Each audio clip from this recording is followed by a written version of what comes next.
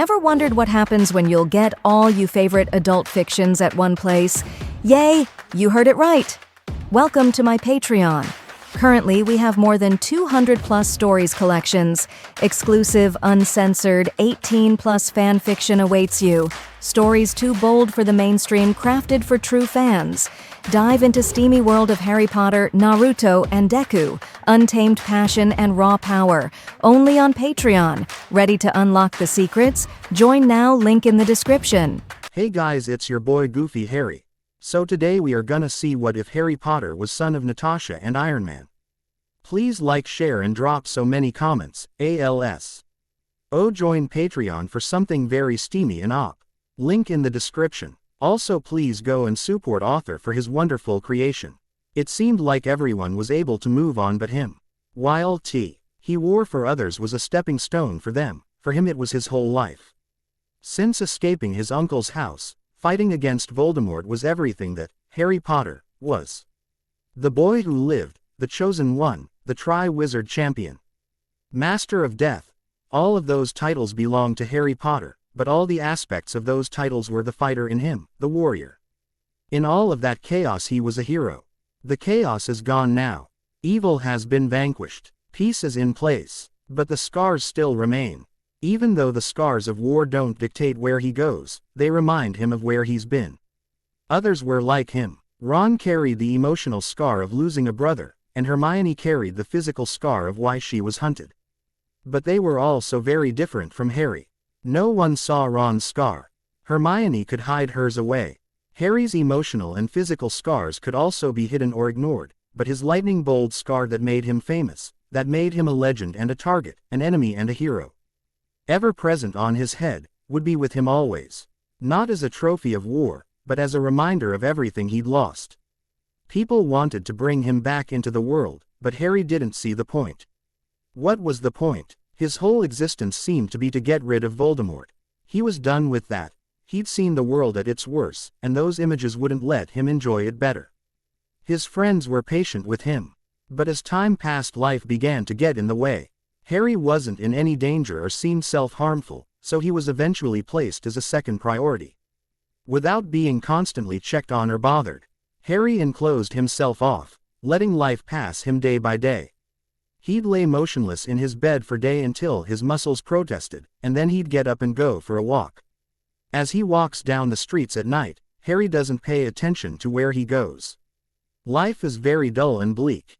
He lives in Muggle London and attempts to stay near with his friends, but be far from the rest of the community of people who claim to know him, but in fact don't know anything more than rumor and tale.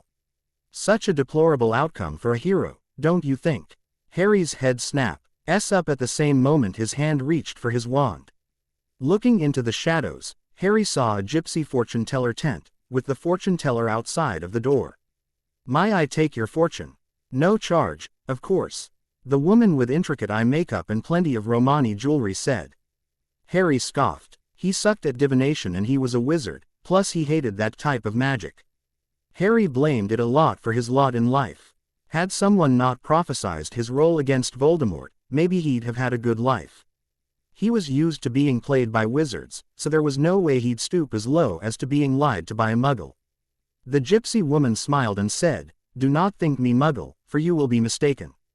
"You're a witch?" Harry asked. "Naturally. What other reason would I approach our hero at T's time of night while he is in such a condition?" the gypsy asked.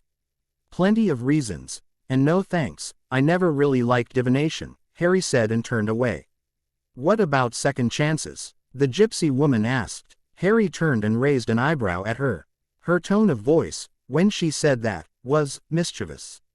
"What type of second chances?" The gypsy woman's smile turned into a smirk. "Even among our kind there are things that gypsies know that others do not. Magic more ancient than some of the sand in Egypt. Passed down and actually believed as well as practiced generation after generation." Harry walked closer to the woman, ignoring the alarm bells going off in his head yelling at him to turn and run away. But he couldn't help it. He'd always been more curious than cautious. "What type of magic?" Harry asked. Her smile was now like that of a cat who got its cream, but then faltered to a frown. You are upset with those who claim to know their hero when all they see is glory. Why do not see the pain and exhaustion behind your eyes or on your shoulders? They side with you if you are the victor, but accuse you if something is wrong. But this pain goes back further, to the horrible treatment of those you are forced to call kin. She smiled a motherly smile gently towards him. Peace reigns now, hero. You may finally take a rest, and I can offer you a second chance. What kind of second chance? You and another hero claimed to be, but all of their troubles began with family, the gypsy woman said. The stars will allow a second start, to heal both heroes of their frozen hearts. Before Harry could protest and demand what she meant, a light flashed and blinded him. Darkness clouded his consciousness, and the last thing he saw before he passed out was death looming over him, holding all of the Hallows. That forced him to stay awake a bit more, but then came the soothing melodic sound of the woman forcing him back to sleep. You may not hold on to these, but they are still yours. Until the time arrives that you need these, Death shall hold on to them for his master. Good luck, Harry Potter. Even though he was a genius, Tony Stark hated business meetings. Everyone there was so boring. They weren't geniuses, they were just greedy old men who didn't know how to have fun. Tony loved fun. The minute he saw his escape, he took it. He didn't look back or think about the consequences, or the responsibility lecture he was going to get later from Pepper. He just needed a quick getaway, is all. That found Tony Stark wandering around London. While this wandering around took place, he saw some smaller kids being bullied by some taller kids. Being the hero even without his armor, Tony went to help. The kids he helped rescue were grateful to him, and offered to show Tony around. Seeing what his options were, Tony let himself be shown around London by two kids who knew the more mischievous side of the British people.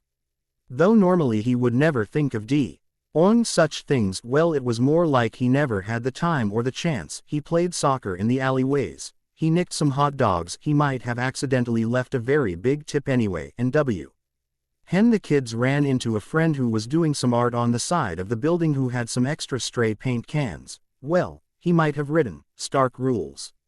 And when the coppers arrived, well, he ran like heck. That ended with him running away from the city and towards the suburbs. He finally stopped in a park to catch his breath. The cops had long stopped chasing him, but it had been a long time since he had a great run, and nothing motivates you to run like being chased by the police. Besides, he had to keep fit. Looking around the park, he saw that it was empty. No, wait, nearly empty, which was the same as not empty. There was one other person, a kid. He seemed slouched, sad, and he looked a bit like he felt when he was little. Tony shook his head. Those thoughts were depressing. There was no way the kid was feeling anything like Tony, and there was no reason for Tony to think too far into his past. Heck, he didn't like thinking into last week. Still, there was something about that kid that wouldn't leave him alone. Sighing, Tony made his way over. The kid didn't notice him, or, if he did, didn't bother to look up. A few feet away from the kid, Tony managed to get a better look at him. The kid was either very skinny or those clothes he was wearing were about 5 sizes too big. He had shaggy black hair, round glasses that were broken from the nose bridge, shoes that were falling apart at the seams. His pants and sweater, aside from being too big for the kid, were torn and dirty. The kid's face was also covered in dirt, his hands were covered in small cuts, and he was cradling his arm to his chest. Tony frowned. Kid. The kid jumped a bit, and his very green eyes widened in fear at Tony's voice. Tony raised his hands in a surrendering gesture to ease the kid. Whoa. Relax. Kind of getting dark, isn't it? Shouldn't you be home or something? The kid twiddled his fingers, but Tony noticed that the arm he had been cradling was slower, and it caused the kid to flinch. I'm supposed to wait here.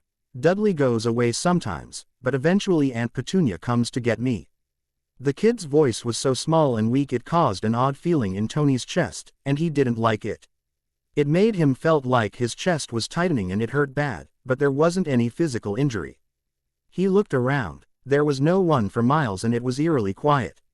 Mind if I wait with you? You know, just to make sure someone comes to pick you up. The kid looked up at Tony with such a surprised look at his kindness that did nothing but tighten the bad feeling in his chest. and then looked down at his lap. He shrugged and said, "If you want." When he sat next to the kid on the merry-go-round, he asked himself why he was doing this. He really didn't have an answer. Or at least didn't have an answer that didn't make him go too much into his past. A small part of him wanted to wait until this kid's guardians showed up so he could give them a piece of his mind.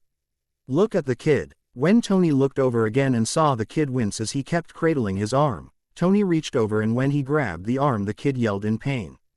Ignoring the frightened look on the kid's face, Tony pulled down the sleeve. The wrist seemed to be either broken or sprained, but there were bruise marks of different sizes and different stages of healing. "Who did this?" Tony demanded. "Please let go, sir. It hurts." Tony did let go of his arm, but not on the subject. "Did your parents hurt you?" The boy looked down at his feet and whispered, "No, sir." "You don't have to lie to me, kid." "Did they hurt you?" Tony repeated. "They're dead, sir," the kid replied. Tony's eyes widened a bit and then asked, "What happened?"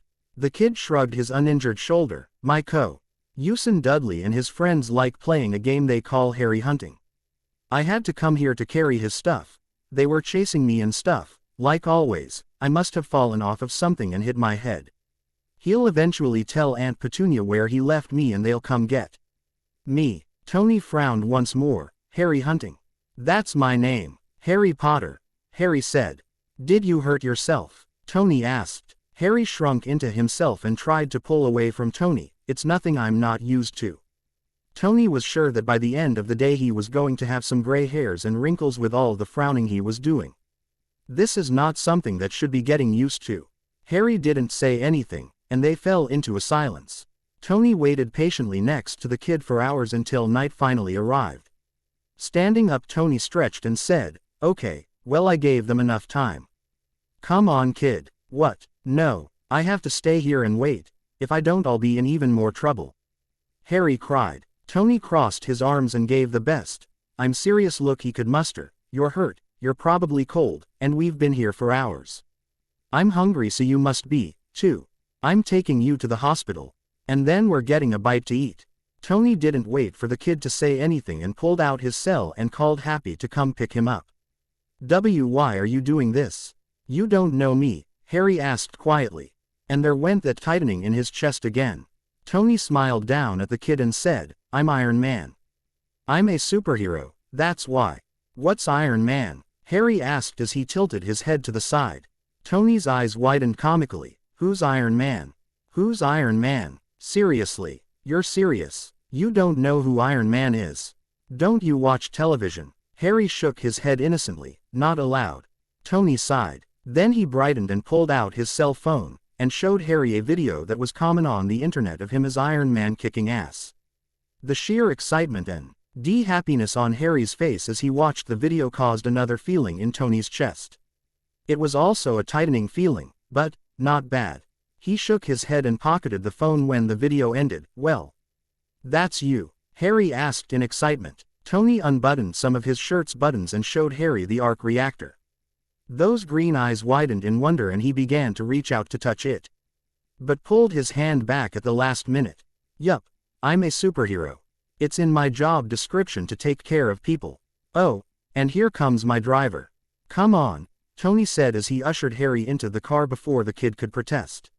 "Sir?" Happy questioned. "Nearest hospital, Happy, and quickly," Tony ordered. Happy nodded and as they drove, Tony tried to keep Harry's mind occupied but at the same time trying to get information out of him. Tony learned a few things so far. He gets bullied by his cousin Dudley. What kind of name was that anyway? His uncle and aunt don't do much because you're blinded by their pig of a son. Harry said he calls him that behind his back, and Tony thought it funny and adorable. Harry's staying with them because his parents are dead, and doesn't have any other family. That when he's not pulling the weed from his aunt's garden, he's cleaning or doing some chore like a slave. That was Tony's word, not Harry's. And when they don't need him anymore he goes back to his room, a cupboard. They need him in a cupboard. What the hell? When they got to the hospital he paid for immediate attention, a private room, and the best doctor. Harry looks so small in the large hospital bed, causing that painfully tightening in his chest to flare up.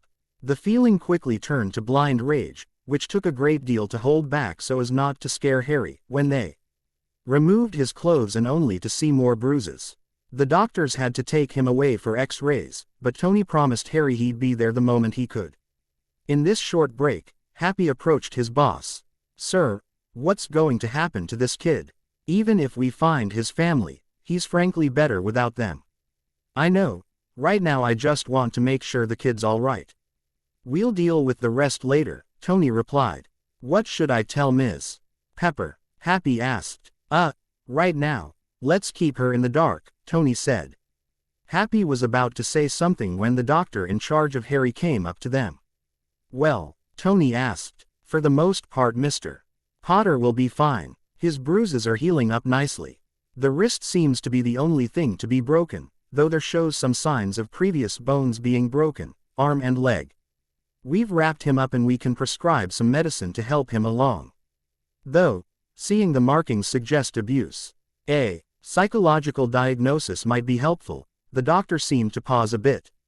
"Yes?" Tony asked. "Child Services will be here shortly to speak with the child, sir," the doctor said.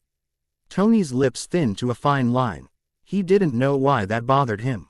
It was these people's job to take care of people like Harry. They'd take him off his hands.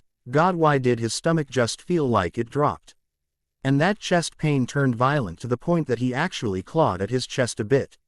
"I'd like to be present in the room. He trusts me. He'll be nervous and scared with strangers in the room," Tony said. "That would be up to the agents, sir," the doctor said.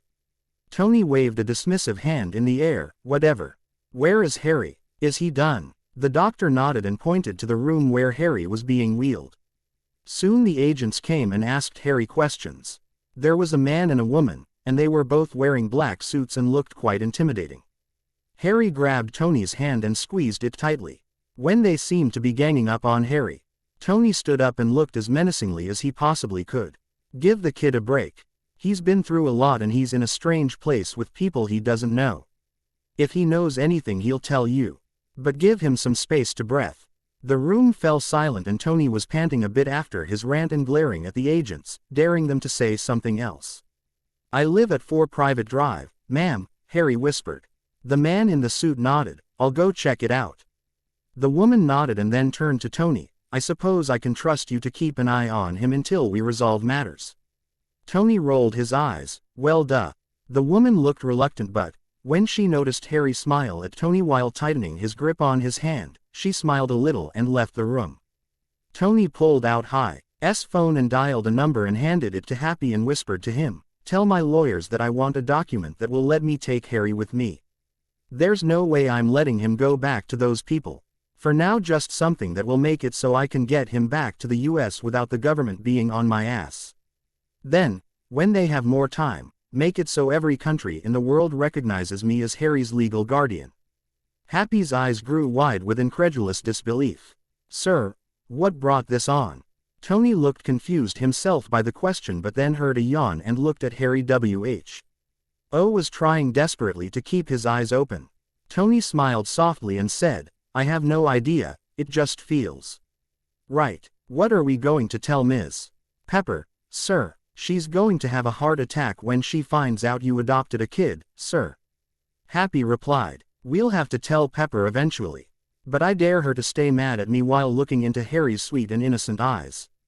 "But other than you, me, Pepper, and Jarvis, no one knows about Harry. Understand?" "Yes, sir. But what about his family?"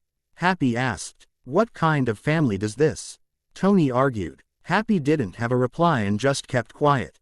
Happy waited by the door while Tony sat on the bed with Harry, seeing that he didn't take up a lot of space. Half an hour later the woman agent comes into the room and made motions for Tony to come talk outside. Instructing Happy to watch over Harry, Tony got up and followed. "Mr. Stark, we received a notification of your status on Harry's adoption. I must say, that was probably the fastest adoption I've ever seen," the woman said. Tony shrugged. What's the point of having the best lawyers money can buy if they don't follow through? Well, it seems that even if their job was efficient, it wasn't completely needed. I mean, you'd still need lawyers, but it wasn't much of a battle, the woman replied. What do you mean? Tony asked. My associate went to 4 Private Drive, That place is abandoned, sir. Has been for a while. The woman answered. You mean, they just left him? Without caring what happened to him? Just told him to wait for someone who wasn't going to come back for him? Tony demanded, and he was growing livid as each second passed. Maybe it was his own childhood that wanted to help the kid out, but it was his experience in Afghanistan that made him want to protect the kid. While over there he thought he was alone with no one coming to save him. He was partially right. Even though there were people over in the States who wanted his return, they were limited. He had to save himself, but there were doubts. It was in that time that Tony felt the most isolated, the most abandoned. For someone to leave a kid as nice and sweet as Harry to feel like that too. Seems so, sir. I just came to hand you these. All I need is your signature. We'll be contacting the American offices. They'll be doing inspections and checkups to see if Mr. Potter gets adjusted. He seems like a nice kid. I know you have enough money to make sure he never needs to work a day in his life, but from what I've seen, kids like these don't just need the material things, they need someone to be there. To care for them and love them. I've heard of your tales, Mr. Stark. Can you provide Harry with that? Tony's face turned serious and he turned to look at a sleeping Harry through the glass door. No offense, but all you might know as Iron Man. Harry met the man behind the armor. Pepper's support. Man of Iron. Father of Gold too. Tony allowed Harry to rest up before going back to the hotel he was staying at. It was an odd feeling carrying the sleeping child up from the car to the room. He learned that Harry was 6 years old. Now, Tony knew that kids were small and tiny, which was why he stayed away from them as much as possible, seeing his track record of breaking things. But, as he carried Harry, that bad feeling in the pit of his stomach returned. He was no expert, had no children of his own, or younger siblings. Nieces or nephews, but he knew that, as far as 6-year-olds went, Harry was small. So there was anger. But that wasn't all there was. Holding Harry in his arms, he literally and metaphorically held his life in his arms, too. It was at the same time frightening as well as a feeling of great gratification. Though he was unable to say what in heaven's name possessed him to do something like this. It just felt like the right thing to do. He knew it would be difficult, and he knew that, when Pepper found out, there would be a ton of lectures and fights and whatnot. But, as long as he got to keep Harry and made everyone understand that fact, he'd be fine. Tony knew that he wasn't the most responsible person in the world. He knew that being a parent isn't the easiest thing on the planet. Maybe he did see some part of himself in Harry and that's why he wanted to do this. Maybe he thought that this was the only way he, Tony Stark, can have an heir. He wouldn't live forever, and the idea of getting just anyone pregnant is horrifying, and right now in their lives, even if he can get Pepper to agree, isn't the best time. Plus, kids were one thing, babies were another.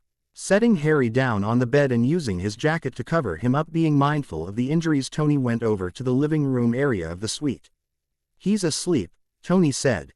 With the medication they gave him at the hospital, he should be asleep for another few hours, Happy replied. I want there to be something to eat when he wakes up. Go order something for all of us, yeah? Tony asked as he pulled out his phone. Yikes. There were a lot of messages and missed calls. Skimming through the messages he added, some burgers, fries, onion rings are always yummy. Maybe some chicken. I'm sure kids like mac and cheese. Mashed potatoes are good too, especially with gravy. I probably should have asked what he liked. Oh well, we'll get one of everything remotely kid-worthy, and, of course, some sweets. I'm thinking double chocolate fudge cake. Some chocolate chip cookies. Tony was about to continue when he saw the frown on Happy's face. What? Tony asked, already, knowing he wasn't going to like what was going to be said. Normally Happy didn't give him bad news. Part of the reason he hired him was because of his name. He expected to always receive happy news. Quote, while you were busy speaking with the agents, the lawyers, and the American offices of child services, the doctors gave me some more medical information. And, well, he's small, sir. A bit small for his age. From what the doctors could tell, they gave him food to not die, but not what he needed, Happy said in a quiet voice. He knew many people thought of his boss as an irresponsible partier, because he was. But that wasn't all he was. He didn't save people as Iron Man because it was a publicity stunt, he did it because he knew it was the right thing to do. The fame of the matter is just a bonus. And he reacts to it the way his lifestyle has made him used to responding. And after what he went through, the idea of anyone suffering is horrible. The idea of someone as small and defenseless as Harry suffering was unbearable. Tony practically growled and glared at the door. If spontaneous combustion were possible, I know he'll have anything he wishes to eat now, sir, but his stomach might not be used to huge amounts. It also shouldn't be anything heavy. He'll also need some vitamins to help his immune system, Happy said. Tony balled his hands into fist. Oh, how he wanted some dumb guy to wreak havoc just so he could have someone's ass to kick. But he controlled himself and sighed through his nose. All right, that'll be just another thing to add to the list. Once we get back to the States, we'll get him all set up in his own room. We'll need to get it furnished with everything he'll need. A bed, a dresser, some toys, some books, a computer. Oh, he'll need a cell phone, too. I'll get him a personal tailor to get him clothes that will fit just right, but to make sure he's comfortable in them. I can't have him walking around in rags like those, but I can't say for he'd enjoy walking around like a mini businessman. Oh, and he'll need new glasses. Maybe when he's older he'll want to get laser eye surgery, but that's for later. We'll get him his own doctor and a neutralist, and they can work together to get him a good working diet that will get him to where he needs to be as well as enjoying what he eats. Happy nodded. In the meantime, I can call room serve ice and tell them to have some soup on notice for when he wakes up. Tony nodded as well. Right. Make it chicken noodle. It's the best soup one can have while getting better. Yes, sir. Happy said he grabbed the phone and made his order. Tony sat down and tried to get some work done via his phone, but his mind kept wandering to the small little boy resting on the bed. He had seen plenty of PITY cases before when Pepper dragged him to a lot of charity cases. Even more on television, but never had it felt so personal. He was about to give in to his desires and go make sure Harry was all right. When the door opened and Pepper stormed in, anger clear in her very being. Where the hell have you been? She announced each word separately. Pepper, I can explain, Tony said as he held out his hand in an I mean no harm gesture. Oh, well, that makes everything all better, doesn't it? You vanish in the middle of a meeting recess and don't come back. An entire night passes without you swearing or replying my calls or messages. And then I call the hotel, and they tell me you've been here for hours. What the hell, Tony? Pepper demanded as her voice got louder the madder she got. Shish, Pepper, not so loud, Tony whispered, looking back over his shoulder hoping Harry wouldn't be woken up. I'll get as loud as I want. Did you forget what this could mean for Stark Industries? This is a very big deal. And I wish you would take it more seriously.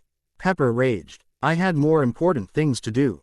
Tony cried out and defended himself. He was not sorry one bit for taking in Harry.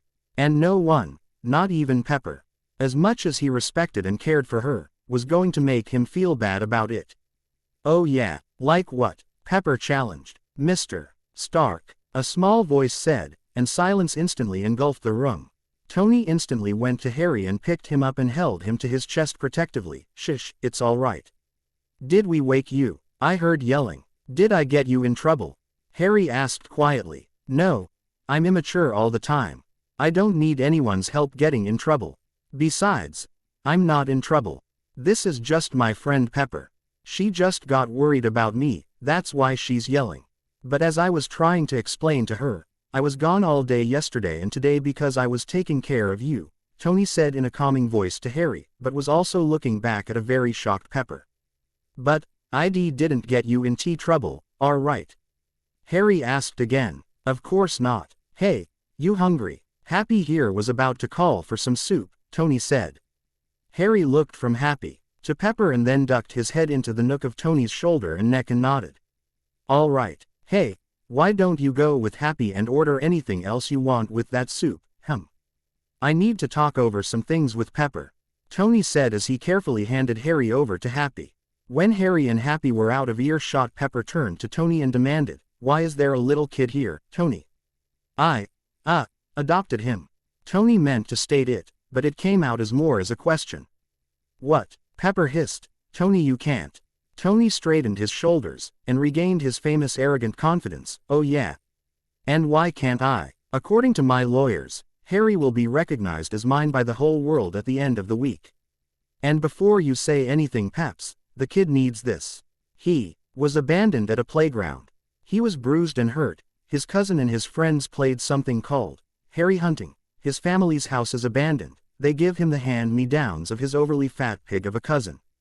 And they starve him, which only makes him look so much smaller than he ought to be. Pepper frowned and crossed her arms.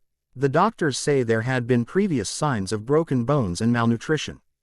They even wanted to give him a psych eval, Tony said while giving Pepper a pout and puppy eyes. This time Pepper sighed. I know you want to do good, Tony, but I don't think adoption was the best option for you. Oh, and what was I supposed to do? Tony challenged. Give him to the proper authorities, Pepper replied. Tony scoffed. His parents are dead and he was sent to Lee.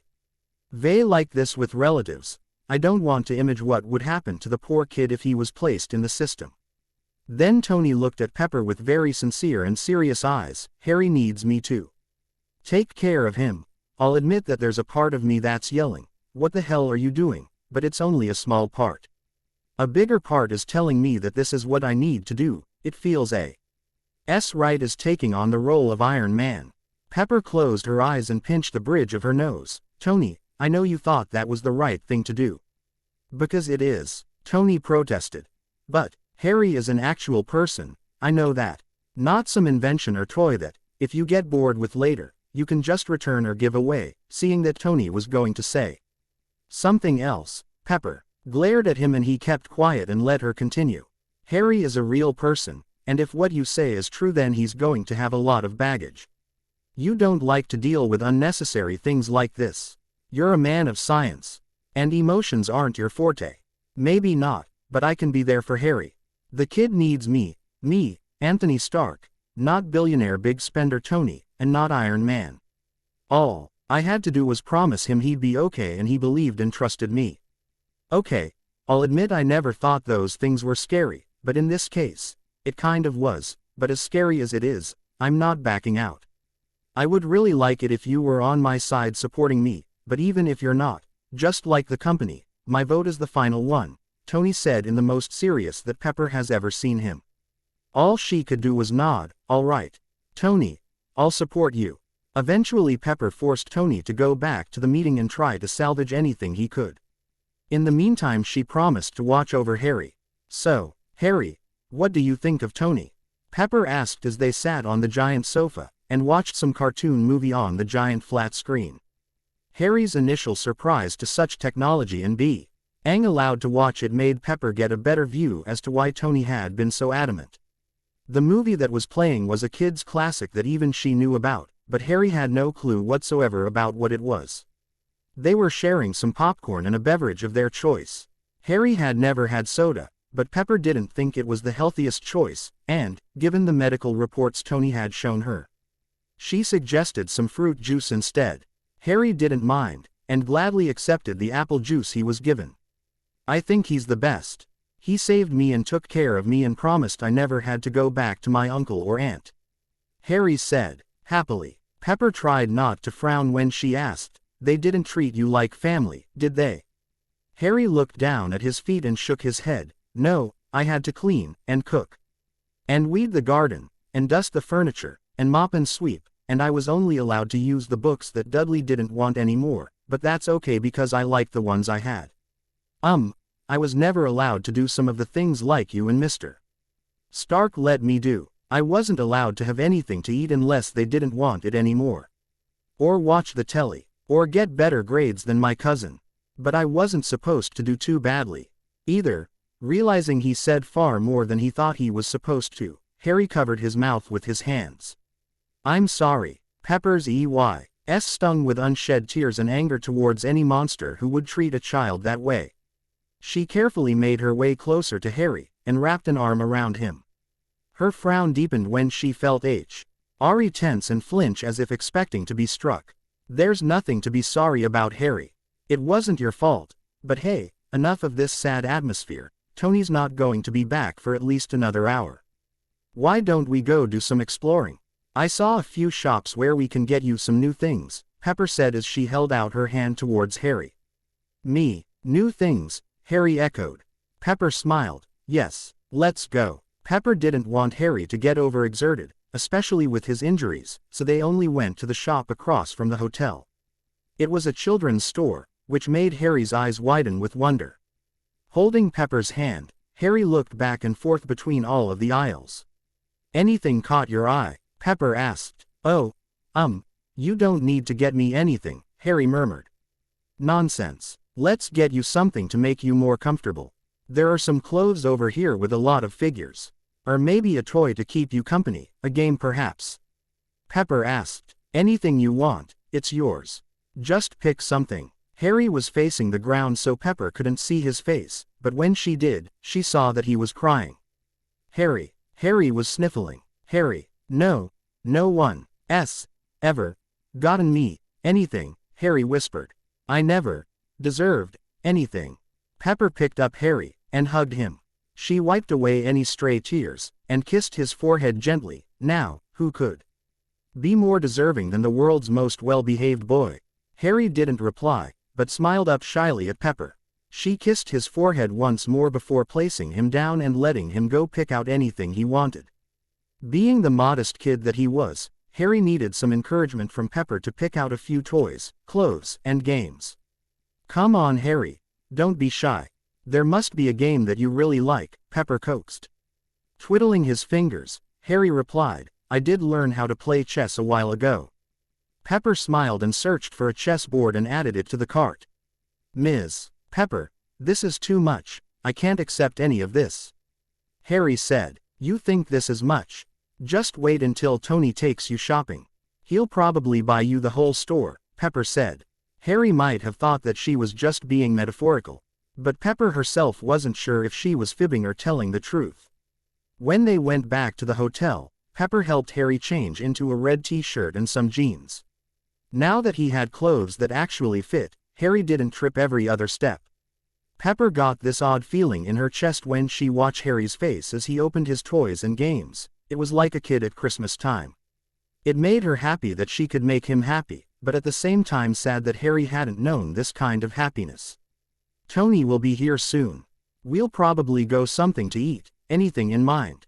Pepper asked. Harry looked up from one of his puzzles he was putting together and tilted his head innocently. I can come with you. Hiding away the anger towards his relatives, Pepper forced a smile. Of course. In fact, you can choose where we go. Harry shrugged. I'll just be happy to be able to go, Ms. Pepper. I don't mind what I eat. Pepper got the feeling that he left out the I'm just glad I get to get something to eat, but didn't mention it if he did. There must be something you really always wanted to try, Pepper coaxed. Well, there's one thing, Harry said shyly. What is it, sweetheart? Pepper asked gently. I always wanted to have ice cream, Harry said quietly. Pepper smiled. Well, while we wait for Tony to finish that boring grown-up stuff, we'll just order some for ourselves. What flavor do you want? Really? Harry asked excitedly. Of course, Pepper replied. Chocolate. Oh, please, Harry said.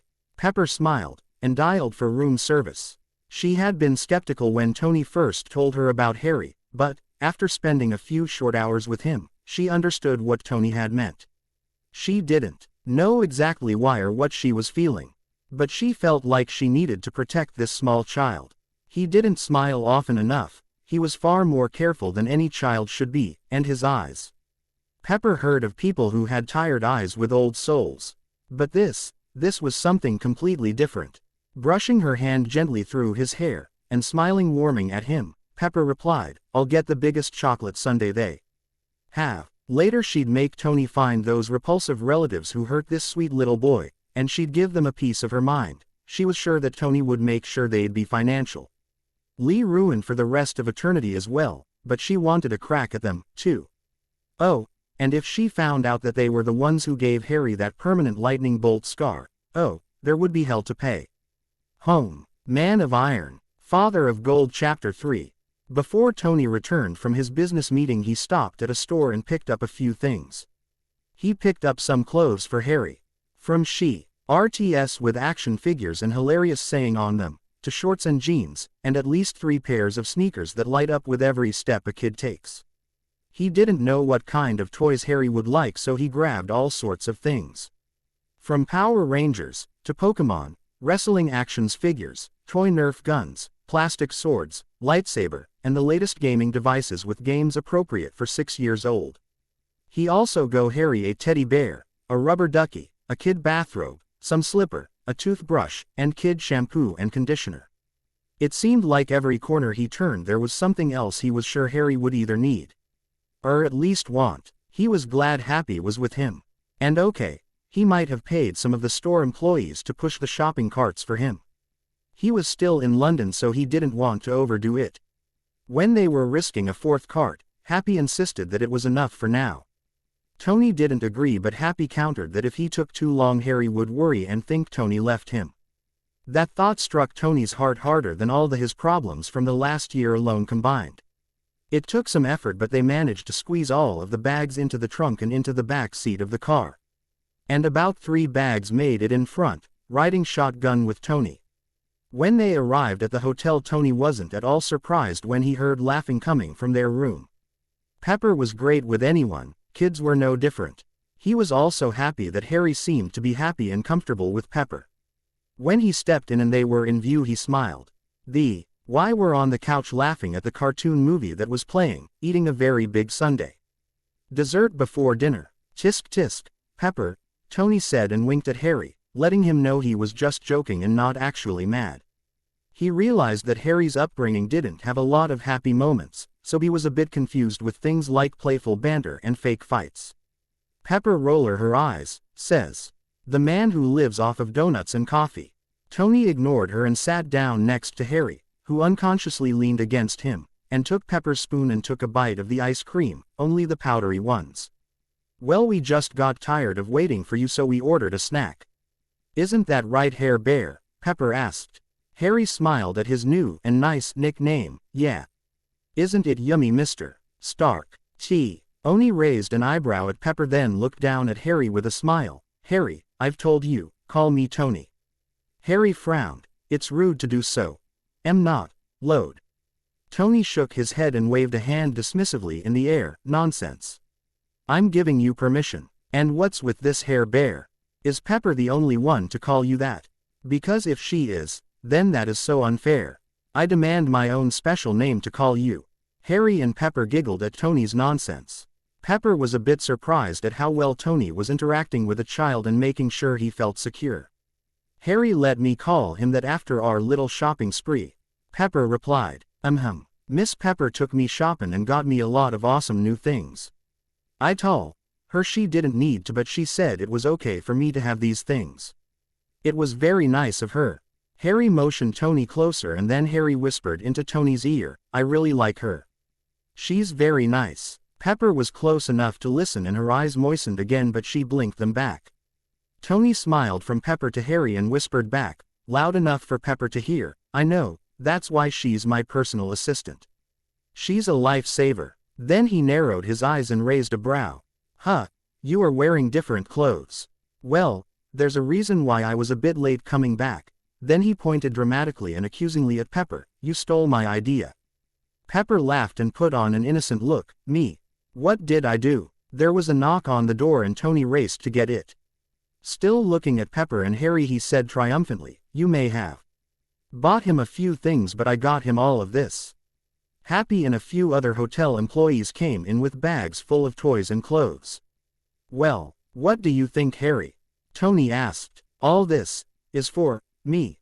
Harry asked in turn. "Yup. Come here and take a look," Tony replied happily. Harry turned to look at Pepper and she nodded. Running over to the bags, Harry looked through all of the things with Tony's help. Pepper joined them too. Every so often Harry would ask what something was, which Pepper and Tony shared a look, but smiled at Harry and explained. When all the bags had been looked through, all of the toys opened, and everything explained, Harry had tears in his eyes and running down his cheeks. Tony had a flare of panic. thinking he had forgotten something crucial when Harry ran into him and hugged him as tight as his little arms would let him. Thank you so much. Harry sobbed into Tony's shirt.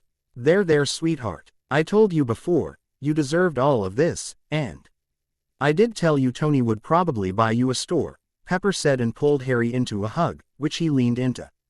Tony seeming to understand from their interaction that Harry had never been used to such gifts.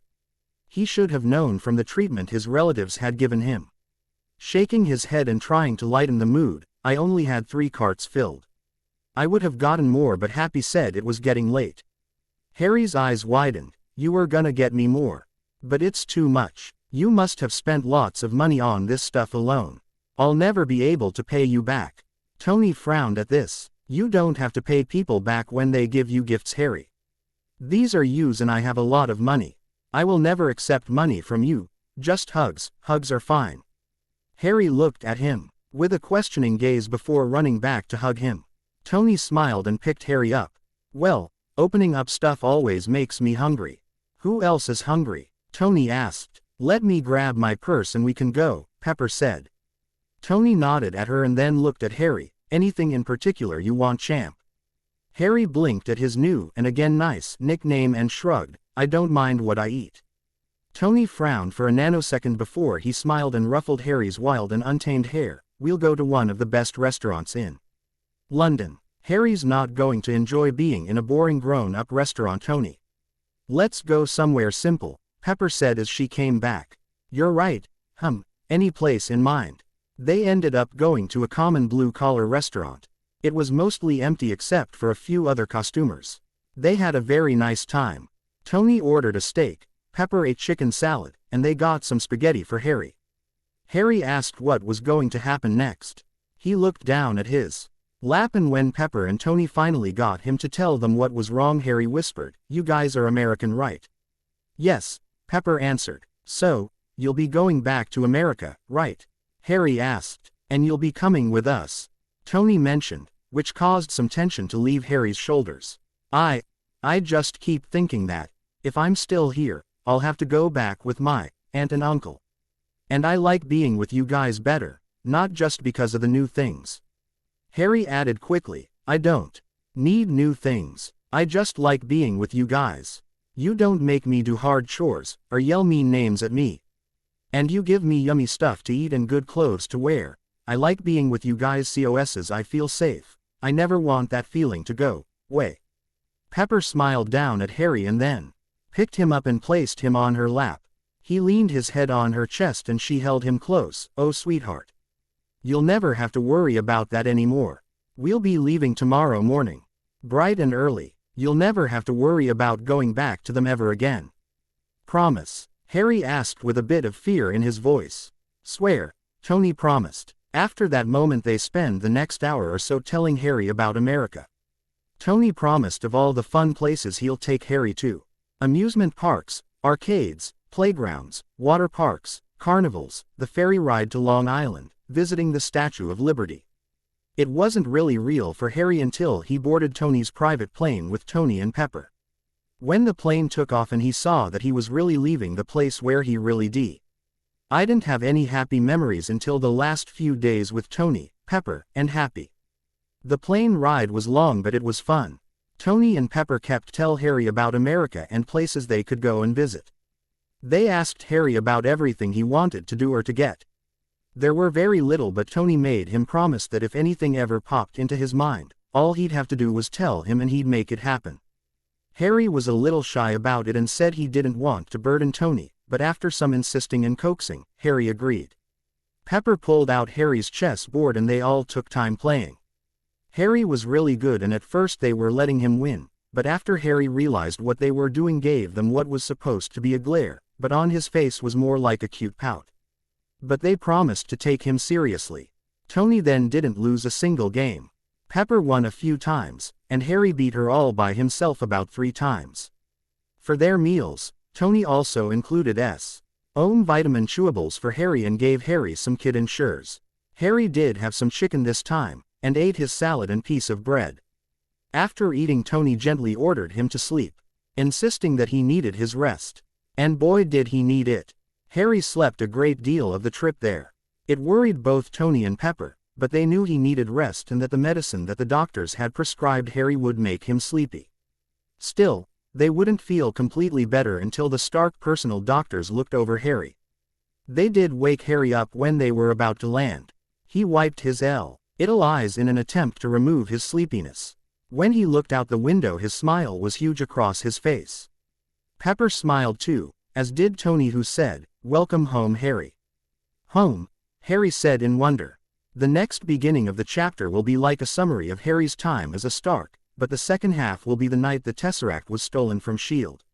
I really hope it doesn't see. M2 rushed, but I kind of want to skip ahead so the rest of the Avengers can come into the scene.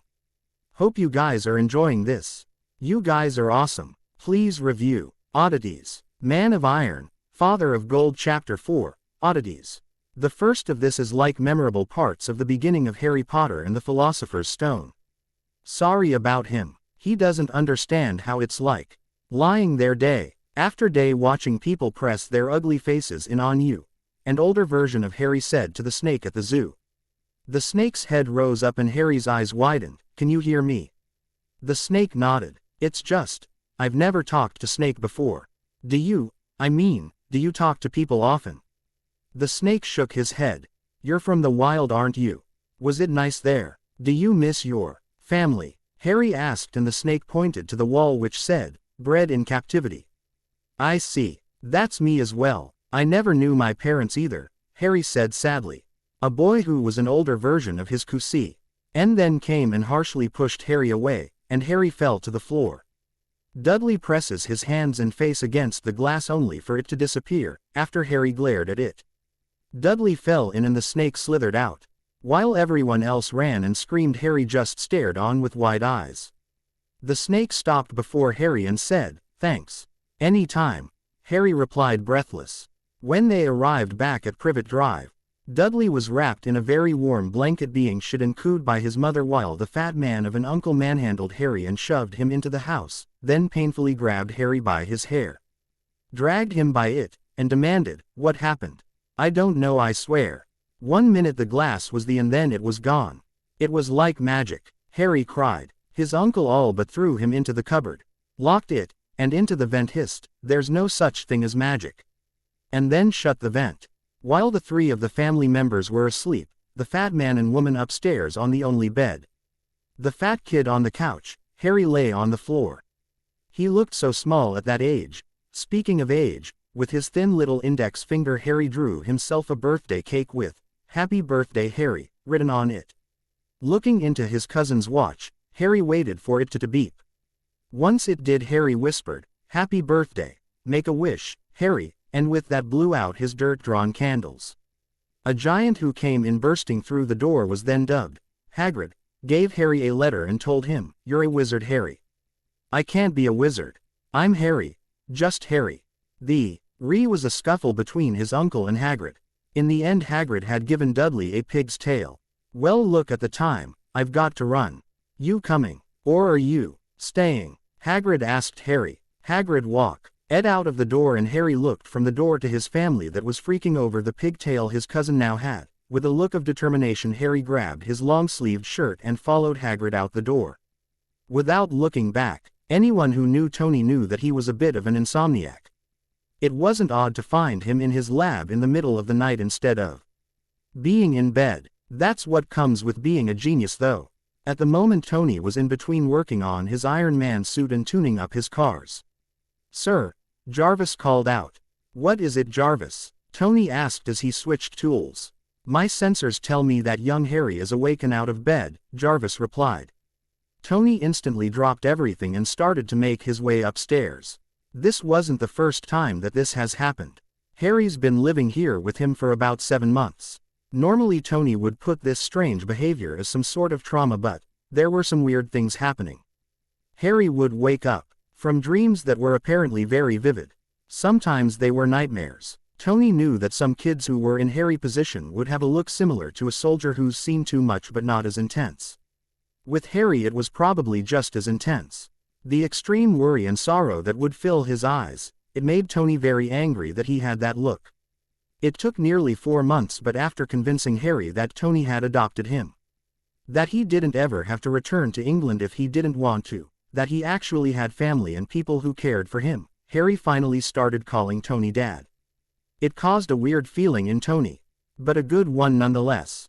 If he hadn't before that point, when Harry first called him Dad, Tony wanted nothing more than to buy everything in the world for his little boy. That was something else too. His boy, his son, his family. Holidays were now more than just an excuse to spend money on shiny things that caught his attention. With Harry it was so, unstark. Harry didn't really want anything. He was still very shy and nervous about getting anything he thought he didn't deserve. For their first Christmas together was so new to Tony. Thank God he had Pepper there.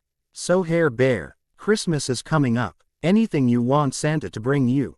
Pepper asked. While Tony was doing some paperwork Pepper was practically forcing him to do, she was overlooking other paperwork in the living room while Harry read.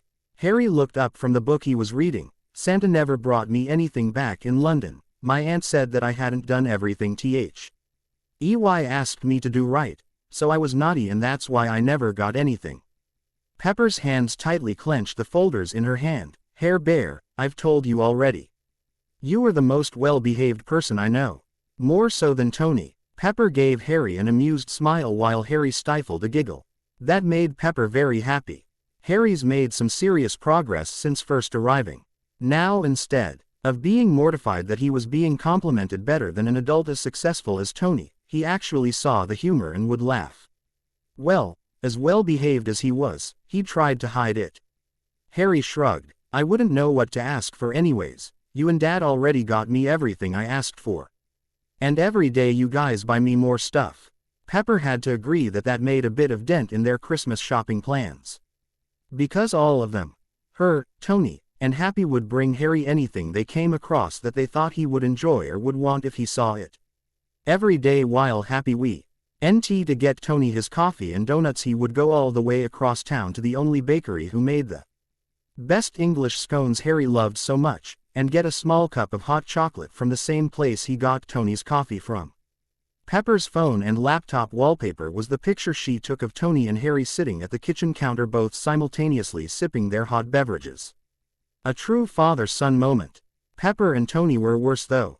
Happy, aside from treats and sweets that were kept in moderation, only bought Harry things when he stumbled upon them. Pepper and Tony would purposely go to a store before, during, or after work to look for something to bring home to Harry. The smile of surprise and delight, as well as shy reluctance, made their hearts soar. Every day Harry got new clothes, new shoes, new toys. Oh come on Hair Bear. There must be something you've never had. Something you really want, Pepper coaxed. Harry closed his book and pushed it aside and twiddled with his fingers as he looked at his lap. Hair Bear, Pepper asked. I can ask for anything. Harry asked. Pepper smiled. Anything. I want to spend Christmas here. With you and Happy and Daddy. I want to have an actual Christmas dinner with an actual turkey, and actually be allowed to attend, Harry whispered. When Pepper told Tony what Harry wanted, Tony cleared any and all events. He sent he donation checks and an apology card on Pepper's request saying he won't be attending. They went towards a turkey farm where Harry would pick out their turkey. Unfortunately, when a child is placed in front of an animal he's supposed to eat, well, there are tears involved. In retrospect, not one of Tony's best ideas. They ended up buying a turkey anyway, but to save it not eat it.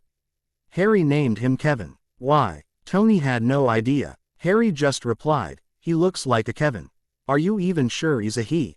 Tony had asked. Tony was wearing his black business trench coat over his suit and some sunglasses.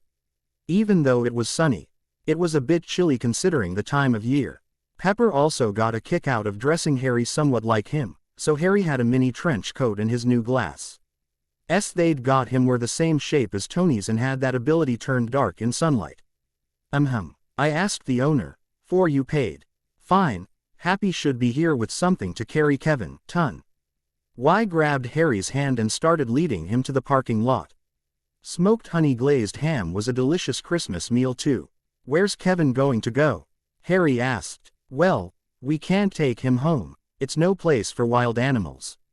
But I did buy him his own habitat at the Brooklyn Zoo, Tony replied. Really? Harry asked happily. Tony returned. Harry smiled. Yup. You can visit him anytime you want.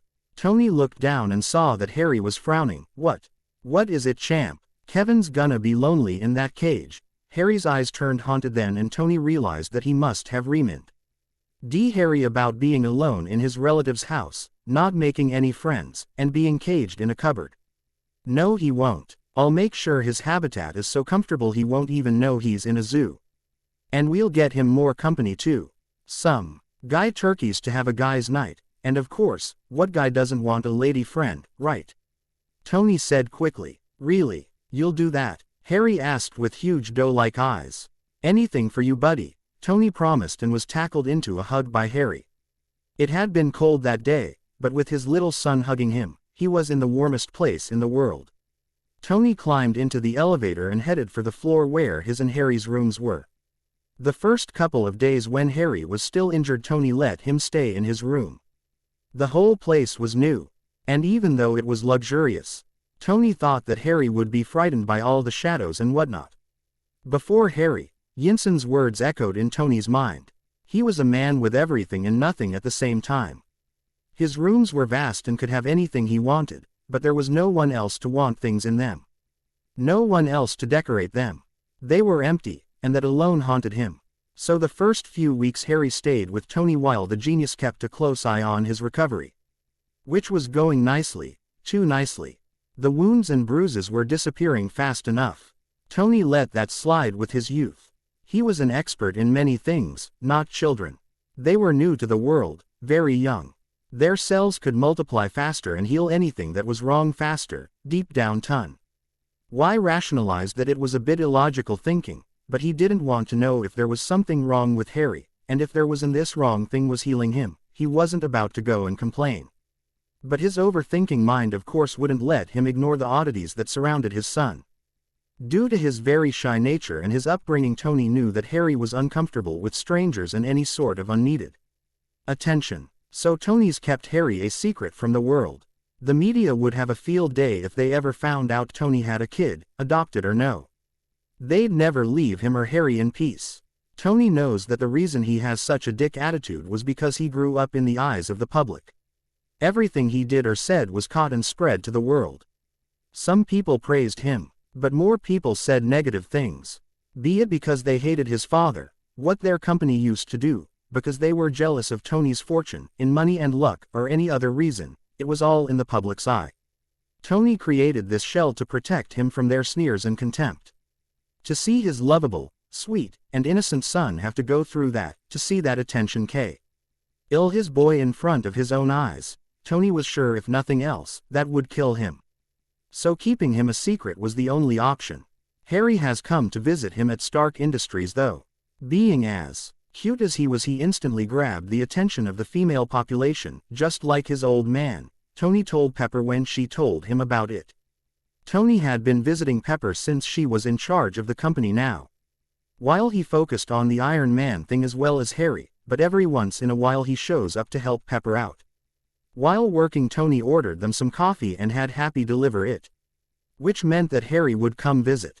When people asked, Happy replied that Harry was his sister's kid, and that he was just watching him while his sister worked. Happy was one of those backrow characters that people didn't really know about, so they didn't question it. Harry had also fallen into the habit of calling Happy Uncle Happy, so it worked out perfectly. People joked that after taking care of Tony Stark, taking care of a child would be a walk in the park. Harry's the best behaved child there is.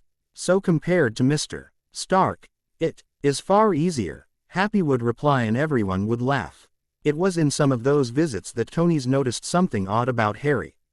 More than twice, and he's made these people face hell for it. Harry's witness a displeased costumer or businessman come in and yell and or threaten Tony. Harry's done two things in those type of situations.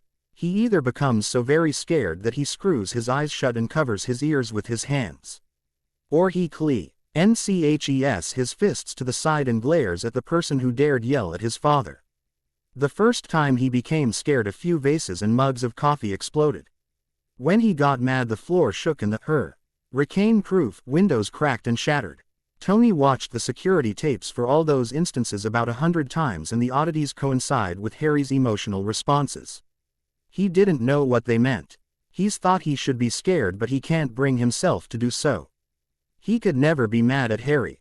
Then there was the time Pepper took Harry to get his hair cut.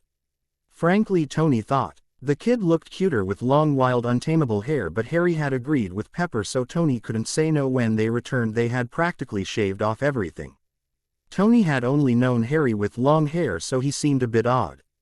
Harry seemed to have noticed it because later that evening, after Harry seemed to avoid Tony and Pepper, Happy informed them that Harry thought they didn't like him anymore because he didn't have long hair.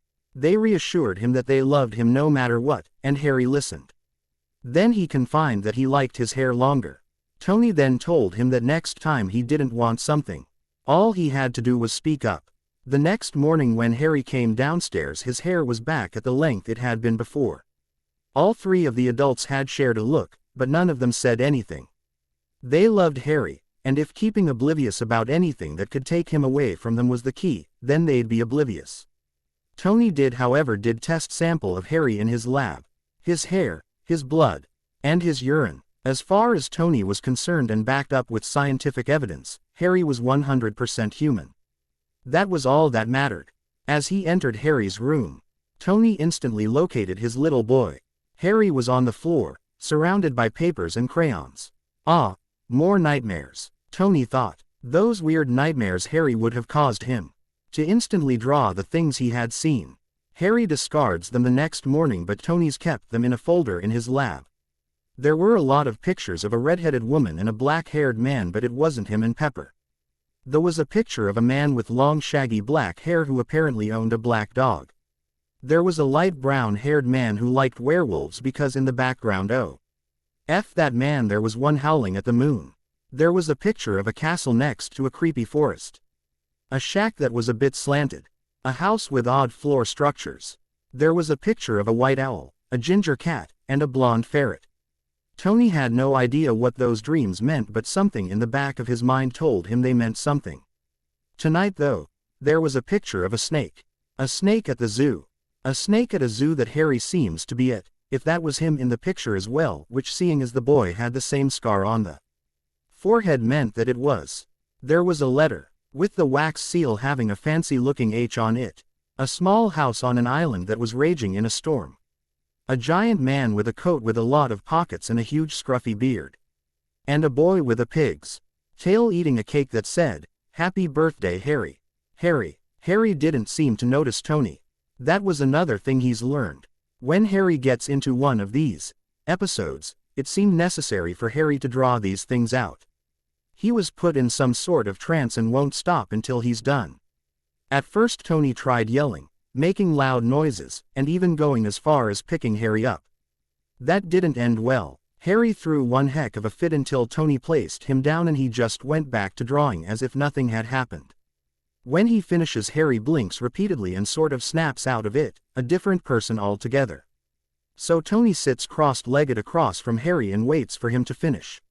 He watches as his son's eyes are a bit dazed over and his little hands move across the pages as he draws out his visions. Harry then straightens and lets the crayon drop from his hand.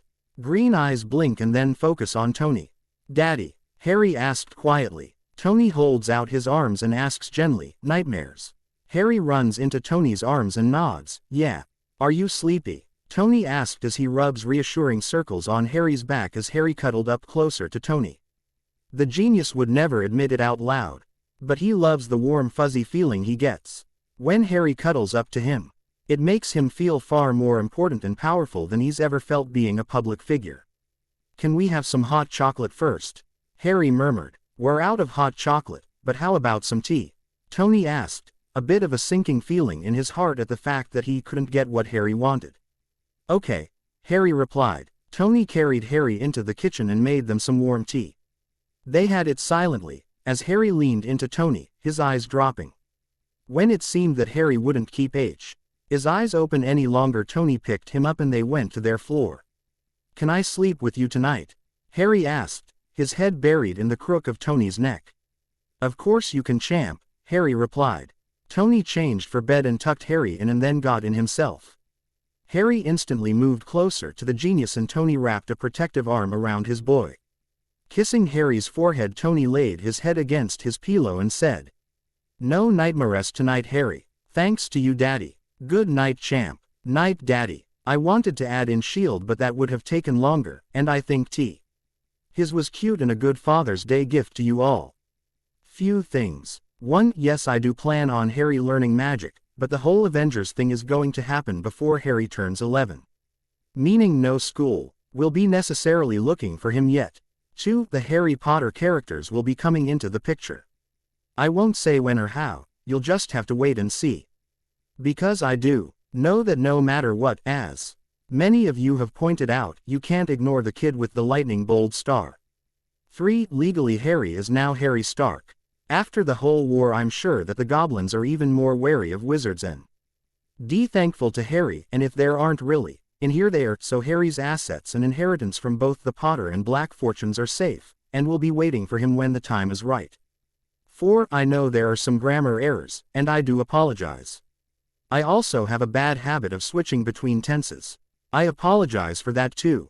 I would get a beta, but I don't know anyone in my personal life who can be my beta, and having one online gets complicated for me because 2 lives, schedules, and whatnot. So please bear through. Thank you. 5. Next chapter for sure is when S.H.I.E.L.D. implodes and the Avengers movie scenarios begin.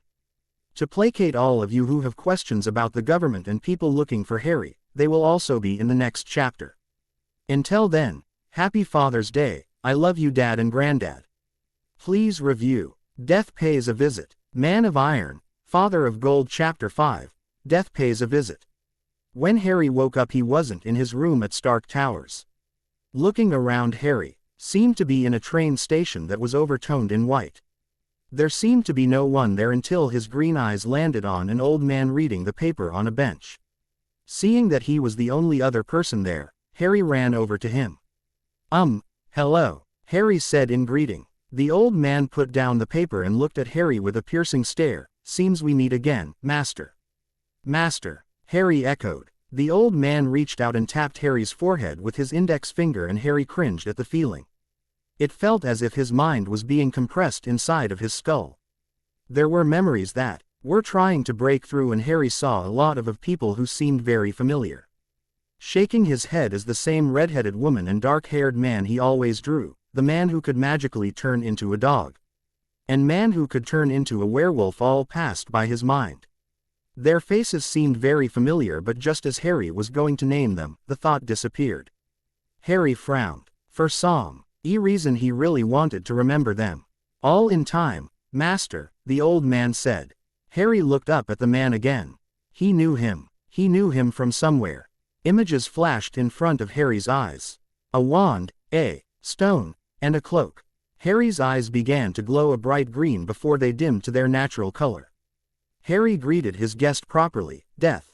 "Master, where am I?" Harry asked as he sat next to Death and swung his little feet since he wasn't tall enough to reach the floor.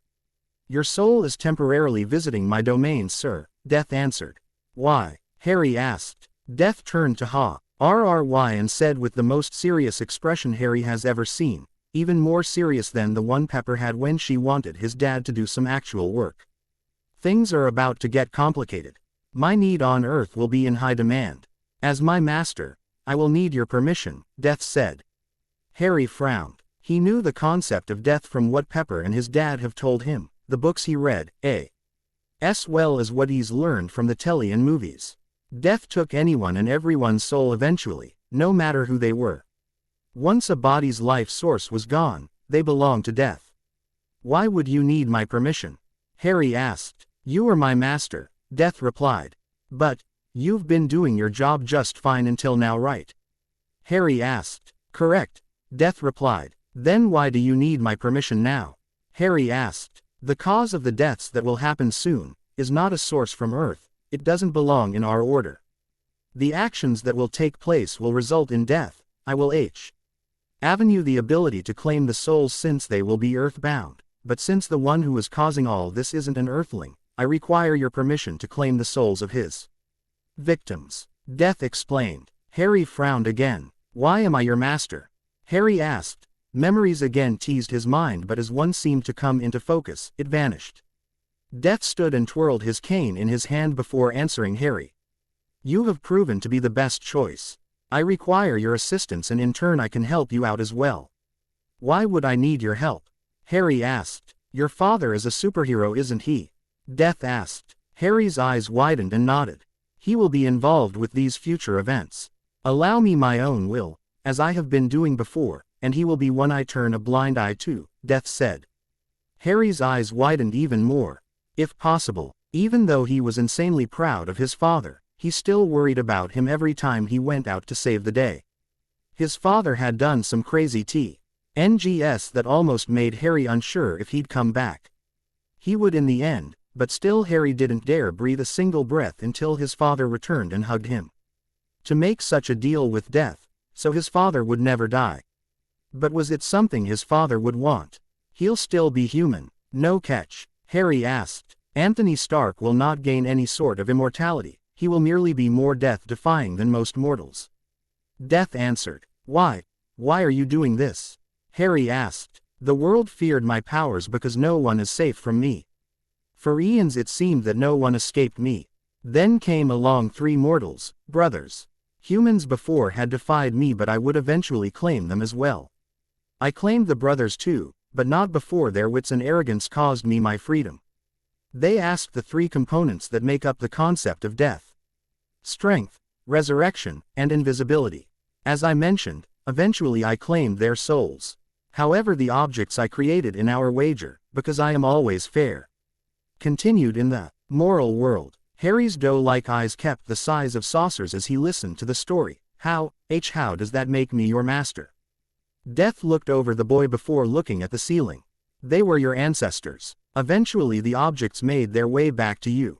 Objects? What objects? Harry asked. The Elder Wand, the most powerful wand in existence. The Resurrection Stone, the ability to call back the soul of anyone you wish.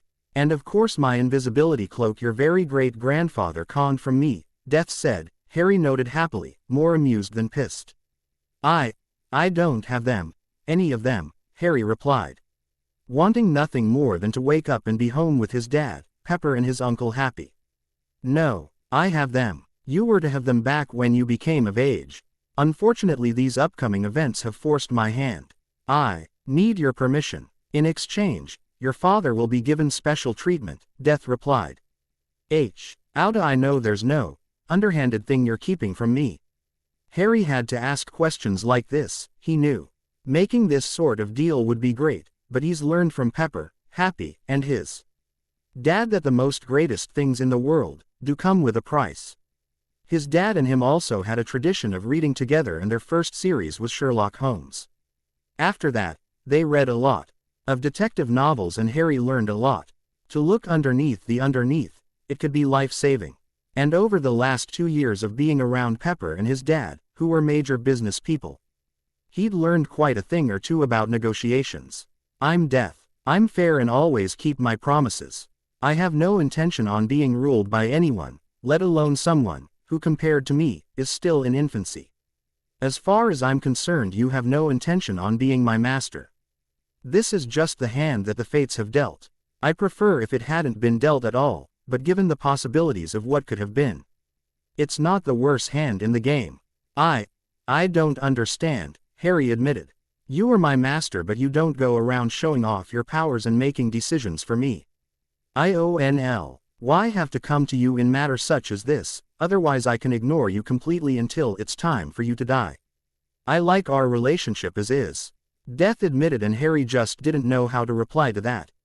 So, is it a deal? Death asked. All you want is free ruling. Deciding which souls go where. You won't be intentionally killing anyone, will you? Harry asked. Death tsked, with all that war mortals rage, both in military and civilian, against each other, I have more than enough work that I don't need to be orchestrating my own amusement. It's my job. I just want the ability to claim the souls of those who will perish at the hand of someone who isn't from our planet. All other forms of death that already fall under my jurisdiction isn't a problem of yours. All right.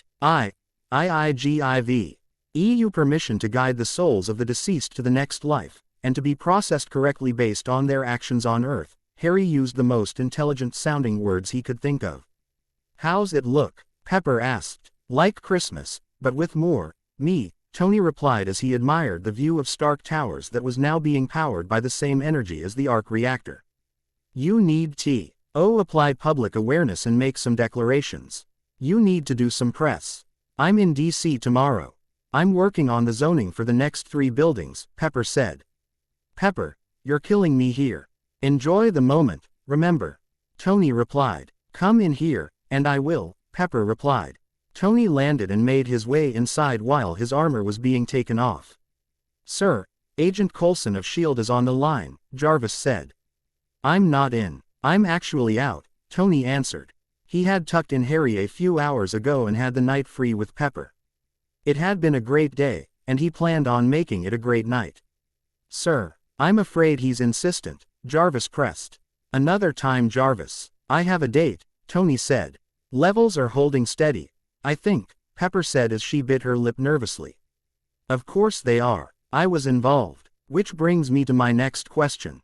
How does it feel to be a genius? I wouldn't know anything about that, now would I? What do you mean? All of this is because of you, Tony said as he pointed at Pepper. All of this is because of that, Pepper said as she pointed at Tony's arc reactor. Give yourself some credit, please. Stark Tower is your baby.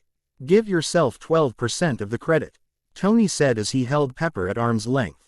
Pepper raised an eyebrow and asked, 12%. An argument can be negotiated to 15, Tony answered quickly. 12%, and that's my baby. Is Harry merely 12% to you? Pepper asked incredulously but in the joking manner that they're used to. Of course not. He's the full 110%, and besides, I did all the heavy lifting, literally. I lifted the heavy things, Tony replied. Oh, and the security snafu, that was not the issue. Oh my God, Pepper groaned. And my elevator, you mean our elevator, was teeming with sweaty workmen. They had to go. I couldn't keep Harry on his floor for that long. I was afraid he'd feel unloved, Tony said. I'm going to pay for the 12% thing later in a subtle way, aren't I? Oh, I don't plan on being subtle, Pepper said as he handed Tony a glass. I'll tell you what, next week, you, me, and Harry will go visit Kevin. I hear they have some birdlings on the way, or better yet, the next building is going to say Potts. On the tower, Tony tried and offered his glass. On the lease, Pepper was putting hers in but Tony held his back and made a face. Call your mother. Can you bunk over? Tony asked and Pepper laughed. Sir. The telephone, Jarvis said. I'm afraid my protocols are being overridden. Stark, we need to talk, Coulson said over Tony's phone which the genius picked up. Tony sighed and looked into his phone. You have reached the life model decoy of Tony Stark. Please leave a message, Tony said in a monotone voice and caused Pepper to laugh. This is urgent, Coulson said. Then leave it as urgent, Tony replied, as the elevator door opened. Security breach, Mr. Stark, Coulson greeted. Phil, come in, Pepper greeted the agent and stood up. Phil, Tony asked with a raised eyebrow. I can't stay, Coulson said denying Pepper's offered glass. His first name is Agent, Tony said cheekily. Come in, we're celebrating, Pepper said. Which is why he can't stay, Tony replied as he put on a very fake smile. We need you to look this over as soon as possible, Coulson said as he tried to hand over a file to Tony. Tony shook his head and said, I don't like to get handed things. Pepper smiled and said, but I love getting handed things. She switched her glass with the file and then took Tony's glass and handed him the file. Tony looked at Pepper with a mock glare as he sighed and turned to the S.H.I.E.L.D. agent and said in a somewhat snappy voice, official consulting hours are between 8 and 5 every other Thursday. This isn't a consultation, Coulson replied. Is this about the Avengers? Pepper asked and then somewhat caught herself, which I know nothing about. The Avengers initiative has been scrapped, Tony said as he took the file with him and went to his work table. Very glad that Pepper had insisted on Harry having a regular bedtime. Otherwise Coulson would have barged in and spotted Harry. Even though he could fool, outsmart, or pay people to look the other way when it came to Harry, it wasn't the same with S.H.I.E.L.D. They'd look into it and Harry could be taken away. Especially if they noticed all the odd things that happened around his son. Even more so if they, like Tony, tried to look for Harry's old relatives. Tony still couldn't figure that one out, without throwing all logic and laws of physics out the window. There were records of a Harry Potter being alive, and having lived his early years with an aunt and uncle and a cousin at 4 Privet Drive, but that was a very long time ago. The hospital files coincided with Harry's situation. But that was impossible because they dated back to the 1980s. His Harry was from 2004. And I thought I didn't even qualify. Trying to sound as he normally would around other people. Thinking about Harry and how odd things around him could cause him being taken away, made Tony feel depressed. I didn't know that either, Pepper tried. Yeah, apparently I'm volatile, self-obsessed, don't play well with others. Tony counted off. That I did know, Pepper replied with an apologetic smile towards Coulson. This is no longer simply personality profiles, Coulson said. Ms. Potts, a moment. Tony called Pepper over. One moment, Pepper said to Coulson and went over to Tony. You know, I thought we were having a moment, Tony said as he typed on his screens. Pepper made a face. I was having 12% of a moment. This seems like something serious. Phil is shaking. How would you know that? Why is he Phil? Tony asked, jealousy seeping through. What's all this? Pepper asked. This. Tony said as he enlarged everything that was in the file. Screens of all the Avengers profiles, pictures, videos, and printed documents were there for all of them to see. I'm going to take the jet to DC tonight. Pepper said. Tomorrow, Tony said. You've got homework, and a lot of it, Pepper replied. Well, what if I didn't? And besides, what about Harry? Tony asked as he turned to look at her. You mean when you've finished? Well, Then she whispered somethings into Tony's ear while Coulson looked a bit uncomfortable as Tony smiled wickedly. Then she smiled gently and whispered. Harry's the best, and he's spent a few days here with just Happy before. He has our cells and his laptop. He can call or Skype me whenever. Square deal, I'm on board. Tony replied out loud so Coulson could hear.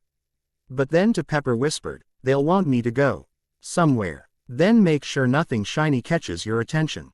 Just go in, consult, and get back here to Hair Bear, Pepper whispered back. It might take more than a few days, Tony said with a frown. Harry will understand. Just sneak away a lot to call him and me, often. You're good at that, Pepper said. Good, I'm an expert babe. Tony replied with a wink. They kissed and Pepper said as they broke apart, work hard.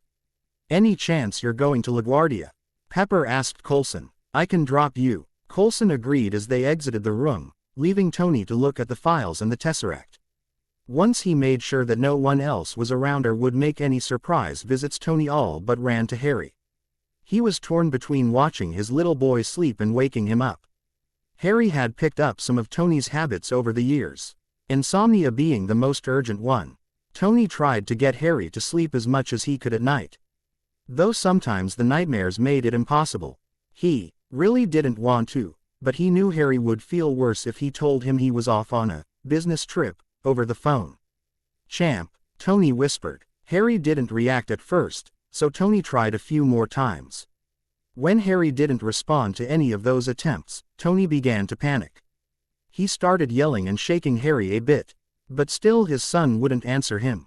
He checked Harry's breathing and his pulse, which seemed to be fine, but then he reminded himself that he wasn't a doctor. He ordered Jarvis to alert hospital that he was on his way when Harry gasped and snapped open his eyes. Daddy, Harry croaked out. Tony grabbed the glass of water on Harry's bedside table and helped him sip it. Harry, are you all right?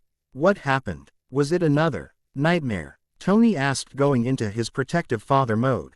He looked around for any other oddities that might have happened. Once or twice he'd seen something float, or change into something else. Or disappear altogether. Harry looked intently into Tony that, with all the facts that Tony had gotten, he could almost believe that Harry wasn't just 7 years old, but he shook his head. If no one came looking for his son, and nothing threatened to take him away, then he wasn't going to question anything. Harry, Tony questioned again. You're going away, Harry murmured. Tony's heart sank. He knew Harry knew it was only temporary, that he'd return. But he also knew that one of Harry's biggest worries that he'd confided to both Pepper and Happy was that one day Tony wouldn't come back home. Even though Harry didn't think of it as Tony abandoning him, Tony feared that's how Harry would see it if he didn't come back one day. That really made his stomach churn.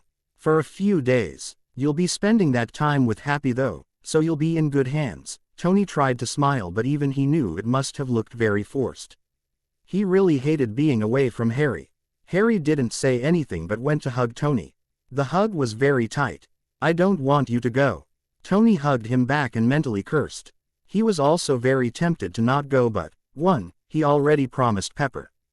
2. If he didn't show up, S.H.I.E.L.D. would come looking for him anyway.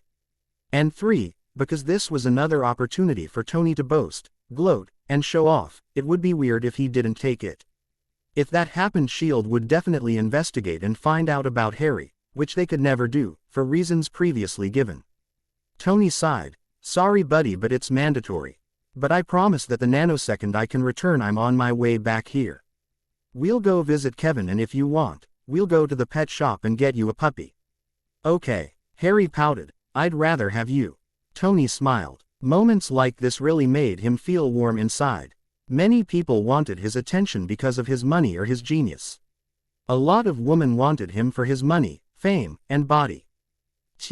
Here were times he kind of had doubts about Pepper, mostly because of his past habits.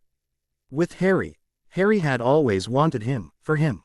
All Harry expected of Tony was his attention and just to spend time with Tony. Not for financial gain or 15 minutes of fame, but just because he liked Tony. Tony ruffled Harry's head and kissed his forehead. "How did I ever get the luck to have such a wonderful boy like you?" Harry smiled. "I don't know, but I know I must have pleased an angel to let me find the best dad in the world." Tony's eyes moistened at that, but then he cleared his throat. "I have to leave tonight. Happy is on his way. I'll call you as soon as I can. Day or night, whether you're awake or not. Pepper also wants you to check in with her, but she'll likely call you after breakfast. If you don't answer after the second ring, I don't care if the world is burning, I will drop everything and come look for you, understand? What if I'm in the potty and leave my phone in my room?" Harry asked innocently. "Then I'll just have a very funny story to tell your girlfriend to embarrass you with later on in your teenage years," Tony replied with a smirk. "Dad," Harry whined, and Tony chuckled. They both sobered up and got serious. "I'll be back, Harry," Tony promised. Harry nodded and said in a voice far more serious than a 7-year-old should have, "I know." As Tony tucked Harry in once more and planted a kiss on his forehead, he wondered if there was some sort of double meaning in that. Closing the door behind him, Tony spoke out, "Jarvis." "Yes, sir. While I'm away, please keep an extra close eye on Harry and anything he does." "Of course, sir," Jarvis answered. "Thank you guys so much. I want to thank Iona Wildfire for being my beta. I know others offered as well, and I want to thank you guys too." Vevers actually drew the moment between Harry and Tony as they got Kevin, and it's so cute. Kotoha. DeviantArt. Art fan art for Man of Iron Father of Gold 309390611. There's the link. Just have to get rid of the spaces. I want to say sorry again because I think I lied. I think I said that some of the Harry Potter people will be in this chapter, but I was very tired and thought that was a good place to leave it off at. I do plan on bringing them in, I do, but at this point I think you'll have to wait for the Avengers movie plot to play out first. Okay, BEF. Or people get confused and start asking about Harry's memories. No, they aren't back. Death was in on the Gypsy's plan to de-age Harry. Death is a powerful entity, and I'm sure he dislikes having to have a master. Harry is a good choice because he doesn't really want the responsibility. Meaning Harry is a very inattentive boss, and that's what Death wants. He doesn't want to be told what to do. But since Loki, a being from another planet, will be killing the people of Earth, that's something I think the Master of Death and Death need to be involved in. So Death allowed Harry's knowledge of Master of Death to return because it was a necessity, and that sort of also brought on more memories, but they're still being kept at bay. Which is why Death told Harry that version of how he became Master of Death. Please, review Loki's play, Man of Iron, Father of Gold Chapter 6, Loki's play. Yes, Yes. Yeah. Okay. Yeah. I know. Yeah. Okay. I love you too. Bye Pepper. Harry hung up his cell and toss. D it aside while he flopped on the couch. He gave a heavy sigh as Happy came in with a tray with 2 bowls of cereal. That Pepper checking up on you? Happy asked. Yeah. She sends her love, Harry murmured disgruntled.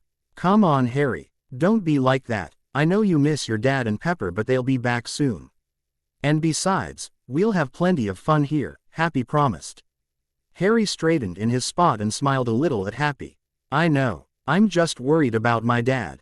Jarvis had passed on his boss's last message to the AI, and Happy recounted all of the strange things he had observed around Harry. Though he was a modern man, he couldn't help but believe that Harry had some sort of sixth sense. Maybe it was just that after the first few strange things, Happy began to look for other strange things. Whether Harry was playing, sleeping, or doing anything else, he always knew when his dad arrived home, even before Jarvis announced it. When they planned an outing and the weather wasn't going to be what the news said it was, Harry would suggest something else. No one really questioned it at first, but after a couple of times it became obvious that when Harry would suggest a quiet night at home watching movies instead of going to the park or something, the weather always took a turn for the worst. Mr. Stark knows how to handle himself in any situation. He is a hero, remember. And besides, he has you to come home to. That's a huge motivator for him, Happy said. Harry brightened at that. You think so? I know so, Happy said confidently. If he ever had any doubts about anything, his boss's love for his kid wasn't one of those things. Harry sighed. I know he'll be okay. I just don't like being so far away from him. Don't be sad, Har. Look, after breakfast I thought we could swing by and visit Kevin. And on the way home your dad said we could stop by the pet shop and get you anything you want, Happy said. Harry pouted. Dad promised to be the one to take me, but thanks for doing it anyway, Uncle Happy. Quote, after securing Loki in the cell in his little talk with Fury, that all of the Avengers saw, minus Tony, they began to discuss the matter at hand. When the screens shut off, Bruce crossed his arms, smiled, and sarcastically said, he really grows on you, doesn't he? Loki's going to drag this out, Steve began. So, Thor, what's his play?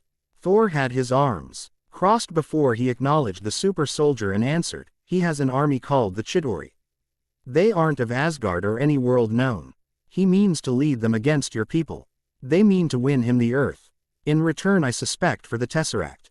An army? Steve asked skeptically, from outer space. Bruce removed his glasses and asked, so he's building another portal? That's what he needs Eric Selvig for. Selvig? Thor asked. He's an astrophysicist, Bruce replied. He's a friend, Thor said in turn. Loki has him under some kind of spell, along with one of ours, Natasha said solemnly. I want to know why Loki let us take him. He's not leading an army from here, Steve said. I don't think we should be focusing on Loki. That guy's brain is a bag full of cats. You can smell the crazy on him, Bruce said. Take care how you speak. Loki is beyond reason, but he is of Asgard. And he is my brother, Thor said in warning. He killed 80 people in 2 days, Natasha deadpanned. He's adopted, Thor defended lamely. Iridium? What does he need iridium for? Bruce asked, bringing the topic back into focus. Tony walked in with Coulson and said to the group, it's a stabilizing agent. Then he turned to the SHIELD agent and said, all I'm saying is take a weekend and I'll fly you over. Keep the love alive. In reply, Coulson just gave a forced smile and motioned Tony to the rest of the group. Means, the portal won't collapse on itself like it did at SHIELD. As he walked up to Thor he said cheekily, no hard feelings, Point Break, you got a mean swing, and patted Thor on the arm. Also, it means the portal can open as wide and stay open as long as Loki wants. Tony walked to the bridge and said, raise the ship's mast and release the valves. The agent's working. The computers on the lower deck all looked at him as if he grew a second head. Tony pointed to someone and declared, that man is playing Galaga. Thought we wouldn't notice, but we did.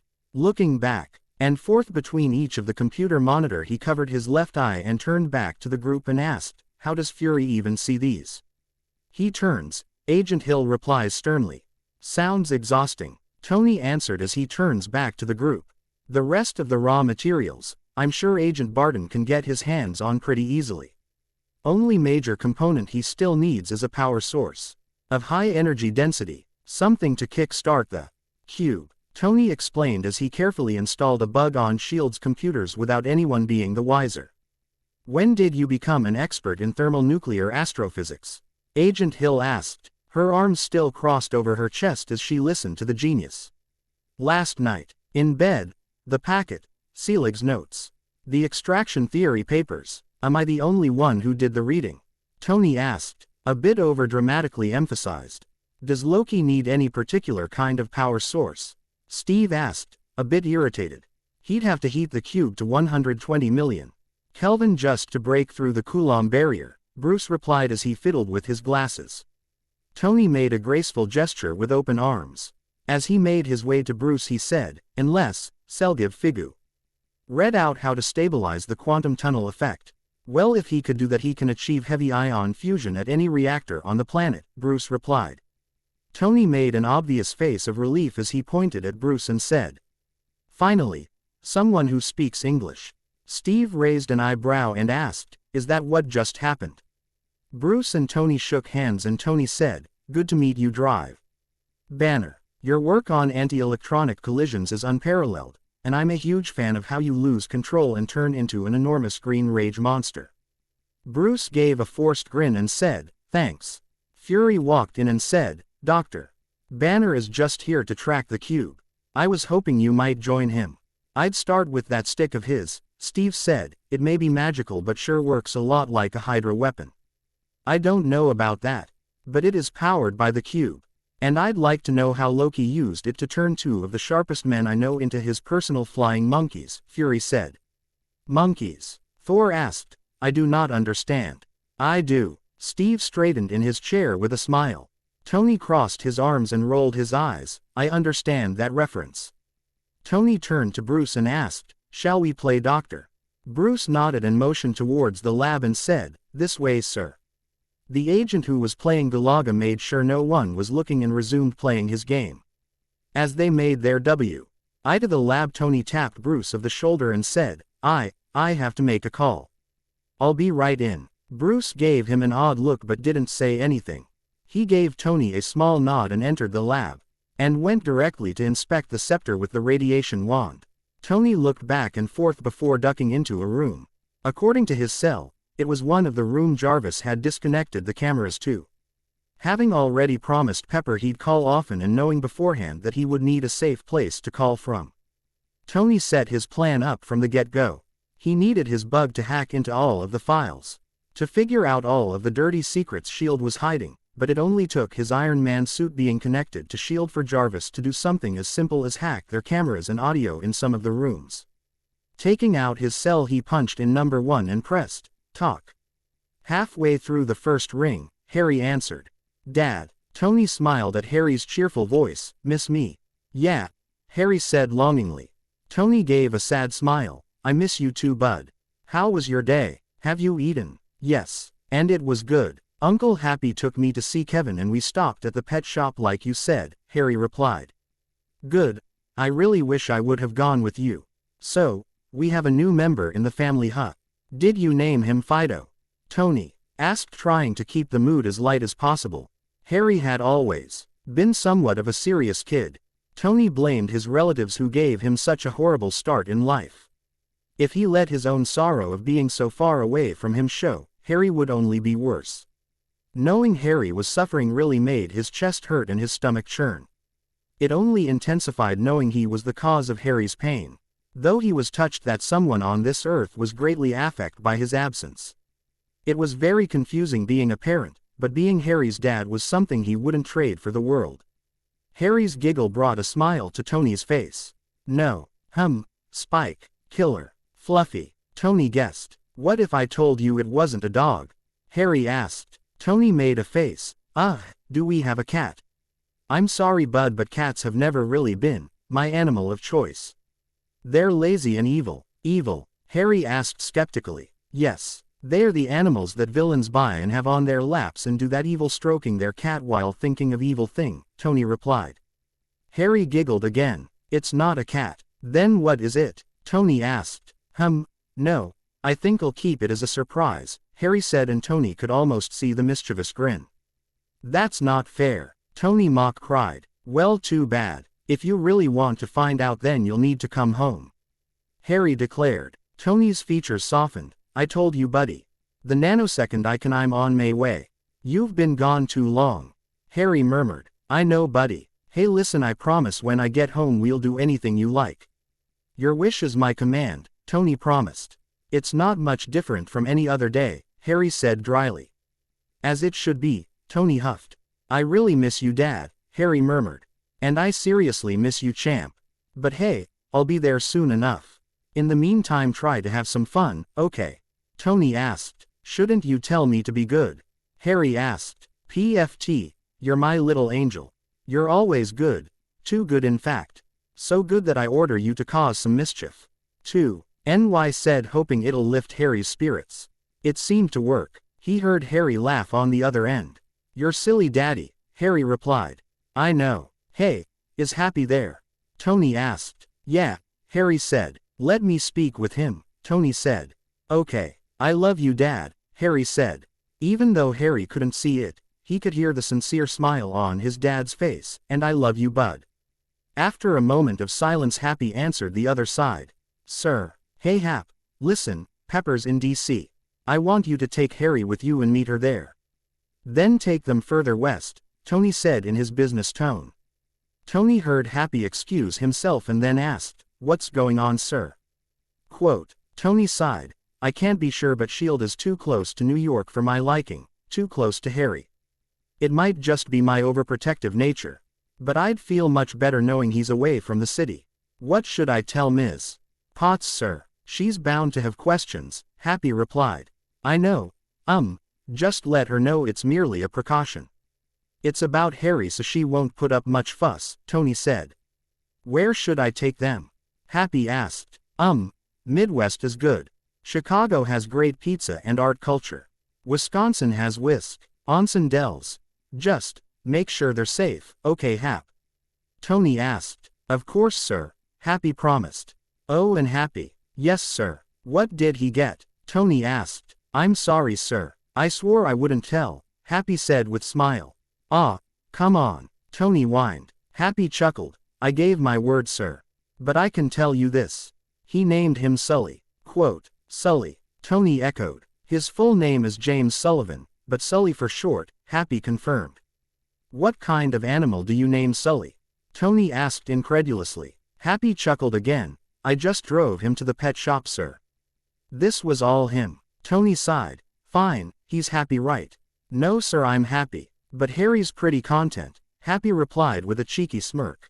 Oh, haha. Very funny, Hap. But, thanks again. I'll meet you guys as soon as I can. Later, Tony said and hung up. When Tony entered the lab, Bruce had been examining Loki's staff.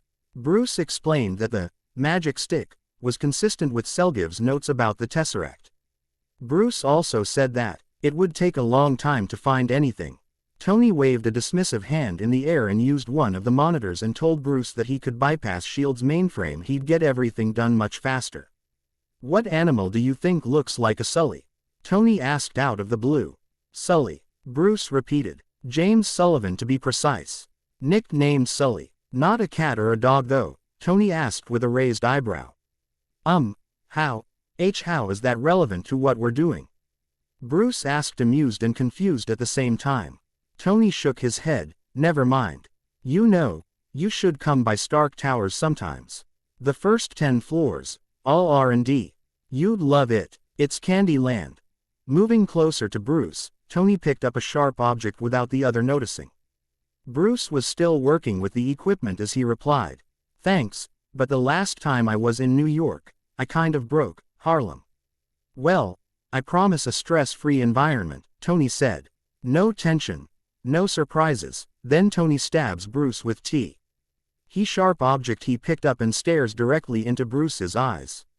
Nothing. Hey, Steve yelled coming in, are you nuts? You really have it all under control? Tony asked Bruce, ignoring the captain on purpose. What's your secret? Jazz, bongos, yoga, big bag of weed.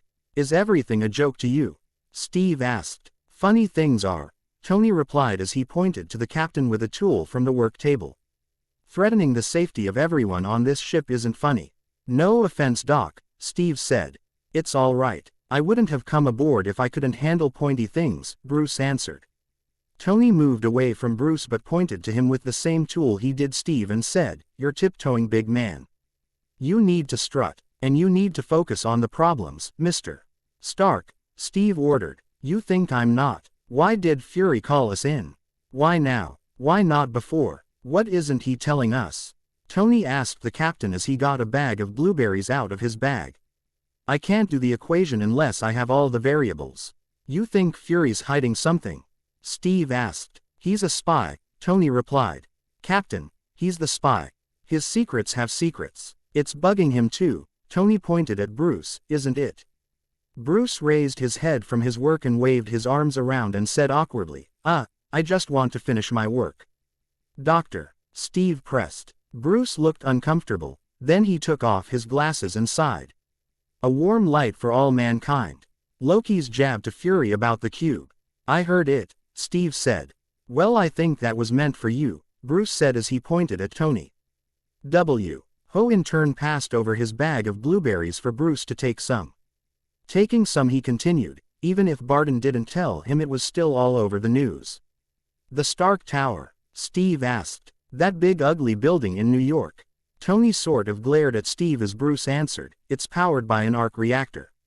A self-sustaining energy source. That building will run itself for what? A year?" Bruce directed that question to Tony. The genius ate a blueberry and shrugged, "It's only a prototype. I'm kind of the only name in clean energy right now. So, why didn't S.H.I.E.L.D. call him in on the Tesseract project? What are they doing in the energy industry in the first place? I should probably look into that. Once my decryption program finishes breaking into all of S.H.I.E.L.D's secure files," Tony sighed. As he took out his phone and checked it over, simultaneously checking to see if there were any texts from Harry. "Sorry, did you say?" Steve started by Tony cut him off. "Jarvis has been running it since I hit the bridge.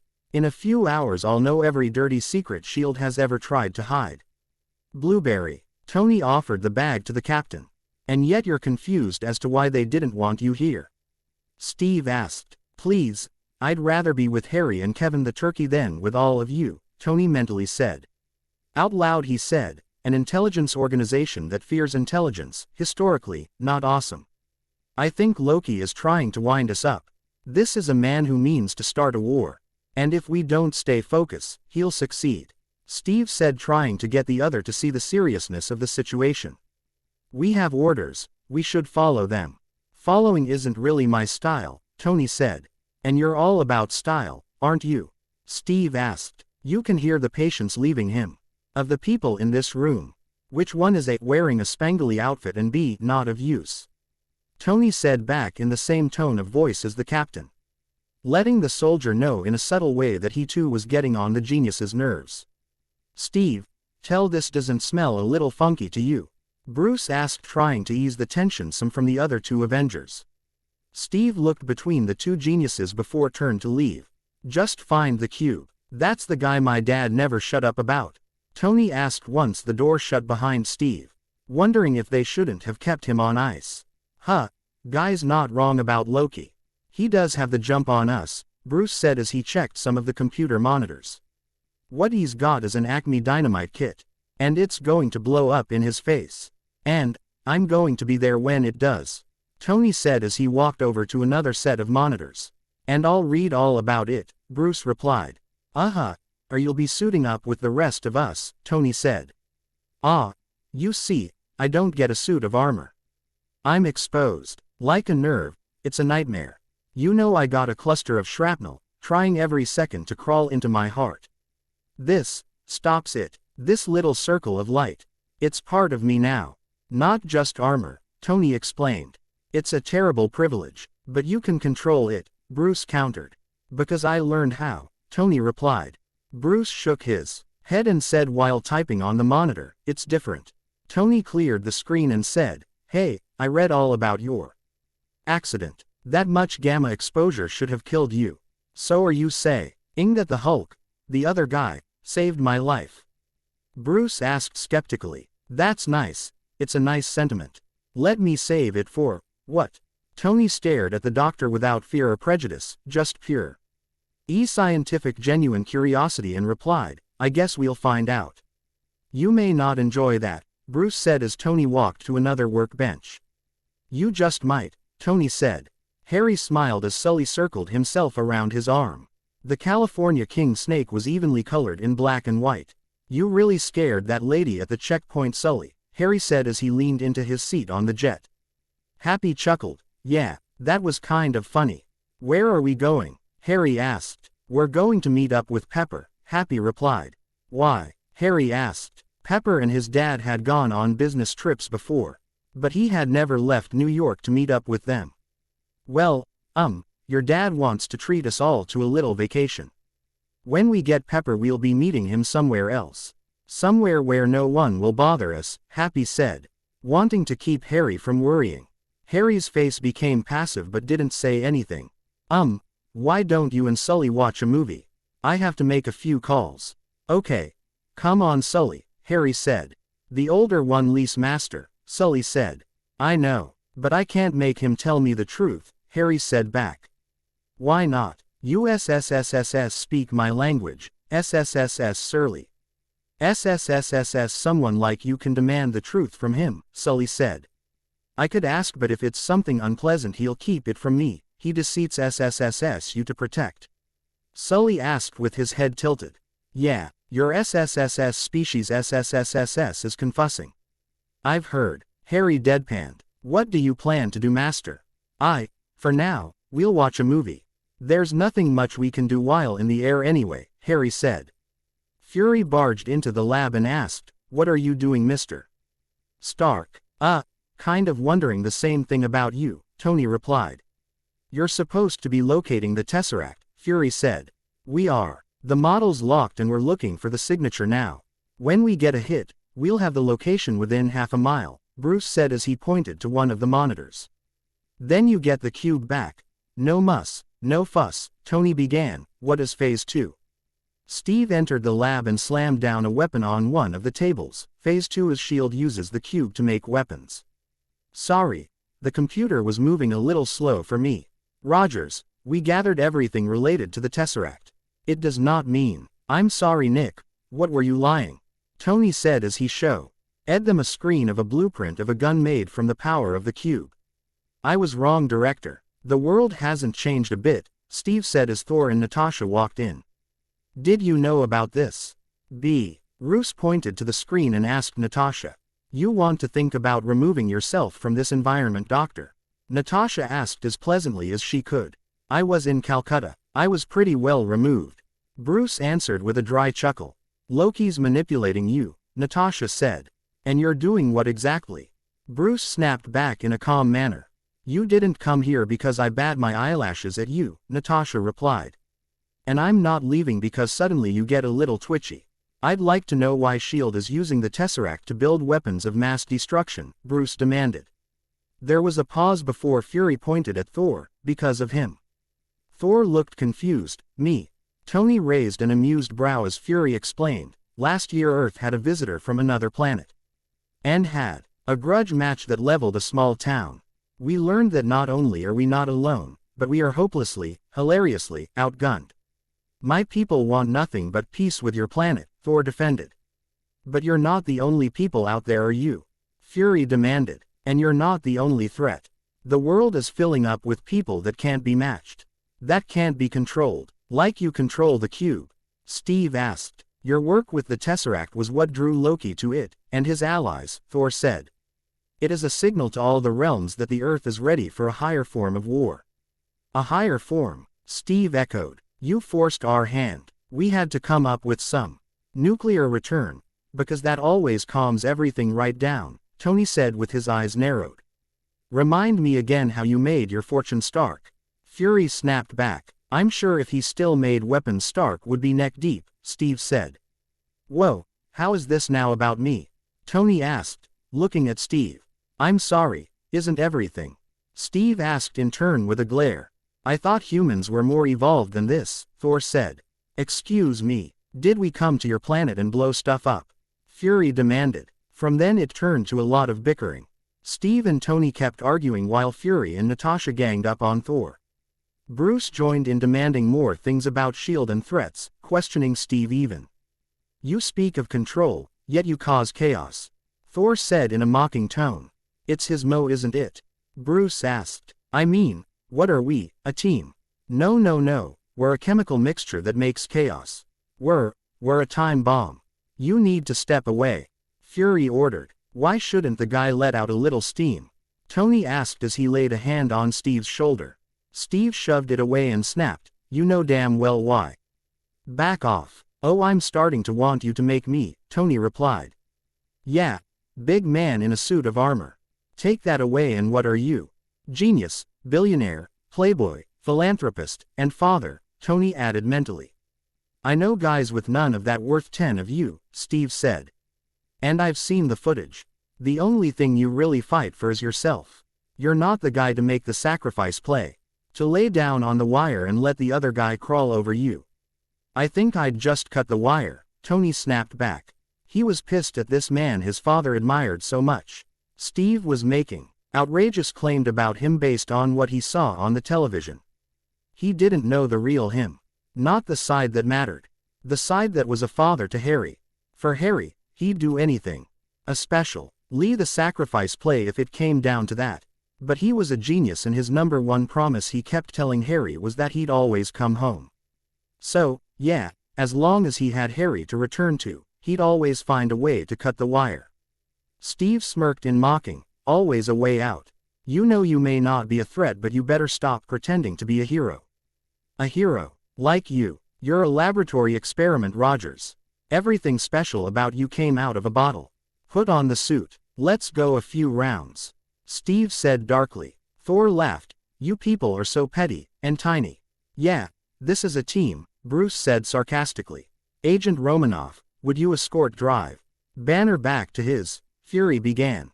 Where? You rented my room, Bruce said cheekily. The cell was just in case. In case you needed to kill me.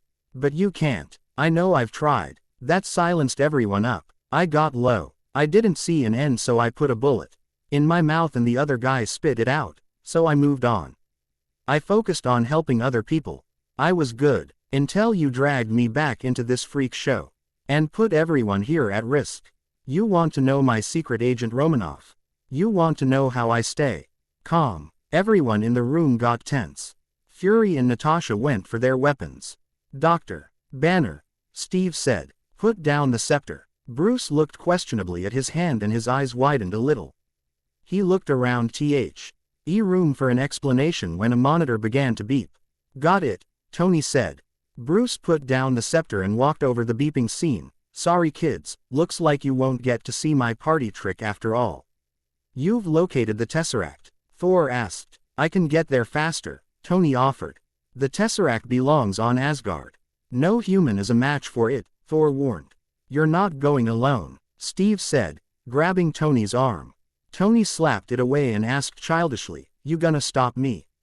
Put on the suit and let's find out, Steve replied. I'm not afraid of you, old man, Tony warned. Put on the suit, Steve hissed. Oh my God, Bruce whispered as he looked up to the rest. Then one of the engines exploded, sending everyone flying in different direction. Steve and Tony stood up and Steve said without hate this time. Put on the suit. Tony could only agree, yeah. The jet landed in DC and Happy quickly got them a room in the same hotel that Pepper was at. She was still in a business meeting when they arrived but she was aware that they were there. I'm going to take a nap, Harry announced. You okay buddy? Happy asked. With all of the habits Harry's developed from his boss, not sleeping was the most common. He usually put up a bit of a fuss when he wasn't tired. He also didn't do naps. Not unless he had been up the night before because of a nightmare. Harry nodded. The plane ride just made me and Sully tired. He wants to nap. Okay. Well, I'll be here if you need anything, Happy said. Harry nodded again and went to his room and closed the door. Thinking for a second, Harry decided to lock it too. Going to sit on the bed, Harry closed his eyes and concentrated as hard as he could. He felt a small breeze and Sully hissed. Opening his much greener eyes, Harry was greeted by the thin, black-haired man he had met in his dream the other day, Death. Chaos filled the helicarrier as agents went to their post. Medics ran around trying to help the wounded. People were furiously typing on computers. Agents everywhere trying to assess the situation and grabbed weapons as they went. All while searching for the enemy. Fury pressed into his ear, Hill. Engine 3 is out. Can we fix it? The turbine looks intact, but it's impossible to get out there and make repairs while we're in the air, an agent said. If we lose one more engine, we won't be, Agent Hill replied. Somebody has to get outside and patch that engine. Fury nodded and spoke. Stark, you copy that? I'm on it, Tony replied. Coulson, make sure the detention cell is in lockdown. And then get to the armory. Romanoff. Fury demanded. Take care, Sully. I'll be back. I just have to make sure of something, Harry said to the snake. Master will be in danger, the snake hissed. I'll be fine, Harry promised. Harry then stood up and faced Death. I'm ready. Are you sure? Death asked. Yes, Harry answered immediately. Death only nodded and placed his hand on Harry's shoulder before they disappeared. Natasha was stuck under some rubble but pressed her calm and replied, We're okay. She then looked at Banner who wasn't doing so well and asked, We're okay, right? Tony clapped Captain America on the shoulder and said, Engine 3. I'll meet you there. The captain nodded and went on his way while Tony went to his armor. As he prepared to don the armor, he took a brief moment to look at a picture of a smiling Harry. He'd make it back. He had his boy waiting for him. Doctor, Natasha questioned as she tried to dislodge her leg. Bruce, you have to fight it. This is just what Loki wants. We're going to be okay. Listen to me. Are you hurt? Some of the agents came running towards them but Natasha waved them off. We're going to be okay. I swear on my life that I will. I'll get you out of this and you will walk away. And you'll never ever, Natasha promised. Your life, Bruce demanded. Bruce was struggling with control but it was a losing battle. He looked back towards Natasha with sorrow-filled eyes. Bruce, Natasha whispered. The Hulk gave a roar as it was unleashed. Natasha managed to break free just in time and ran for it. The Hulk turned around slowly and growled. The chase began. Natasha used all of her training and gymnastics skills to evade the Hulk. He came very close to attacking her when Thor crashed into him, sending him flying. Steve opened the door and let the injured workman back inside and yelled, Stark. Stark, I'm here. Good, Tony replied. Let's see what we got. I have to get the superconducting system back online before I can access the rovers. Then work on dislodging the debris. As he worked with what was in front of him he pointed to Steven. I need you to get to that engine control panel and tell me which relays are in overdrive position. Steve merely nodded and jumped his way across to where Tony had pointed. What's it look like in there? Tony asked. Steve sighed exasperated as he looked at all the wires and cables and replied. It seems to run on some sort of electricity. Well, you're not wrong. Tony replied dryly. The Hulk roared some more at Thor and got in his battle-ready stance. He threw a few punches at the demigod. Thor blocked them and threw some of his own. The Hulk smashed down a fist at Thor who stopped it and tried to push him back and said, We are not your enemies, Banner. Try to think. The Hulk instead lifted Thor up, who was holding on to the Hulk, and used his other arm to send the blonde crashing into some material in the hangar. Harry stumbled a bit as the ground around him shook.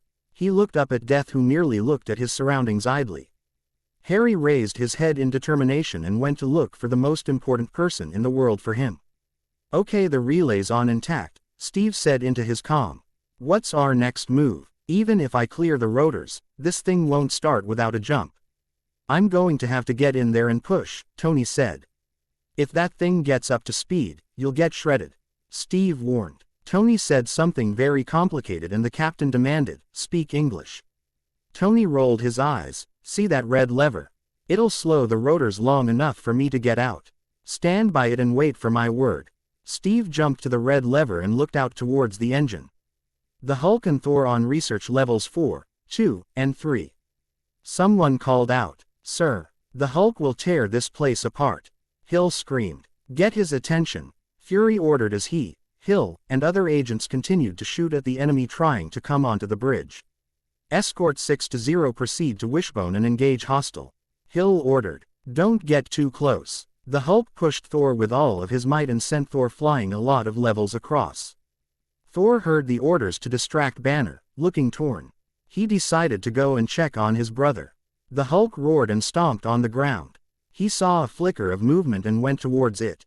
He found himself standing in front of a small boy. The Hulk growled in a threatening way, but the boy didn't move away. In fact, he moved closer to the Hulk. The Hulk roared, but the boy didn't even flinch. Not in fear or in disgust. The Hulk as a bit confused as the boy continued to move closer. The boy's eyes were very green, like the Hulk's. Letting out another warning growl, the Hulk took an intimating step forward, but that didn't scare the boy either. The boy walked up to the Hulk and placed his small hand in the Hulk's massive one. That's when the Hulk felt it. It was an odd sensation. It felt peaceful and calm. It was nice. The boy didn't fear the Hulk, didn't want to hurt him. He was making the Hulk feel better. Copy. The small plane flew outside of where the Hulk and Thor were fighting and said, "Target in sight, target engaged," and he fired at will. The Hulk's impressive hearing heard the bullets before they crashed through the window. The Hulk picked up the boy and shielded him from any danger. Climbing to Annette, her level, he carefully placed the boy down and looked into those green eyes that somehow exactly matched his own. "Safe," Hulk grunted. The boy nodded and the Hulk jumped away and the bullets followed. Thinking that the bullets could have really hurt the boy made the Hulk angry. The Hulk growled and roared as he jumped out towards the plane. "Target angry, target angry," the pilot shouted, moving away, but it was too late. The Hulk jumped on the small flyer and tried to break through the glass. As he slipped back, the pilot took the chance to eject, but the Hulk caught him and threw him in rage. The jet went spiraling, along with the Hulk. After dislodging the major part of the debris, Tony jumped into the engine and began to push. While he was doing so, some of the enemy came and confronted Steve. Steve tried to remain near the lever, knowing that Tony was already pushing the engine. Of course, the enemy didn't really care about that. "Stark, we're losing altitude," Fury's voice sounded in their comms. "Yeah, I noticed," Tony replied. Harry felt something similar coming from another room. He didn't know what it was, but he couldn't find his dad, so he decided to follow it. Death following silently behind him. Thor ran to the detention cell where he saw Loki opening the door to his prison.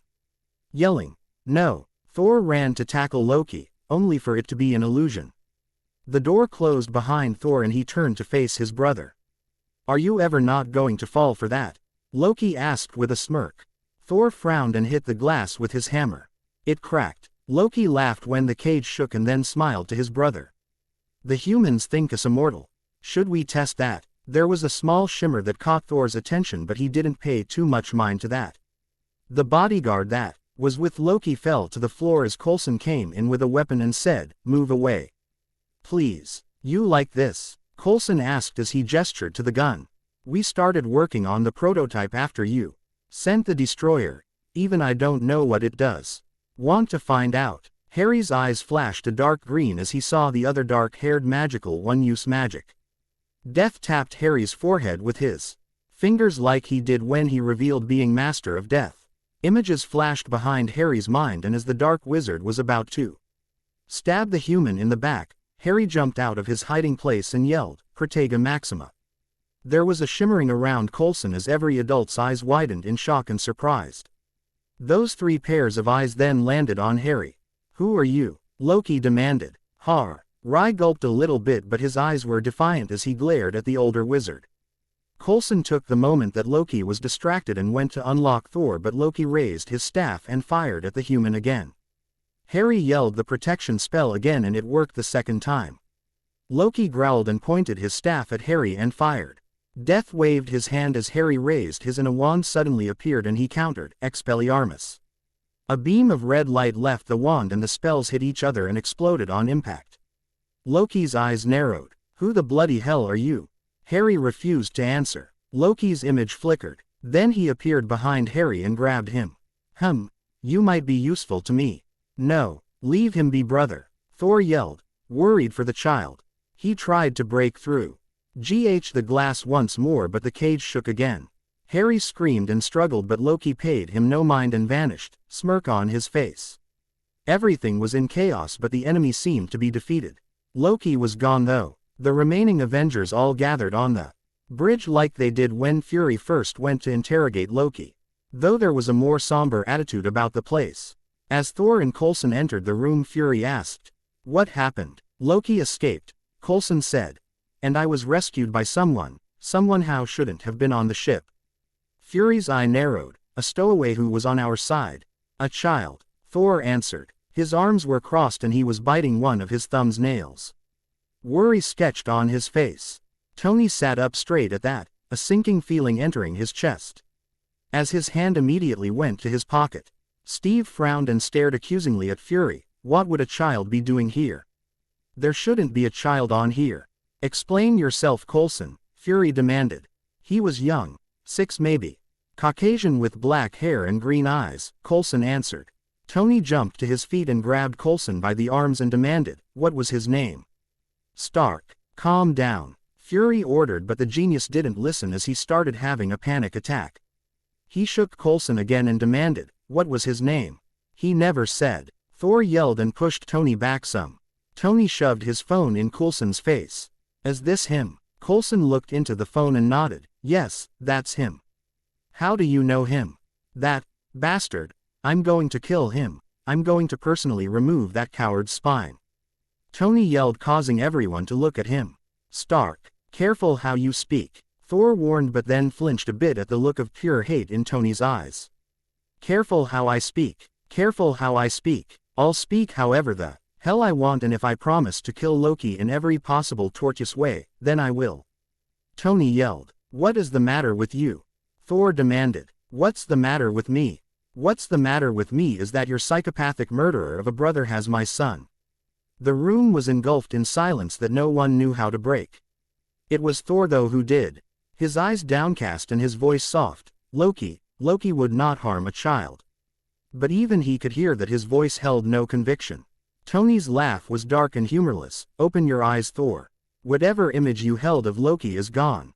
He's not your little brother who you used to play around with. He's a killer hell-bent on world domination who has blood on his hands. And now he has my son too. If he plucks one hair from his head, there's no force in any world that can protect him from my wrath." Tony walked away from the group seething. No one seemed to want to follow, but eventually Steve did. Tony held on to the railings as if they were a lifeline. His mind processing the new information. They might as well be. Knowing his son, his precious little boy, is in the hands of that monster, made Tony sick. "How old was he?" Steve asked quietly from behind. "As captain," Tony hissed, "Harry is going to be 8 in July." "Sorry, I'm sure. Harry's a great kid," Steve said. Tony didn't reply. "Stark, what could Loki possibly want with him?" Tony asked. "I can't answer that. He's just a little boy, and I'm not going to fight Fury's battle for him," Tony declared. "Neither am I," Steve said. "He has the same blood on his hands that Loki does. But right now we have to put this behind us and get this done. Now, Loki needs a power source. If we put together a list, he'll want to make it personal," Tony said quickly. "That's not the point," Steve said.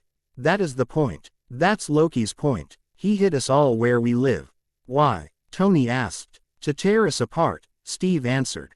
"Divide and conquer's great, but he knows that he has to take us out to win, right? That's what he wants. He wants to beat us, he wants to be seen doing it, he wants an audience." "Right, like his act in Germany," Steve supplied. "Yeah, that's just previews. This is opening night. And Loki, he's a full-tail diva. He wants flowers, he wants parades, he wants a monument built to the skies with his name on it, plus son of a bitch." Tony turned around and headed for his armor. "Thanks again go to my beta Iona Wildfire. She's awesome. I'm also sorry if any of the dialogue from the movie isn't exactly right. It's been too long ago that I've seen the movie. I'll keep this note short and just ask that you all please review. They make me happy, smiley face. The war begins. Man of Iron, Father of Gold. Chapter 7. The war begins. "Time to go," Steve said as he entered Clint's room where the Archer and Natasha were. Go where? Natasha asked. I'll tell you on the way. Can you fly one of those jets? Steve asked. I can, Clint replied as he stepped out of the bathroom wiping his hands on a hand towel. Steve looked a little shocked as he looked between the two agents. He looked at Natasha for verification and she merely nodded in reply. Steve nodded in acceptance and asked Clint, got a suit? Clint nodded, yeah, then suit up. Steve donned his mask and grabbed his shield. Natasha made sure she had her guns and ammo, plus any other tech she could carry on her person. Clint donned his quiver and grabbed his bow. Out in the hangar Thor raised Mjolnir and summoned some lightning. As he did, his special armor began to appear. Tony was inside working on some minor adjustments to his armor before he was ready to take flight. Captain America led Hawkeye, Black Widow, and Thor in to a jet where one agent was there handling some equipment. He stood up when he saw them and said, "Hey, you guys aren't authorized to be in here." "Son, just don't," Steve said. "Sir?" Agent Hill asked tentatively. Fury grunted in response. "What information do we have on Stark's supposed son?" Hill asked. Coulson said the kid had black hair, green eyes, and a lightning bolt scar on his forehead, Fury replied evenly. "Does that mean anything to you, sir?" Hill asked. I've known Stark for quite some time. There's a persona that he's developed, one we're all familiar with. He's arrogant and cocky, but when it comes down to it, he is a hero. It seems like two personalities that should clash but actually work pretty well together. Some would have guessed that there should be some sort of medium between the two, Iron Man and Tony Stark.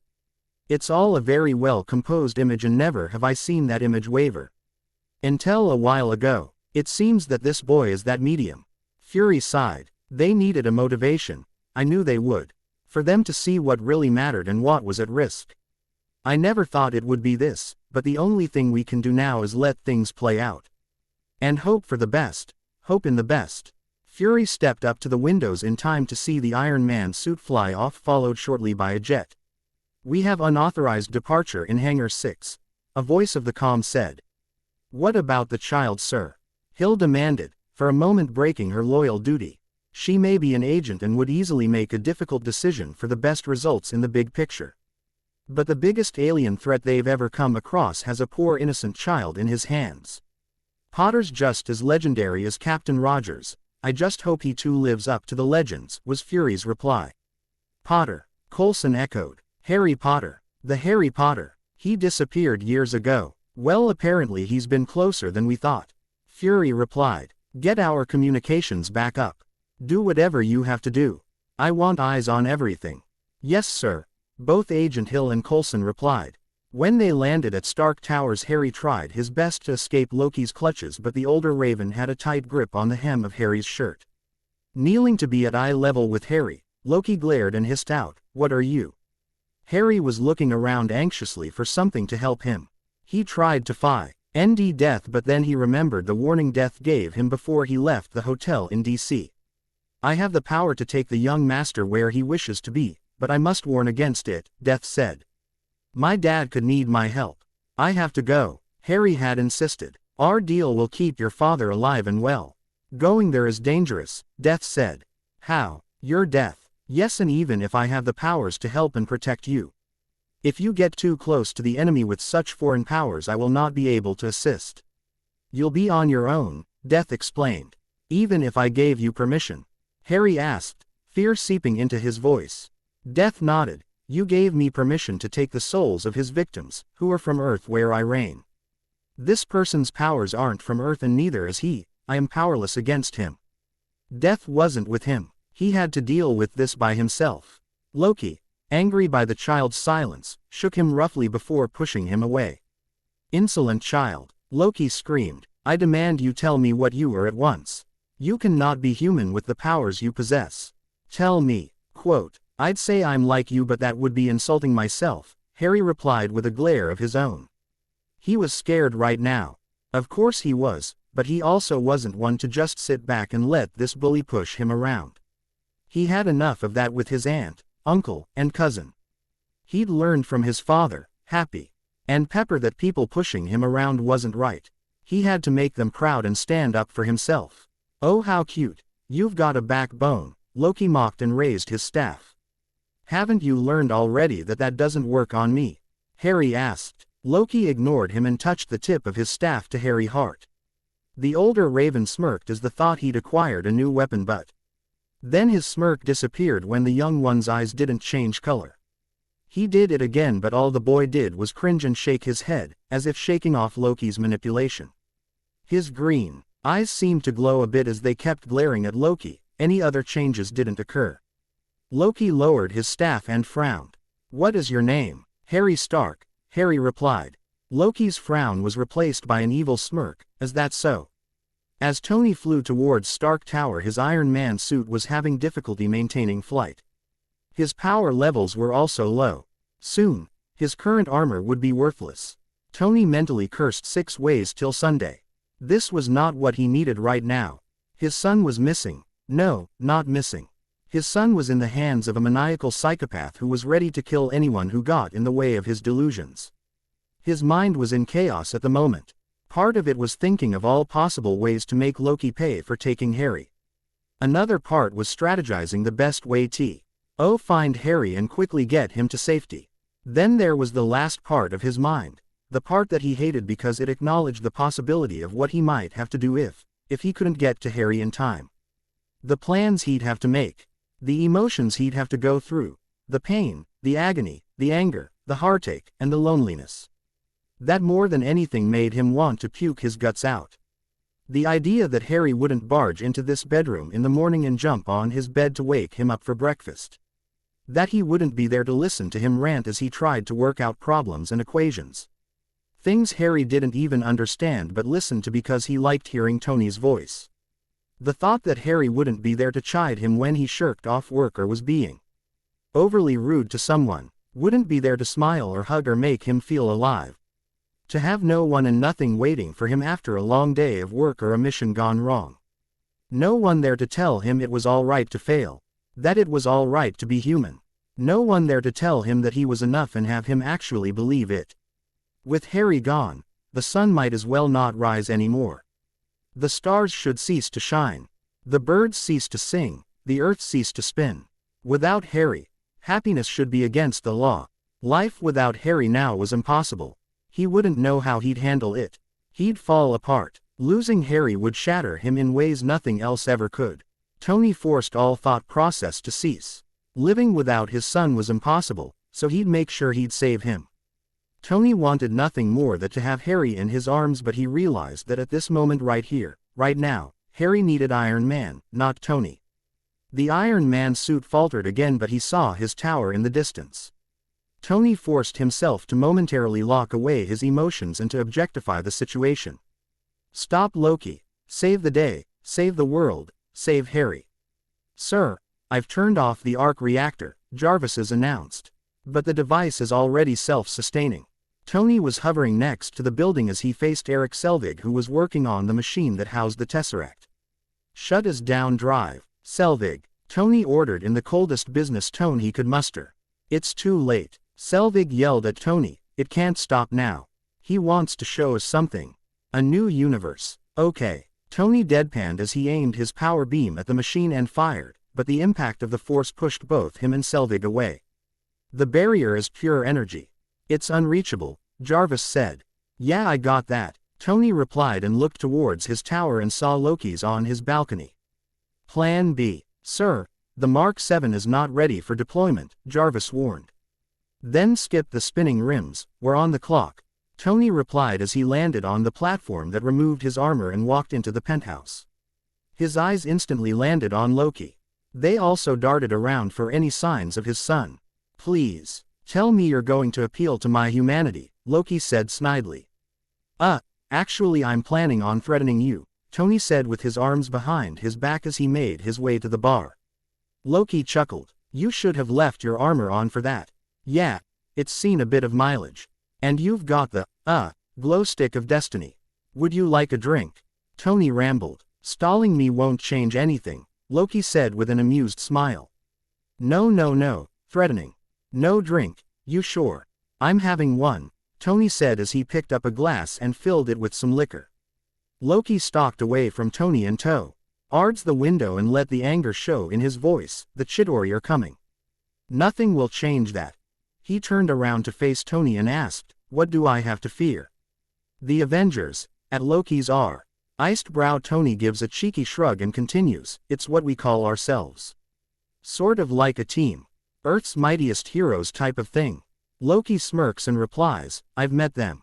It took us a while to get any traction, I'll give you that one, but let's do a head count here. Your brother, the demigod.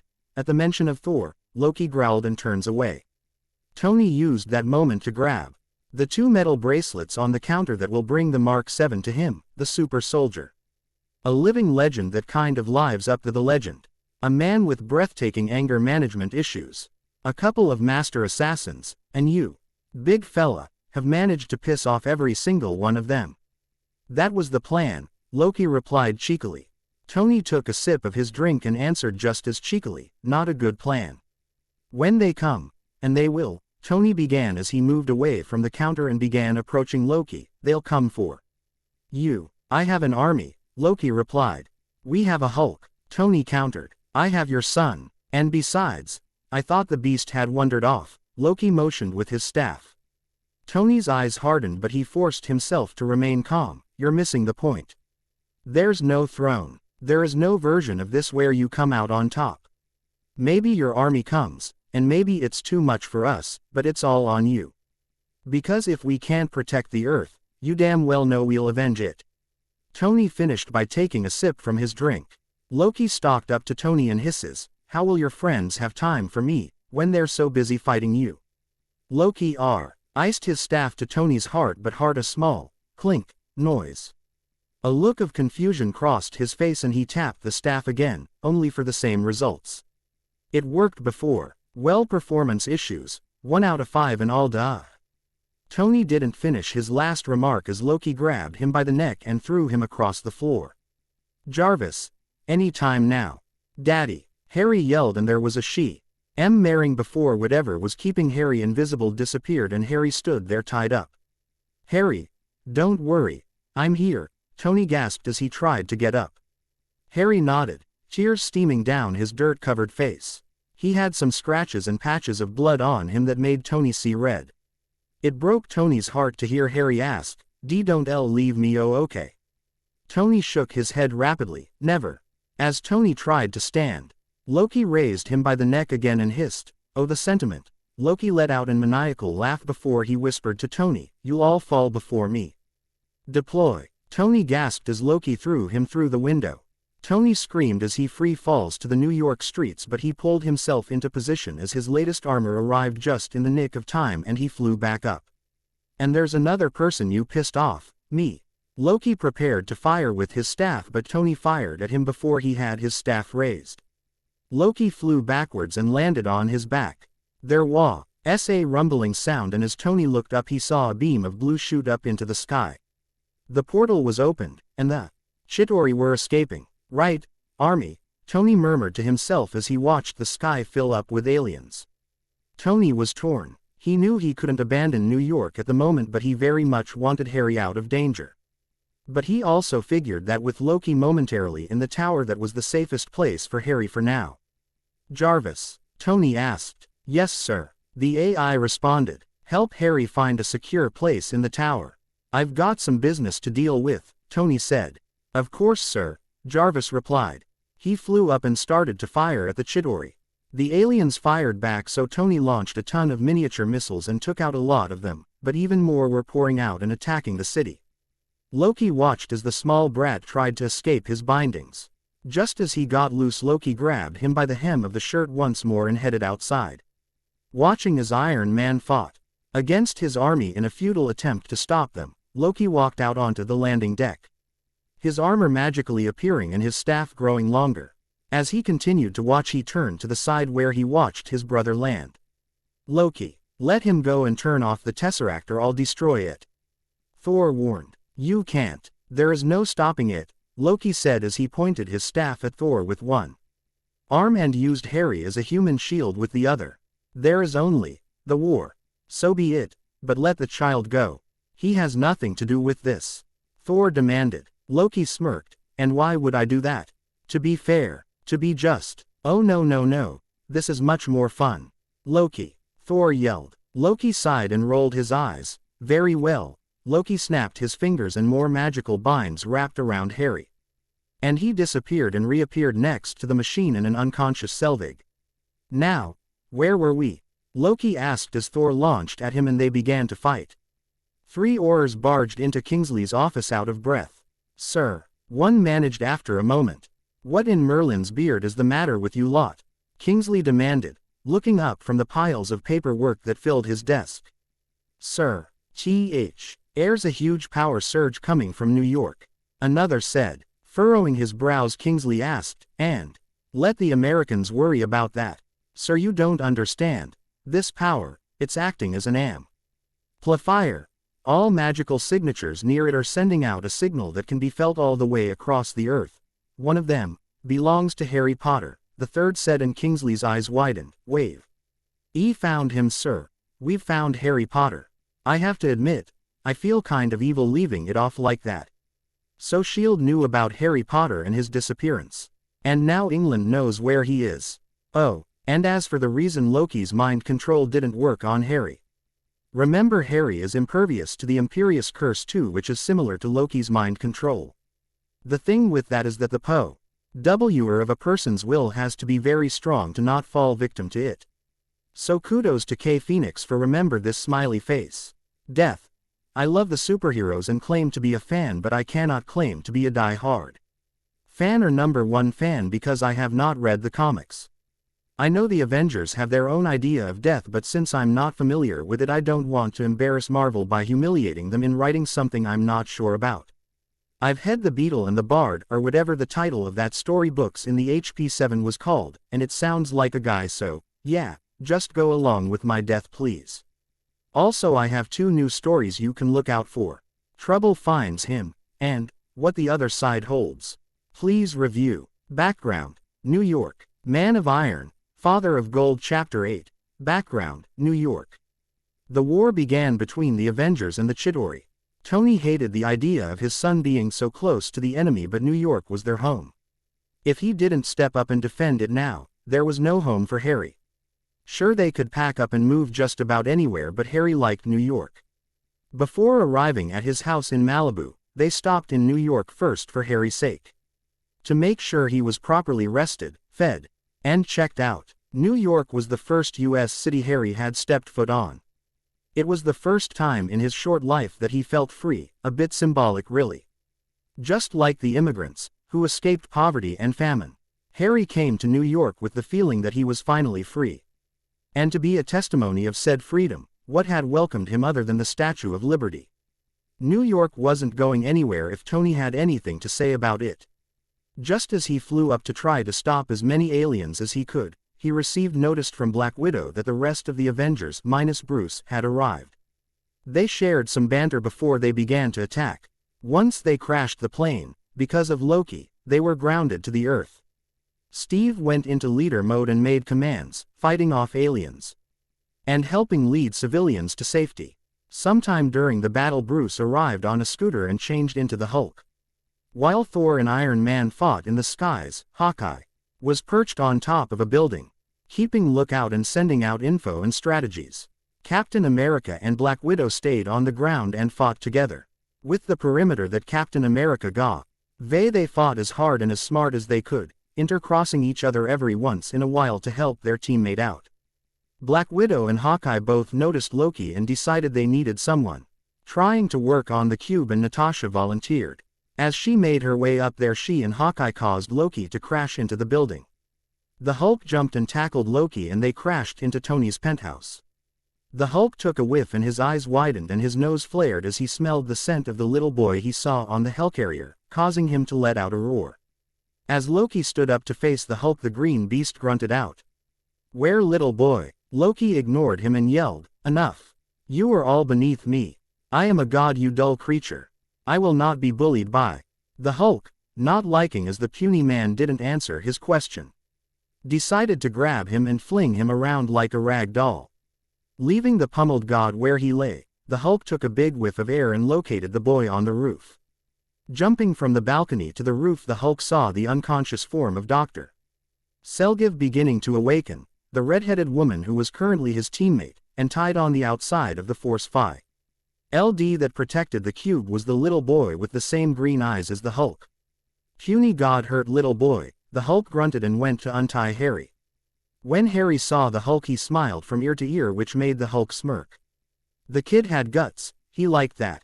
Just as he was about to reach for the boy, something stopped him and threw him back a few feet. Getting up, he let out another roar, but Hen found himself unable to move from his spot. Suddenly more people appeared, some in odd-looking clothes and other in dark black robes. The Hulk could smell something funny about them and he didn't like it. But more so with the guys in black. He roared again. Natasha stood in front of Selvig and Harry with her knife and other weapons at the ready. Hand over the boy, one in black motioned, and Natasha heard the clear British accent. Natasha looked down at the little boy in question. This little boy is supposedly Stark's son. He was obviously scared but was trying not to show it. He was also hurt, and maybe it was just his size, or those doe-like eyes, or whatever it was, but something ached in Natasha's chest. She already had some red on her ledger. There's no way she was going to have any more, especially not this kid's. No way in hell am I handing the kid over. Stark already doesn't trust me. If I lose his kid, he'll maim me, Natasha replied, and then mentally cursed when she realized that she was connected to the others. What was that? Tony demanded. Nothing, Natasha quickly answered. No, you're with Harry. What's going on? Tony demanded once more. We have company. Natasha didn't bother to lie or hide it. It wouldn't matter when it came to a passionate Stark. And they don't seem to be on Loki's side. Who are they? Steve asked. Not sure, but they've immobilized the Hulk, Natasha answered as she spared a glance at her green teammate who was roaring and twitching. He seems to be under some spell, but it's not powerful enough. Looks like he might break through any second. Enough. Give us the boy or perish. The hooded one barked, and as the hoods fell, Natasha saw skull-like masks. Who are you? Natasha demanded. Your killer, the hooded creature said, as he raised a wand and fired a killing curse. Someone else yelled something that Natasha recognized as Latin, and just in time a giant boulder had appeared before her, and as the curse made contact, the boulder exploded into pieces. Leave, her savior yelled. The man behind the skull mask seemed to growl before he and the rest of his crew raised their wands. The man who conjured the boulder pushed her and Selvig to safety. There were blinding flashes, and the Hulk roared at the top of his lungs, which caused the building to shake. When Natasha stood up and looked around, she saw the Hulk jumping back into battle with the Chitauri. Angrier than she's ever seen, personally or on video. Dear Merlin, the African man in odd blue robes whispered sorrowful. Natasha's mind snapped back to the Tesseract. Fear blazed in her chest, and that ache increased as she realized the man's sorrow. It took her some time to find her voice, but when she did, she felt weak, lost, and numb. I'm sorry, Tony. I'm so sorry. What? Why? What happened? Tony demanded, his anger causing Natasha to flinch. Nat, Clint questioned. A lone tear that she will deny later fell from her cheek. I just got more blood on my ledger, Clint. As Natasha's whispered response reached their ears, they had little time to mourn. Chitauri were still coming down strong, and all of the Avengers were beginning to tire down. Sue, denly out of thin air, other humans appeared with what seemed to be sticks in their hands. A red-headed woman came up to Steve and Thor and demanded, what the hell is going on? Steve immediately GNIZED the British accent, but was confused by everything else. How did you do that? Steve asked in turn. They made look human, but so did Loki. He needed to be careful. Oi, watch it, another redhead yelled. He seemed to be her brother. The woman in front of him raised her hand and stick and yelled, Protega Maxima. A wave of Chitauri had been coming for them, all of them blasting, but a earring veil flickered around them and caused the Chitauri and their blast to hit an invisible wall. When the invisible wall vanished, the redhead, her brother, and a bushy-haired brunette all yelled, Incendio Maxima. Huge amounts of fire escaped their sticks and fried up the Chitauri. The redhead turned to Steve and said coolly, you don't need to trust us, just let us fight with you. Still a bit skeptical, Steve asked. And why should I? Because we're human. Those things aren't. You're outnumbered, and we can help, the redhead replied. Looking in the newcomer's eyes, Steve saw that they had seen battle before. Possibly something like this, something like the Avengers or anyone from S.H.I.E.L.D. had ever seen. Plus she was right, all of them were a little bit worse for wear and it's only a matter of time before they ran out of energy. How many of you are there? Steve asked. The 3 of us, plus another 3 that are on the top of that tower where the blue light is coming from. And there are others on the way. Possibly another 8 in the next 5 minutes, the brunette answered. Good. Me and Thor here can handle these guys in the streets with the help of one of you. Your friends in the building. Tell them to stay high and take out as many as they can from the skies. There are some civilians trapped in building and other areas. 2 of should go and see if there's anyone you can help out, Steve ordered. Okay. Hermione, take Ron and go do that. I'll stay here and fight with them, the redheaded said. What about Harry? Ron asked. The redhead's face became blank for a moment before she faced Ron and replied, he'll survive this. He has to. But we know what he's like. We have to save everyone we can. Now go. Hermione hugged the redhead and said, be careful Ginny. Always. Ginny replied as the 2 run off into the destruction. You are magic, Thor stated rather than asked. Ginny nodded. I'm a witch, yeah. What of it? The one leading these things is magic too, Steve replied. Yeah, well, there is good magic and there is dark magic. The world isn't perfect, Ginny replied as she cast some spells towards a few Chidori coming their way. Are you from Earth? Steve asked. Ginny made a face of confusion. Isn't everyone?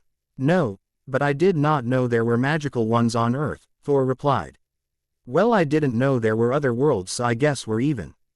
Watch it. Ginny yelled as she cast a protection spell that shielded them all. Tony let the anger he felt drive him as he killed alien after alien. He didn't want to analyze what Black Widow's statement meant. Forcing his mind to concentrate on the facts, he blasted aliens left and right, and if his cheeks were itchy because of the fallen dried up tears, he didn't bother to acknowledge them. Then Fury's message came in. He joked with Pepper that he had no heart, just an arc reactor, but at this moment he felt his heart crack.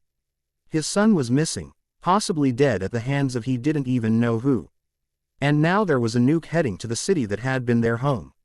I'm on it, Tony said to Fury. He blinked away the tears and kept using his anger to fuel him. It was a process. Save New York, save Harry. He'd do it, he'd have to. Any other result wasn't an option. He wouldn't know what to do if that were the result. As he grabbed hold of the nuke, he heard Natasha's voice, I can close the portal. Do it, Steve's voice said. Wait a minute guys, Tony spoke. What is it, Stark? Steve questioned. I have a nuke heading your way, and I know just where to put it, Tony said. Stark, you do realize that's a one-way trip, right? Steve asked quietly, but it was loud and clear to everyone. I know, Tony replied and paused before he said, I'm making the sacrifice play, Cap. You owe me something. What? Steve asked. You're a hero, Cap. You're the hero. If your moral compass moves you to do anything in my honor, let it be one thing, find Harry. Save him. Make sure he gets to Pepper, please. Tony whispered. Steve didn't reply, so Tony demanded, promise me. I promise, Steve swore. Good. My old man was right about you, Tony said as he maneuvered the nuke towards the portal. Sir, would you like me to call Ms. Potts? Jarvis asked. You might as well, Tony said, surrendered. A picture of Pepper appeared, but she didn't answer her phone. She doesn't seem to be answering, sir, Jarvis said. That's okay, Jarvis. Do me a favor though, Tony said. Anything, sir, Jarvis replied. Pull up the picture, Tony said. Jarvis already knew which one.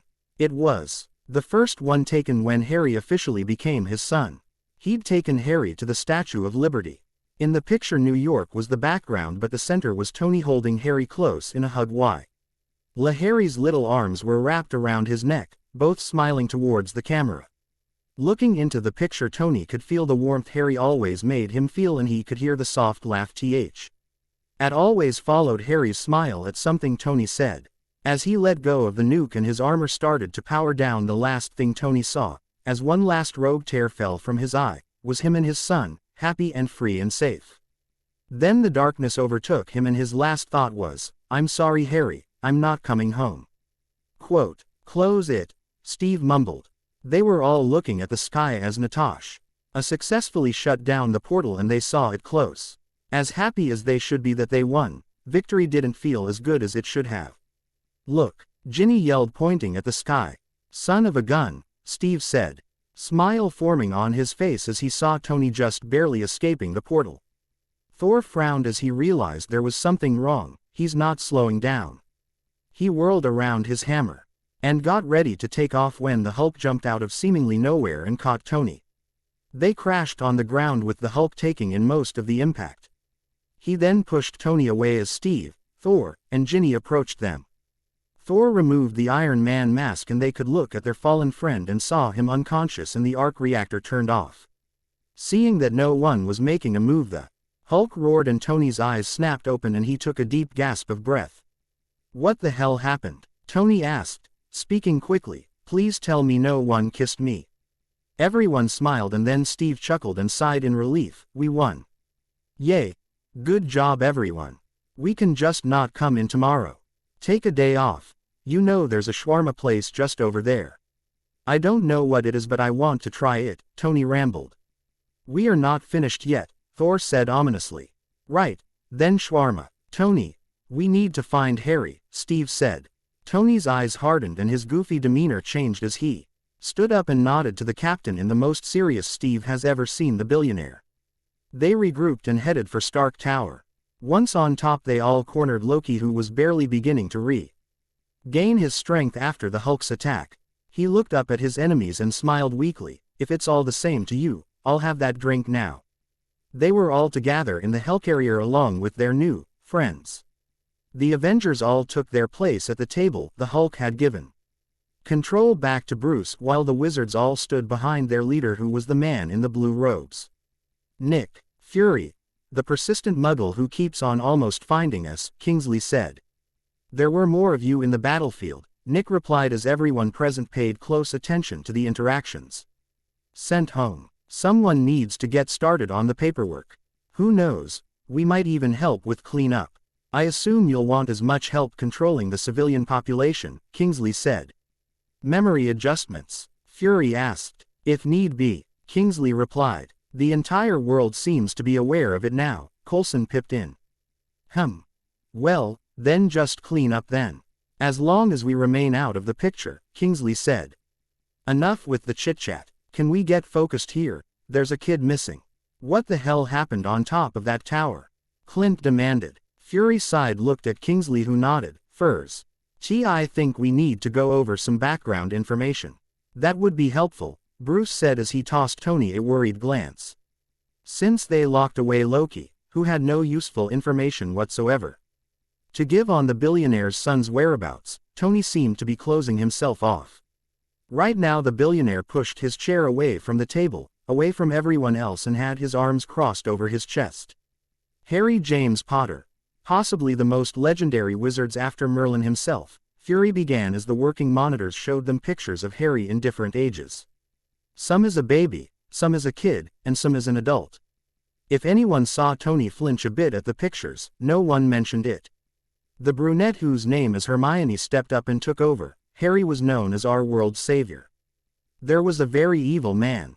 The best way to describe him is, he was our world's Adolf Hitler. Hermione waved her wand and an image of a pale disfigured man appeared. His name was Tom Riddle, but he called himself Lord Voldemort. His actions were so horrid that people were afraid to even speak his name at one point. They referred to him as he should not be named, or you know who if ever mentioned. Though people tried their hardest not to. He wanted to purify the wizarding world. Eliminate those who were Muggle-born, those who were half-bloods, and those who were blood traitors. Muggle-borns, half-bloods, blood traitors. Muggle-borns are the first, which are wizard in the family, like me. My parents are as normal as they come, dentist. Half-bloods are essentially that. Half Muggle, half magic, Hermione explained. Or half-giant, half-wizard like Hagrid, Ron snorted. Ginny elbowed him in the ribs. Ow, not the time, Ronald, Ginny hissed. Right, blood traitors were purebloods who didn't side with him. Like the Weasleys, Hermione said, and Ron and Ginny gave a small wave to show that's who they were. But then there was a prophecy. That a rival that could defeat Voldemort was going to be born. To make sure nothing happened in his plans, Voldemort sought out his rival just when he was a baby. Harry was 1 year old when Voldemort found him. His father James died trying to give his wife Lily some time to flee. But she didn't. Voldemort cornered them in Harry's nursery. Lily was given a chance to flee, but she wouldn't abandon her son to death like that. She stepped in the way. She was killed in front of Harry. Then Voldemort pointed his wand at Harry, but the killing curse bounced off of Harry and back to Voldemort. Harry's mother sacrificed herself for her son, knowing fully well what would happen to her. As cliché as it sounds, love is a very powerful thing. It created a special but ancient protection spell. Wherever Harry went, evil couldn't stand to be near him, but evil hadn't disappeared that day like everyone thought. Voldemort wanted to rule the world, and he wanted to do it for a very long time. In an attempt at immortality, he separated his soul into 7 parts and hid them away in objects only he and those he trusted knew about. So long as those objects existed, so did he. But not in a physical sense, so his power was limited. It wasn't until 14 years later that he had gathered everything he needed and returned. But no one believed Harry when he warned the world. They slandered his name, calling him an attention whore. It was a year later, in a battle at the Ministry of Magic itself, that people witnessed the return of the Hitler of our world. All it caused were most of us to be critically injured and the late real relative Harry had left in this world. The year after, we lost our headmaster, who was also the most powerful wizards in the world, the one keeping Voldemort at bay. A few months later, Harry, Ron, and I ventured off to find the Horcruxes, the items that held Voldemort's soul, and destroy them while our friends and family in the wizarding world hid, fought, and tried to survive. There were some parts of this story that no one knows because only Harry was there when he confronted Voldemort, but whatever happened, in the end Harry won. Kingsley stepped up next to Hermione and continued, "War takes its toll on those who were of age and willingly went into it. It took a bigger toll on those who were merely placed in it without choice. There is no way to describe how it affected Harry, who has been fighting evil since before he was even born. People were dealing with the end results as best as they could. Some were in denial, some were angry, and some just wanted to get away. No one really knew what Harry needed, so we gave him space. He began to withdraw, but we didn't think it was anything drastic, then he just disappeared." "Well, now we know that he was dead," a blonde said. "I was on a business trip about 2 years ago. That's where I found Harry. He was 6 when I found him," Tony deadpanned. "Any idea how that happened?" Fury asked. "It's simple enough, magic or potion if you know what we're doing. Not difficult for anyone from our side to make it. The question I want answered is why Potter had a lot of enemies. That's not difficult to figure out. What I want to know is who." The blonde said. "Draco's right. If someone deed Harry, they could have easily taken and killed him when it happened. Why let him go? Why let him found by someone who'd treat him right?" Hermione asked. "Was Potter with anyone when you found him?" Draco asked. "No. He was sitting in an empty park waiting for someone who was never coming for him. He was dirty and hurt, and I felt compelled to help him. When at the hospital, my mind kept telling me that I was done there. That I had done my part. But something else, something more powerful didn't let me.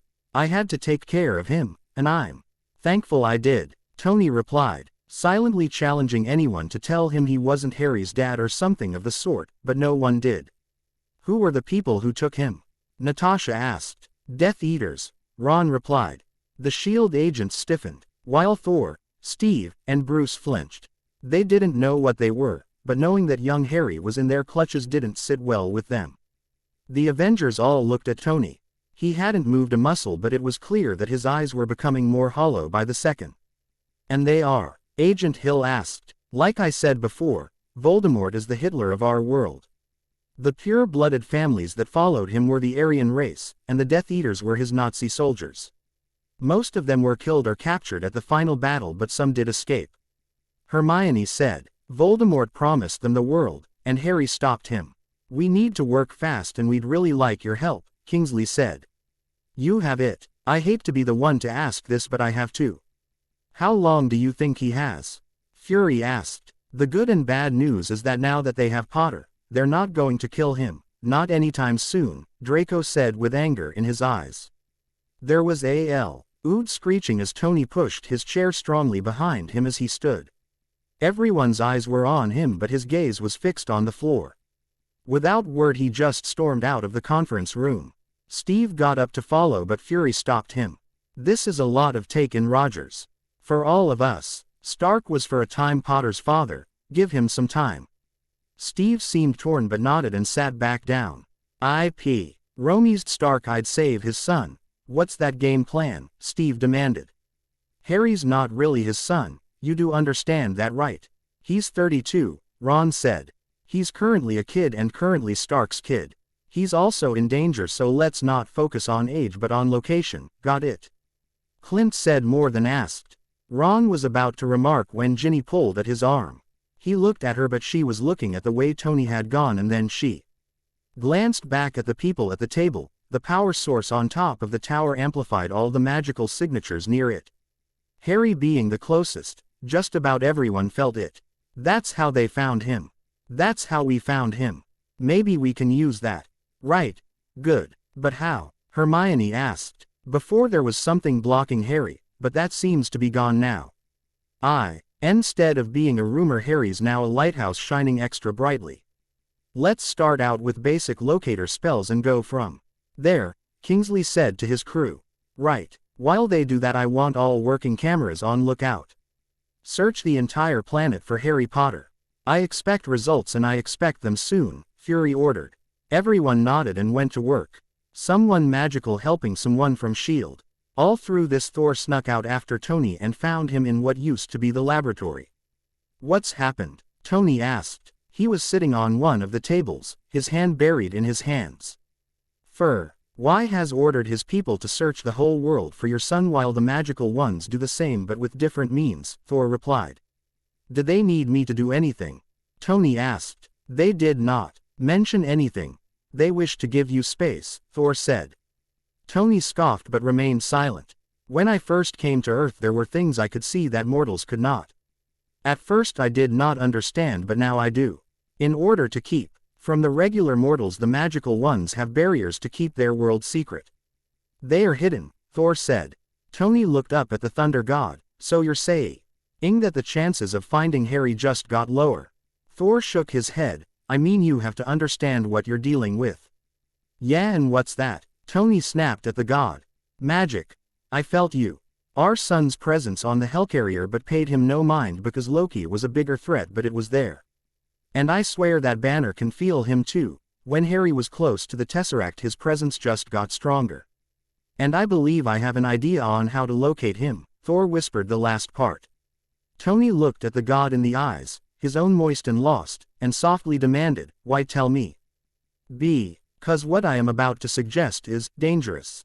What? I can sense him still, just barely. The others may have trouble because they are mortal, even the magical ones. But I am not mortal, and neither is Loki, who is also trained in magic, Thor explained carefully. Tony stared at him for a moment before he gave a humorless laugh. You want me to ask your brother to help me find Harry? Yes. Thor, this isn't dangerous. This is stupid, Tony snapped. It is our best chance to save your son, Thor insisted. Tony opened his mouth to reply but nothing came out. Then he just looked at Thor. Different things passing in Tony's eyes. Hurt, pain, lost, and then Thor saw it, doubt. Stark, you do still consider him your son, do you not? Tony just turned away, but Thor was having none of that. He turned Tony around and demanded once more, emphasizing each two words, do you consider him your son? Still Tony didn't reply and forcibly turned away. Thor's shoulders slumped before he straightened and tried again. He was safe, was he not? Far away from here, under the protection of someone you trust blindly. It is the only way a parent would leave their child. A child who loved you enough to leave the safety in which he was in to come in the midst of all this just to try and find you. He may have had a life before, but I saw the file and I heard the story. You gave Harry Potter another chance, a new beginning. What does it matter if his past is complicated? At this moment right now, as far I comprehend, is that Harry Stark is 7 years old, he believes you are his father, and he in danger. He knows his father is a superhero, and I am willing to wager that he is waiting to be rescued by you. If you are condemning a child for his past when he did not do it to you in turn, then I as. This not of Tony Stark but of Iron Man. When Tony turned to face Thor, tears were running down his cheeks. What do you need? Shield's full power has not been restored, but the cell that holds Loki is functioning. I cannot let him out without breaking it, and that would cause chaos. I will accompany Loki. He will be chained, and I swear to bring back your son Stark, Thor promised. Tony swallowed the lump in his throat and nodded. He pulled out his phone and instructed Jarvis on what to do. I want to speak with him first, Tony said. Thor nodded. With the help of Jarvis, any working cameras were disabled as soon as Tony and Thor entered the frame. When they reached the holding cell, Thor waited outside and kept an eye out while Tony stood in front of the glass door. Oh, I can't imagine what this is about, Loki drawled as he stood and approached Tony. Can you find him? Tony demanded, his eyes cold. Loki smirked. Who? You know damn well who, Tony hissed. I do, but seeing as TNGs keep on developing, I can see the doubt in your eyes, man of iron. That dedication and fire you had in your tower isn't there anymore. Something changed. Something with your son. Loki's gaze was piercing before his smirk turned into a full-out lunatic smile. Oh, so the small one and I have more than just magic in common, it seems. Like Odin isn't my birth father. Neither are you to him.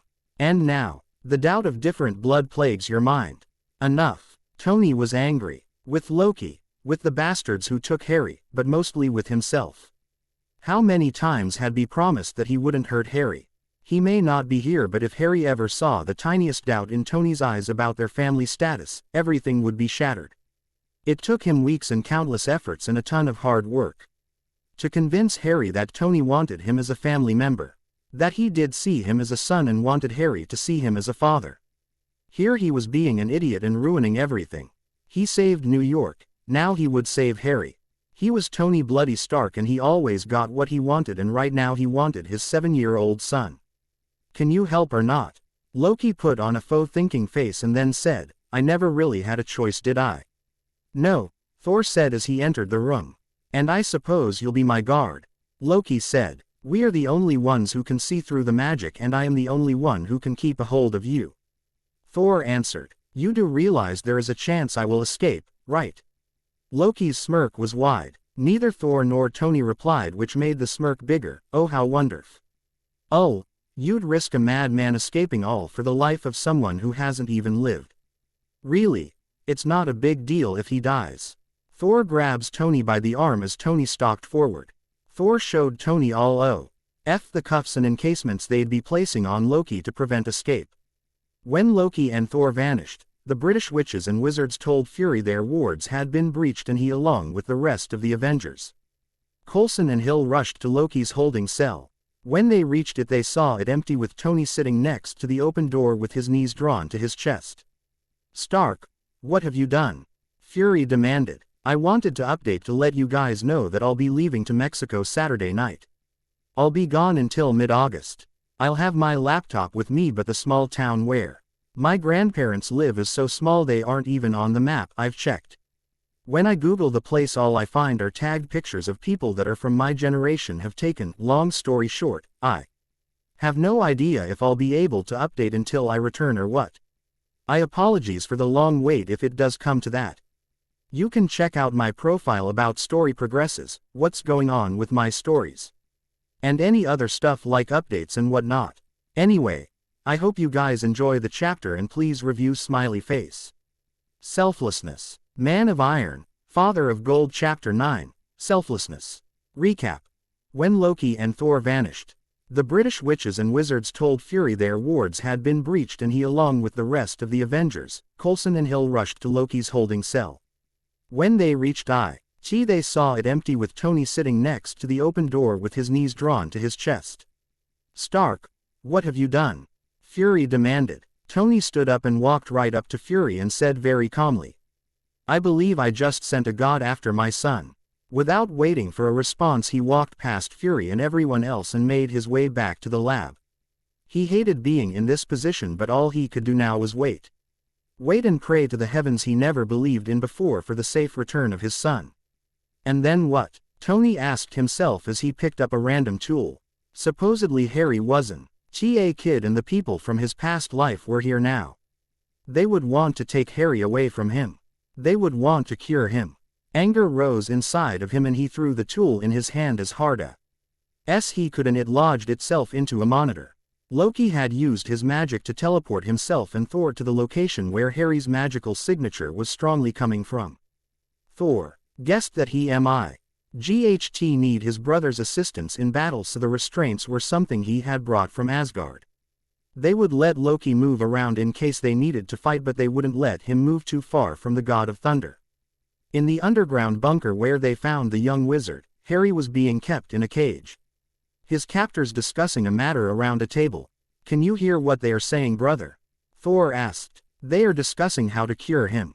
The one who took their dream of world domination was an adult in the eyes of their magical world, not this small child. It is not an act of mercy. They merely wish for their victim to know of his crimes as he dies. This small magical one knows not of who they are or what he's done to anger them," Loki explained. "Act of mercy or not, let us be thankful for it. I could not bear the thought of such innocent suffering, and I could not say if my anger would be easily calmed had they harmed the young Stark," Thor replied. "So brother dearest," Loki sneered. "What will we do? We shall attack. I see no barriers to hinder our approach." They also seem distracted. "The element of surprise is to our advantage," Thor said, and Loki merely nodded. Holding his brother's reins in one hand tightly and his mighty hammer in the other, the two advanced forward. There were a few of them, but magical or no, they were still mortal. Thor's hammer took care of them easily enough. Loki, being magical, could sense the type of spells they used. "Careful of the green ones, brother. You may not be mortal, but I cannot say what they would do to you," Loki warned. "What are they?" Thor asked. "Killing spells," Loki replied, and Thor nodded. Sometime during the battle the killing curse hit the restraints that held Loki to Thor and they shattered. Loki looked from his fallen chains to his brother's dumbfounded look of shock. "Brother, don't. I warn you," Thor called out, but all Loki did was smirk like a madman. He raised his own hand and killed 3 of the mortal magical ones. Loki walked up to Harry's cage and opened it. "Loki," Thor warned. "What? I know how much you care for this pathetic planet and its inhabitants. This will surely prolong your stay. And I've taken it upon myself to make sure you are not bored, brother." Loki grabbed Harry and disappeared. "Loki!" Thor roared. Tony was sprawled across the floor of the lab. He didn't care who came in and tried to talk to him. If it wasn't the Norse god of thunder, then he wasn't going to reply. A few people had come to see him. Fury had sent Natasha to see if she could use her tail NTS to get any sort of reading on the genius, but he quickly lost the little patience he had and unleashed his anger on her. He didn't trust her already and sort of blamed her for losing Harry up on the roof. In her shame and guilt, she didn't argue too much and left. Steve had tried talking with him as well, promising they were doing everything they could to locate Harry. Tony just remained silent. Steve sighed and left, but not before saying, "Thor will come through. He's on your side, just like the rest of us. We'll help get Harry back." The last attempt from the Avengers had been Bruce. He knew he couldn't offer any words of solace and knew that even if he had, they wouldn't be accepted kindly. Like Steve, Bruce tried to tell Tony that Thor would succeed and that Harry not only had S.H.I.E.L.D. looking for him, but also actual wizards and witches. There was no anger or indifference Tony could give Bruce. Tony liked the other genius. He was an enigma that interested Tony. The Hulk was puzzle for his genius mind to mull over. Bruce was also nice and cared and was level-headed but understood him, also being a genius. So he gave his friend the privilege to get a glimpse at what he was feeling. Bruce saw the torment in Tony's eyes. Nothing was said and no physical interactions happened. Tony sat up from his laying position and leaned against the work table while hugging his knees to his chest. He didn't kick Bruce out, and Bruce accepted the invitation with a small smile. He knew Tony needed some form of comfort, and the only acceptable one at the moment was know that he wasn't alone. But Bruce was the only personality he could stand having near him. They stayed in that silence for a long time before the lab doors opened again and the female redhead witch entered. "Dr. Banner?" Ginny asked. Bruce stood up and placed himself in front of Ginny and tried to block Tony from her view. It wasn't that he didn't like her. Maybe she reminded him a bit of Black Widow, but mostly, it was that she was a part of the people that wanted to take Tony's son from away from him that bothered Bruce. Yes, Bruce asked. He tried to keep his voice calm. He more than anyone knew not to let his own personal feelings get in the way. He'd at least act polite until given a reason to do otherwise. May I have a minute with Mr. Stark? Ginny asked nicely enough, and from her posture, Bruce K. knew she was more emotionally tired than physically. I don't think that's a good idea, Bruce replied. Please, just a moment, Ginny insisted. It's all right, Bruce. I'll listen to what Sabrina has to say, Tony murmured. Ginny was confused for a moment but then shook her head and looked at Bruce for a type of permission. I guess I'll go get some crappy coffee.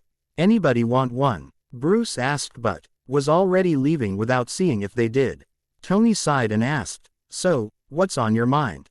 Well, first I wanted to say thank you for caring for Harry. I know he's not easy to take care of, he's a born troublemaker. Ginny said and gave a weak smile.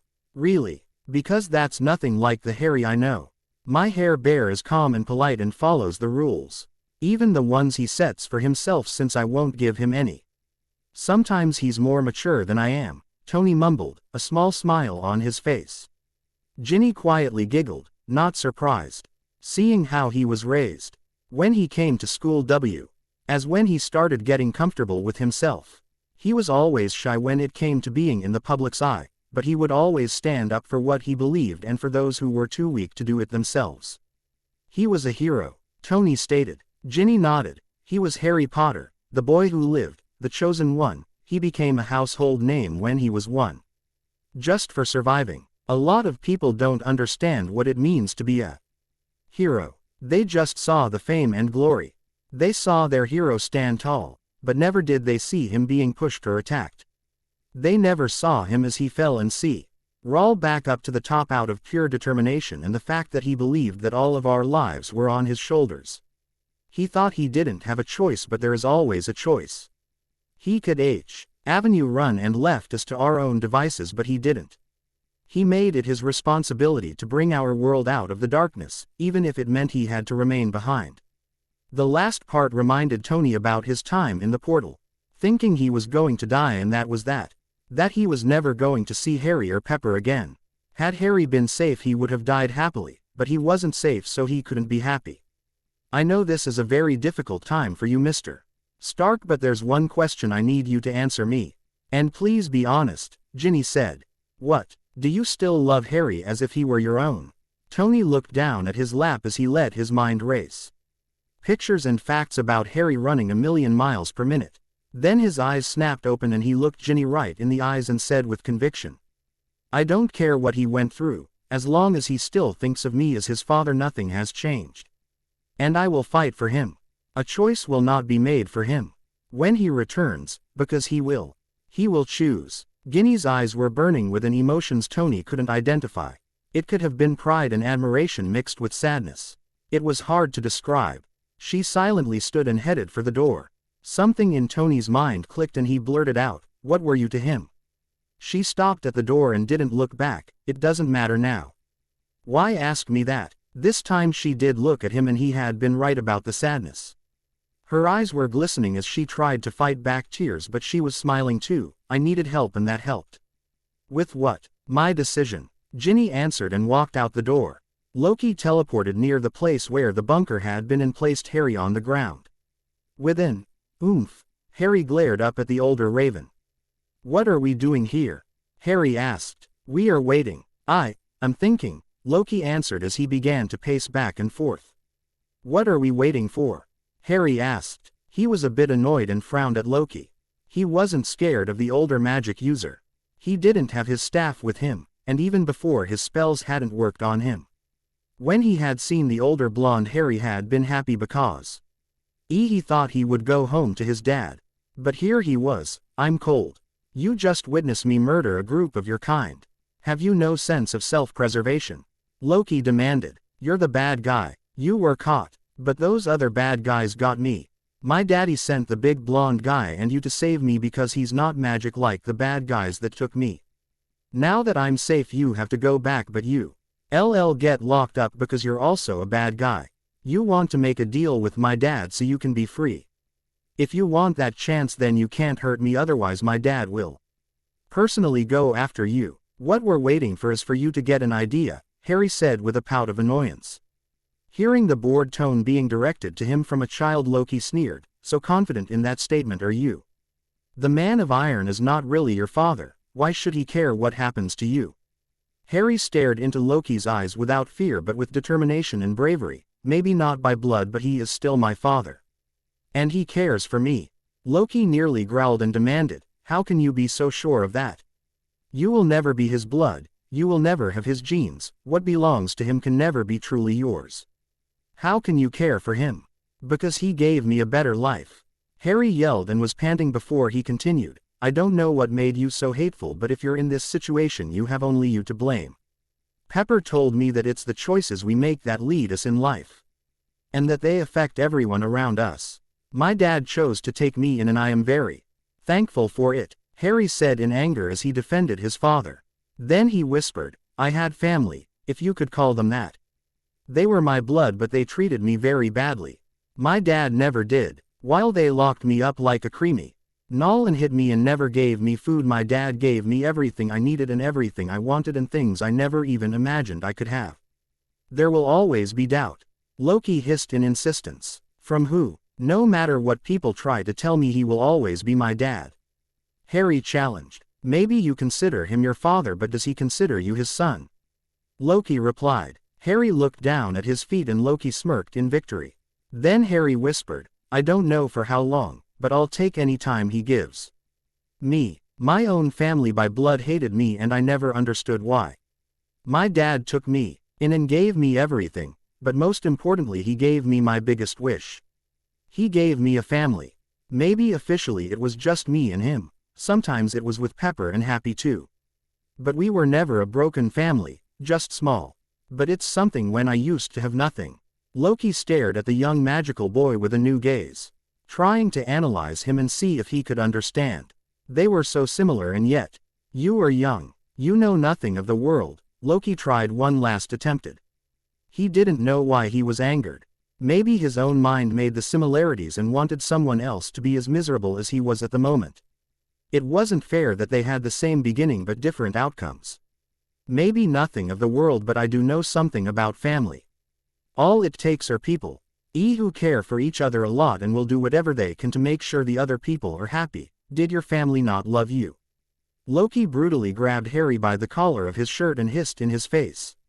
You will not mention those liars in my presence. What did they lie about? Harry pressed on. Nothing you can understand. Loki barked and pushed Harry away. Then explain it, Harry replied, but Loki said nothing. Time passed and with the events of the day Harry leaned against a tree and fell asleep. Hearing the light snoring, Loki looked over to the young one and glared at his sleeping form. He raised a hand and contemplated. This child would be an easy target, and even if he couldn't strike a bargain he would at least leave knowing he'd cause unrepairable damage. He lowered his arm, which felt heavy for some reason. Looking at the sleeping raven under the tree he realized he couldn't harm the child. He didn't understand why not, but didn't want to analyze the reasons even more. With a deep sigh he picked up the child and was careful not to awaken him. It had been a long day after all. He appeared before his brother, who gasped. Loki, hush, the child is asleep, Loki grumbled and motioned to Harry in his arms. A knowing, kind smile appeared on Thor's face as he looked from his brother to the child. The day has been long. It is time we return him to his rightful place. Loki hesitated. He has found a home with the Man of Iron, and they will try to take him by force if need be. Thor's smile faded. I know. But I have faith in my teammate. And if he so chooses to fight for his son, then I will support him and help in any which way I can. His bravery reminds me of you, Loki said. Does it? Thor asked, smile breaking through once more. Yes, it's more stupid than it is noble, Loki replied. Thor's rumbling laughter caused Harry to stir but not awaken. Let us return, brother. It is time. The wizards immediately felt the presence of magic as soon as Loki teleported himself, Thor, and Harry back into the Hellcarrier. SHIELD agents quickly shackled Loki in as many chains they could before escorting him back to his holding cell. Harry stirred awake from his place in Thor's arms with all the commotion. Before Thor could even protest, Harry was ripped from his arms and taken by the magical ones. The blonde was about to go after his friend's child when a hand on his shoulder stopped him. Turning around, Thor came face to face with Fury. "I believe we have some debriefing to do," Fury said. "What of Stark's son? Where have they taken him?" Thor demanded. "He is being taken to the infirmary where the medics and healers will look him over. If they are successful, then the spell cast over Potter will be countered," Fury explained. Thor's brow furrowed. "He will return to his adult self." "That's how it needs to be," Fury said with a sigh. "Why? From the files it is my understanding that Potter deserves the second chance he obtained with Stark." "Why take him away?" Thor demanded. "Potter is a necessity. For more than just his world, he could be useful to us as well in the future," Fury answered. "Heroes have a purpose. Potter has served his. He is finished. Let him rest in peace." Thor tried to reason. Fury sighed. "You seem to think I have any authority here." "I don't. Whatever happens to Potter isn't my decision. His people will decide that happens to him. And they will most likely cure him." Thor let out a small growl and left after saying, "'Tis a grave mistake." Harry was frightened when he taken from the blonde man who had saved him from the people in black. He was surrounded by more weird people and his father was nowhere in sight. "Harry, are you all right? Does anything hurt?" asked a girl with brown hair. "Where's my dad?" Harry asked, ignoring her question. "Harry, what do you remember?" An African man asked. "I was taken and saved. I want to see my dad." "Where is he?" Harry demanded. "Maybe we should allow Mr. Stark to come in," the girl with brown hair said. "What's the point? Once we reverse the spell, Potter will be an adult once more. Playing house with that muggle is over. He's going to have to return to England," a blonde male said. "For once I agree with the ferret," the red-headed man said. "But," the brunette said. "My own. This man thought himself as Harry's father. We're taking him away. It'll be less painful this way," the red-headed man said. "I know, but maybe we should let him see Harry, a final goodbye," the brunette asked. Harry listened carefully to the conversation and started to cry. These people were not only taking him away from his father, but they were returning him to England. "Harry?" the red-headed girl questioned. Harry looked down at his lap and as tears fell from his eyes, asked, "Does my daddy not want me anymore?" There was silence before the red-headed girl knelt down at his eye level and smiled at him. "You really love your dad, don't you, Har?" Harry nodded and tried to wipe away some of the tears. He had to be brave. His was his father's little champ. "Are you happy here, Harry?" the red-headed girl asked gently. Without hesitation, Harry nodded vigorously. "I don't want to go back to England. I'm happy here with my dad. I have a family here. With him and Pepper and Happy and Kevin and Sully. I don't want to go back to my aunt and uncle. My daddy gives me love and hugs and kisses and toys and a warm comfy bed and yummy food, and he makes the nightmares go away and Harry started crying and couldn't continue trying to explain to these people, trying to make them understand how happy he was here. There, sweetheart," the red-headed girl said gently once more as she wiped away his tears with her thumbs. She too was crying, but also smiling. "You're not going anywhere but with your dad," she said. "Ginny, really?" Harry asked quietly. "Yes," Ginny said, ignoring the others. She pulled out her wand as more tears fell from her eyes.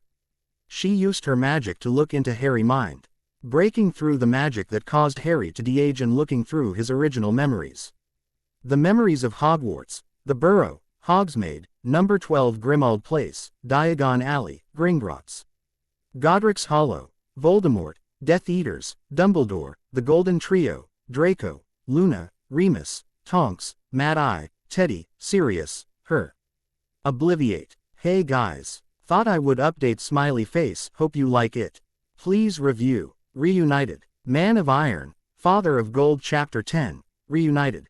With the stress and tiredness of the day, Harry collapsed into Ginny's arms. She gently laid him on the bed and caressed his hair. Behind her, Kingsley cleared his throat and Ginny stood her full height and stared at the people in front of her right in the eyes. "Ms. Weasley, would you care to explain?" Kingsley asked patiently. Ginny shrugged and nonchalantly said, "What is there to explain? A choice needed to be made, so I made one." "It wasn't your choice to make Weasley," Draco said. "Yeah, then whose?" Obviously no one was going to fully listen to Harry. He's a child who for the past few years has been living with this muggle. Of course he'd choose to stay, but that won't matter to the politicians who pull the strings, does it? With no living family by blood present, I think I have more right than anyone here to make this choice, Ginny said confidently. Ginny. Hermione was about to start, but Kingsley raised his hand to stop her. "Why don't the three of you go and fetch our supplies? Ms. Granger, if you would please speak with Mr. Fury. I believe he has some questions about our world. But, now, I believe Ms. Weasley and I have a lot to discuss," Kingsley said in his minister voice. Slowly the three left them. "It's the right choice, Kingsley. He gave us everything and became nothing. It's about time Harry got something. We can't be selfish," Ginny insisted. Kingsley sighed, but a ghost of a smile graced his features. "He's that type of person, isn't he? The one people can't help but be loyal to, at least the real ones that care. Even to those who quickly turned their backs on him, Harry Potter is a beacon of hope. So long as he is alive, there is hope.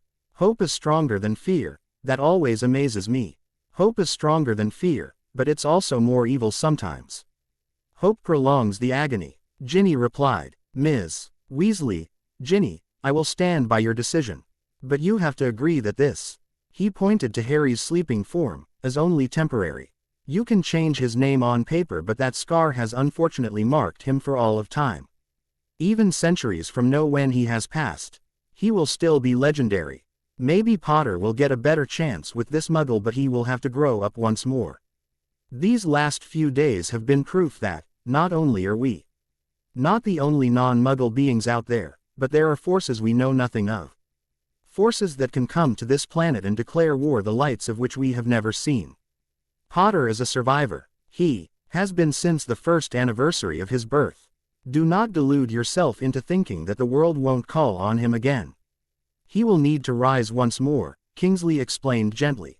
Ginny let it all sink in. Then she sighed. "Where are the healer's medical bags?" Kingsley pointed to them near the corner and Ginny searched through them. Pulling out multiple bottles, Ginny walked back to Harry. Using her magic once more, she did her best to remove the memory charm block and filled the bottles with the memories from his first letter to leaving the grounds of Hogwarts for the last time. Gin. Why then reinforced the memory charm once more? "Come along, Ms. Weasley. There is still lots more we need to discuss. Not just us, but I believe we need to set some guidelines for Mr. Fury as well," Kingsley said. Ginny nodded. She leaned down and kissed Harry's forehead and headed out the door with Kingsley. When Harry opened his eyes, he realized that he wasn't truly awake. He was in Grand Central Station again. Harry assumed he was to meet death once more. Harry blinked multiple times, because even though the white overtone was somewhat blinding as before, he had a huge headache that made it overbearingly bright. It wasn't just his head that ached, but all of him. His limbs, his muscles, his eyes, felt like they were burning. His stomach felt as if he hadn't eaten in months and it was churning. "Master," Death called out. Harry snapped his head up and tried to find the direction where the voice came from. When he spotted Death, Harry frowned. At first glimpse, Death was just like before, the old, thin man in his fancy black suit and cane. However, there was something wrong. Harry blinked a few more times to make sure it wasn't a trick of the odd lighting of the place. So he blinked even more, but it still happened. Death's image would flicker. 1 second he was that same old man, next he would be just a dark, indescribable figure, then he would be a black cloaked figure with a hood and a scythe like in the stories by the Grimm brothers, to another figure he has never seen before but looked female. Harry continued to blink as Death flickered between all these images. His headache raging on full force. The lighting, and the flickering only made things worse. Harry clutched his head in pain and fell to his knees. The Avengers were sitting in their round table on the deck, where they had first arrived to discuss Loki. Natasha and Clint, along with Steve, Tony, and Coulson all sat in chairs at the table. Each of them lost in their own thoughts. Thor and Bruce too were lost in their thoughts, but they couldn't remain seated. Agent Hill came over with one of the magical ones. Her face was unreadable and all of them snapped their heads up and waited for what the brunette had to say. Mr. Stark, she began in a monotone voice, Harry is resting in the hospital ward. You are more than free to be with him. It'll be some time before he awakens. Not too long, but still, a few hours at most. There are many things you need to discuss with our minister regarding Harry's lifestyle and what to expect. But at the moment he is busy with Director Fury. You'll have to wait for that talk. The brunette made a quick turn and began to briskly walk away. Wait, Tony yelled. He had stood up as soon as his mind realized the words that left the brunette's mouth. What? A choice was made, Mr. Stark. Though it's difficult. In so many ways, I can see the logic, but more importantly the heart behind it. Please, take care of him, Hermione whispered before making her get away. Everyone stared at Tony and waited for his reaction. Thor's, Steve's, and Clint's smiles were wide and idiotic. Bruce and Coulson's were much more restrained but still visibly happy, while Agent Hill and Natasha merely smiled. It finally felt like they won. Victory was theirs and it felt sweet. The day was saved, they all made it out alive, and Harry was all right and he was Tony's. The billionaire's face though didn't break out into a smile. It continued to be passive as he made his way to the hospital ward where his son was. Opening the door to the hospital ward, it didn't take long for the genius to locate Harry. His son being the only one in the ward. His sweet little boy, still little, still his boy. His face still had some dirt, as did the rest of him, but he was mostly unscratched. Any wounds that Tony had seen at the tower were now gone and the rest would disappear soon enough. Tony's hand ghost over his son's head, he feared that if he touched his boy he would disappear. Gaining courage, Tony combed his fingers through Harry's hair. Tears blurred his vision and he cried silently as he embraced his son. He was on his knees while his torso leaned over the bed as he clutched onto his son. Hearing the small intakes and exhales of breath and the thump of his little heart brought one of the greatest reliefs Tony had ever experienced. Tony kissed Harry's head as tears fell freely from his eyes. After a few minutes of this, Tony wiped away at his eyes, but it seemed useless. The tears wouldn't stop, and for once he didn't care. He grabbed a chair and sat down while taking Harry's small hand into his. Even though Harry was unconscious, Tony smiled and began to whisper to him, "I'm sorry, Harry, I lied. But it was only for a little while. I would have gone after you if I could. There are a lot of things I understand, Harry. I'm a genius after all, but I've always had trouble with this, being a dad. I did my best. I tried my hardest, but the matter was, you always scared me, Harry. I'm a billionaire, genius, playboy, philanthropist, those things came so easy. I got the money from what my father started. I got his brains, his characteristics. You're a street arc by name and not by blood, but that's good, Harry, that's so good. We have brains, yeah, but it's lonely. You will never understand what a godsend you are to me. Despite my lifestyle, I was so alone. A friend once told me that I was a man with everything and nothing. He was right, but then I got you, and I haven't been alone since. There aren't a lot of people who can understand us geniuses, let alone accept us. But you have heart, so much heart." Tony leaned down and kissed Harry's forehead again and also his little hand. "No matter what happened or what happens, you are my son, Harry," Tony whispered. "I need you, far more than you might ever understand. It's really symbolic, really. The arc reactor is what keeps me alive. I'm a man of science. All mind but no heart, or at least I used to be. Then I got you, Harry. You became my heart, and I'd like to think I'm doing an okay job, but really, Harry, if I'm honest, I just don't know. It's so new to me, not knowing. You scare me, because I don't want to mess up, Hair Bear. I don't want to mess you up. If I make the wrong decisions, you might turn out like me. And who says that's a bad thing?" Tony jumped out of his chai and placed himself between Harry and the impossible in front of him. "I've gone crazy," Tony whispered to himself. Howard chuckled and his ghostly silver blue image shimmered a bit. "Maybe one day, but not right now. I'm actually here, kid." Tony shook his head. That's not possible." Howard raised an eyebrow and said with amusement, "Your teammates with a Norse god, a super soldier from my days. A man that can turn into a huge green rage monster, a couple assassins, fought a magical trickster and aliens, and this is impossible. Okay, I see your point. But like I told Steve, I'm still working on believing. Tony replied as he looked at the shimmering image in front of him. It was his father, wearing a white collared shirt, black pants, suspenders, and polished shoes. And his own signature stark facial hair. Very 40s if you asked Tony. That's probably because his father's ghost image in front of him was of him in the 40s. Speaking of Steve, mind if I go get him really quick? I'm sure he'll shit bricks at seeing this. Howard just shook his head and chuckled. It's good to see you again, Tony. Joking all but leaving his system, Tony sobered up and realized his father was in front of him. A lump rose in his throat and he had no clue whatsoever on how to continue. Howard took in the sight of his son and smiled. Then he looked at the bed and his gaze softened. I wasn't lying. It wouldn't be so bad if he turned out like you. Tony snapped back into himself and scoffed. You've been gone a long time. If you had any idea of what I've been up to, you wouldn't say that. Howard really looked at Tony with critical, analyzing eyes. Tony almost feared he'd get yelled at as if he were a child again. Instead, Howard's gaze softened once more and he said, I don't know if you remember. You were very young when I told you this, but I once told you that I believed the entire planet to be one huge machine. Tony nodded. It was after one of many talks about my current defrosted teammate, I remember. Howard chuckled. It was something that helped me some days to accept that I might never find my friend. I had an idea that perhaps the super soldier serum would keep him alive. I hoped someone would find him.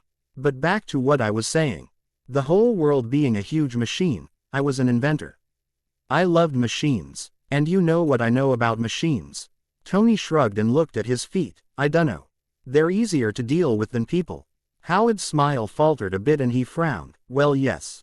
I suppose. Machines don't judge. They don't have sarcasm, and they actually do what they're said to do. Tony's looked away and mumbled, unless they're broken. Well, that's the beauty of machines, they can be fixed. And what I was getting at is that machines come with all the parts they need. Some parts are used early on, while others have to wait until it's their turn to fit in place. Steve was just found way before his part was needed. Howard said very seriously. That's very touching. Should I relay this message or do you want to do it yourself? Tony asked with a hint of jealousy in his voice. Even after his dad came to visit the world of the living. No matter how impossible it seemed, he was still more hung up on the super soldier than his own son. With the world being one huge machine, Howard pressed on like he hadn't heard Tony, but he had. He knew what to say next to make his son understand that he understood and that he did care. There are no spare parts. Every piece fits somewhere. Every piece is needed for the machine to function. You're not a spare part, Tony. Never think that. You are very important. If you don't want to take my word for it, I understand. But just look at my grandson and I think you can agree that I'm right. You and I. Tony paused for a bit. He had taken his father's advice and looked at Harry. He was here for Harry's sake, to protect him, to teach him, to love him. We never had a very stellar relationship. I was so arrogant growing up, and I was a genius. When I wasn't out being Mr. Casanova, I was locked away working on projects and experiments. I didn't have any friends. I'm raising a little boy with no references on what it means to be a good dad. Am I doing the right thing? Obviously not. Look at everything that my son was put through the last few hours. You're not messing up, Tony, Howard said with no doubt in his voice. Yeah, and how would you know? Tony demanded. Because Harry loves you. He worries about your well-being. He cares for what you have to say. He looks for your approval and never wants to disappoint you. You're there every time you can. You put things aside so you always have time for him. You make sure he's treated like the most important person in the world, Howard said. That's because he is, Tony replied. And that right there is why you aren't messing up. The world sees him as a hero, as a savior. They see the title, not the person. For the world he may be Harry Potter. But to you he's just Harry. That's what he wanted, still does. Both of you are like gears that fit into perfect sync and help each other function. Harry's a bit like Steve. They found him early on and used him. His part became rusty and wouldn't work properly. While the world decided he was broken and threw his part away, it was you, Tony, who decided to polish it back into its shiny working glory. You fixed him, Howard said with a gentle smile. Tony shook his head. No, Dad, it was him that fixed me. They fell into a comfortable silence as they watched Harry sleep peacefully. I'm sorry, Tony whispered. I should have been a better son. Howard shook his head. No, I'm sorry. I should have been there for you more. But I'm proud of the man you've become, Tony. I'm happy that you've found your way. I know it wasn't easy, but you did it. And you did it all by yourself. And I want you to know that both your mother and I are so very proud of you. And we love our grandson with all of our hearts. Tony's eyes glistened and he had to choke back a sob. He was unable to speak, so he merely nodded, once more falling into another silence. I have to go now, Howard whispered. Wait, can't you stay? Just for a bit longer. Just until Harry wakes up. Please, Tony begged. Howard smiled and tried to place a hand on Tony's shoulder. It just passed through and Tony shivered a bit at the coldness. I would love to, if I can all try to see him, but that's for another time. The only reason I'm here is because Harry's unconscious. Tony frowned. I don't understand. Howard stuck his hands in his pockets and sighed. Harry's very special, Tony. Far more special than you realize. He is more than just the boy who made you a father, more than just the savior of the wizarding world. And more than just magic. Howard's face went from gentle to serious far too fast for Tony's liking. Tony, I am literally not allowed to say. In fact, me being here mentioning this much, I'm already breaking dozens. Maybe even hundreds of rules. Tony frowned. What's going on? You need to be very vigilant these next couple months, Tony, maybe even years. I can't be sure. Time after death is very odd. You also need to widen your view and open your mind, son. You now know that you aren't alone in the universe, heck, not alone on the planet. You need to be very careful, especially for Harry's sake. Howard warned. Tony's chest clenched in fear. Why? What's happening? I wish I could just flat out tell you, but I can't. I literally can't. I'm so sorry for all these riddles. But I have no doubt that you'll figure things out. What am I supposed to figure out? Tony asked, trying to remain calm, though a feeling of total unease began settling inside of him. Just because. Loki seemed to be calling out the orders. Don't be fooled into thinking that he's the puppet master in all of this, Howard said. Tony's brow furrowed. Reindeer Games isn't the puppet master. Then who is? Howard looked very angry and his image flickered for a few seconds. I can't say, but I can warn you. You have to be very careful, Tony. What does Harry have to do with this? It can't be just because I'm Iron Man and he's my son. Tony insisted. It's not. In the coming of future events, death will play a huge role in the matter. Harry's current title might throw him into the middle of something very big and very dangerous. He'll need to learn, he'll need to know, he'll need to be ready just like the rest of you. I don't understand. Tony cried. I'm very sorry, Tony. I can't stay any longer. Just remember, you can't hide him away from all this. He's a Stark now. He's bound to get into some serious trouble, far too serious. These last few hours will be a joke compared to what's to come. Then what do I do? Tony demanded, chairs once more falling freely. What you've been doing, son. Love him, believe in him, and stay at his side. Goodbye, Tony. Wait, will you visit again? Tony asked desperately. Howard's face softened once more and he smiled. I don't know. Maybe one day when Harry's stronger I might. Heck, we might even have a family get-together for Christmas or something. I really have to go now, Tony. Just remember, be there for him. And also remember that I love you and your mother and I could not be prouder. Howard's image flickered one more time and then disappeared. Tony was left in the darkening room with his still unconscious son, new worrying information, and the feeling of not even knowing how to begin to process any of the information.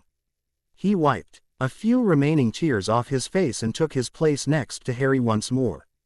Harry opened his eyes once more and realized that he still wasn't awake in the real world.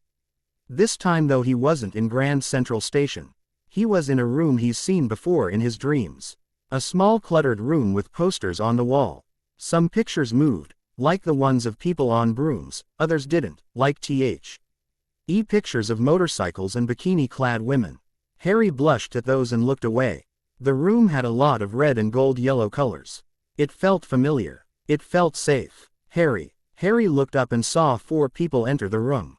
The only woman was a redhead with very green eyes. Like his green eyes. The man next to her had wild unruly black hair, just like his. After him entered a man, with long black hair and silver blue eyes. Followed by a man with sandy blonde with brown eyes. "Hello pup," the sandy blonde said with a gentle smile. "I know you," Harry said with confusion. "How?" The redhead smiled and sat next to him on the bed and placed a hand on his shoulder. "It doesn't matter where you met us, Harry. All that matters is what we are." Harry scrunched his face in confusion. "What are you?" The man with the wild unruly hair took a seat on the other side of him and copied the woman's action. "We're your family." "Family," Harry said, looking between the man and the woman. Then his eyes widened. "Mummy. Daddy." All of the adults smiled as the woman placed Harry on her lap and hugged him. The man hugged them both. "Hello dear," Lily said. "How?" Harry asked, silent tears falling. "We're dead, honey. You have the power to call us," Lily said. "On occasion," Remus corrected. "Right. Like now," James said. "What's going on?" Harry asked. Lily combed her hand through his hair. "It's very complicated and we don't have enough time, sweetheart. We just came to tell you a few things." "What?" Harry asked, closing his eyes and enjoying his mother's movements. "The man that attacked New York. He wasn't the one in charge. There is still danger out there, Harry," Sirius said, crouching down in front of Lily to meet Harry at eye level. "What can I do? We wish you didn't have to do anything, dear. But you will be a part of what's to come," Lily said. "Me? Why? When the time comes, you'll understand. Our time is almost up. Just trust your new guardian, Harry. He'll keep you safe," Remus said. "My daddy Tony will be involved too," Harry asked, worried. "You're involved?" "So of course," Sirius replied. Harry looked to all of them, memorizing all of their faces the best he could. "Do you guys like him?" "Well, you could have ended up with someone more normal, but you're a Potter. We don't do normal for some reason. Then again, it would be so boring if we did," James said with a smirk. When he saw Harry's confusion, he smiled and said, "He loves you like a son. He loves you just like I do, son. So yeah, we like him."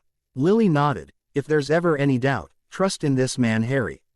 He will always put you first. That's all I could ever ask of anyone to do for my little one." "It's time," Death said from the doorway. The adults nodded and stood up. "Wait, can't you stay a bit longer?" Harry asked. They all smiled and each took turns hugging and kissing Harry. Lily was the last and she said, "We'd like nothing more, but you're still alive, sweetheart. And your daddy Tony has been waiting for a long time now. We'll be here for you, Harry, always. I love you. Dada loves you. So do Siri and Remy. And so does Mr. Stark. You have to be with him now."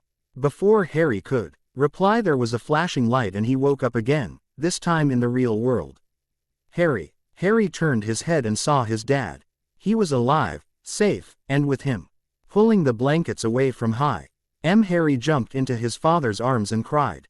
Tony cried too. "Daddy, I love you. I love you too, buddy." Tony placed him back on the bed and looked at him with a faux strict face. "Never scare me like that again. Do you understand me, young man? I'll let it pass this time, but next time you nearly give me a heart attack, you are so grounded." Harry just giggled and reached out to hug his dad again. "I wanna go home now, Daddy. Can we go home? Anything for you, buddy. My imagination has betrayed me. I swore to myself when I started this that it would just be this. No strings attached or anything. A total clean cut. But I wanted to fix the whole death thing without going to previous chapters and changing anything, and then the part with Howard just seemed too perfect. Really, it was just going to be this story with some one-shots that included Christmas dinner, maybe with ghostly relatives. Halloween seems fun to do. Harry getting his letter and Tony being reluctant to let him go, be it Hogwarts or Salem Institute. Harry reaching puberty and all of the Avengers trying to give him the talk. Harry graduating and wanting to move out and Tony have a fit. Harry getting engaged but Tony not accepting it until he does, and then he goes into full bridezilla mode. Well, this is technically the last chapter. The epilogue is next. And damn, I practically promised a sequel. I got some serious mixed reviews last time, so I'm curious to what you say this time. Special thanks to Blossom Monkey. I made a Facebook page for this profile. It'll have all my updates, ideas, inspirations, yada yada. All the FF information without any of the useless personal junk. If you've read Babysitting Kidvengers and have wondered about the pictures I've used, I have 9 different ones about the Avengers as kids. They are truly adorable. Pages, fan fictions of Lunabelle Marauder Knight, 3566676944088830. If copying and pasting doesn't work, I have a link on my profile. Please like smiley face. Epilogue. I'm going to start this by saying that I am pansexual. I honestly just love people. Who they are, what gender, background, or whatever doesn't matter to me so long as I like the person. If that makes me a Slash fan, whatever. I don't care. I am what I am and I am not sorry. And by the way, you look like an idiot bashing a Slash fan on a non-Slash story. Every flame you directed at me was so far from what I AC. Truly, like, you might as well have compared apples to oranges. My second point is that sophisticated and educated readers know not to criticize a work based on the plot. Doing so is beyond juvenile. A true reader will criticize the work and writing style. Thirdly, do you really think I'm going to take the insult of a spineless coward seriously? If you want to nag me with your narrow-minded, homophobic, irrational bull, man up. Grow some balls, and use an actual account and PM me. Go ahead. I dare you. Man of Iron, Father of Gold. Epilogue. Tony called some of the medics over to check Harry over.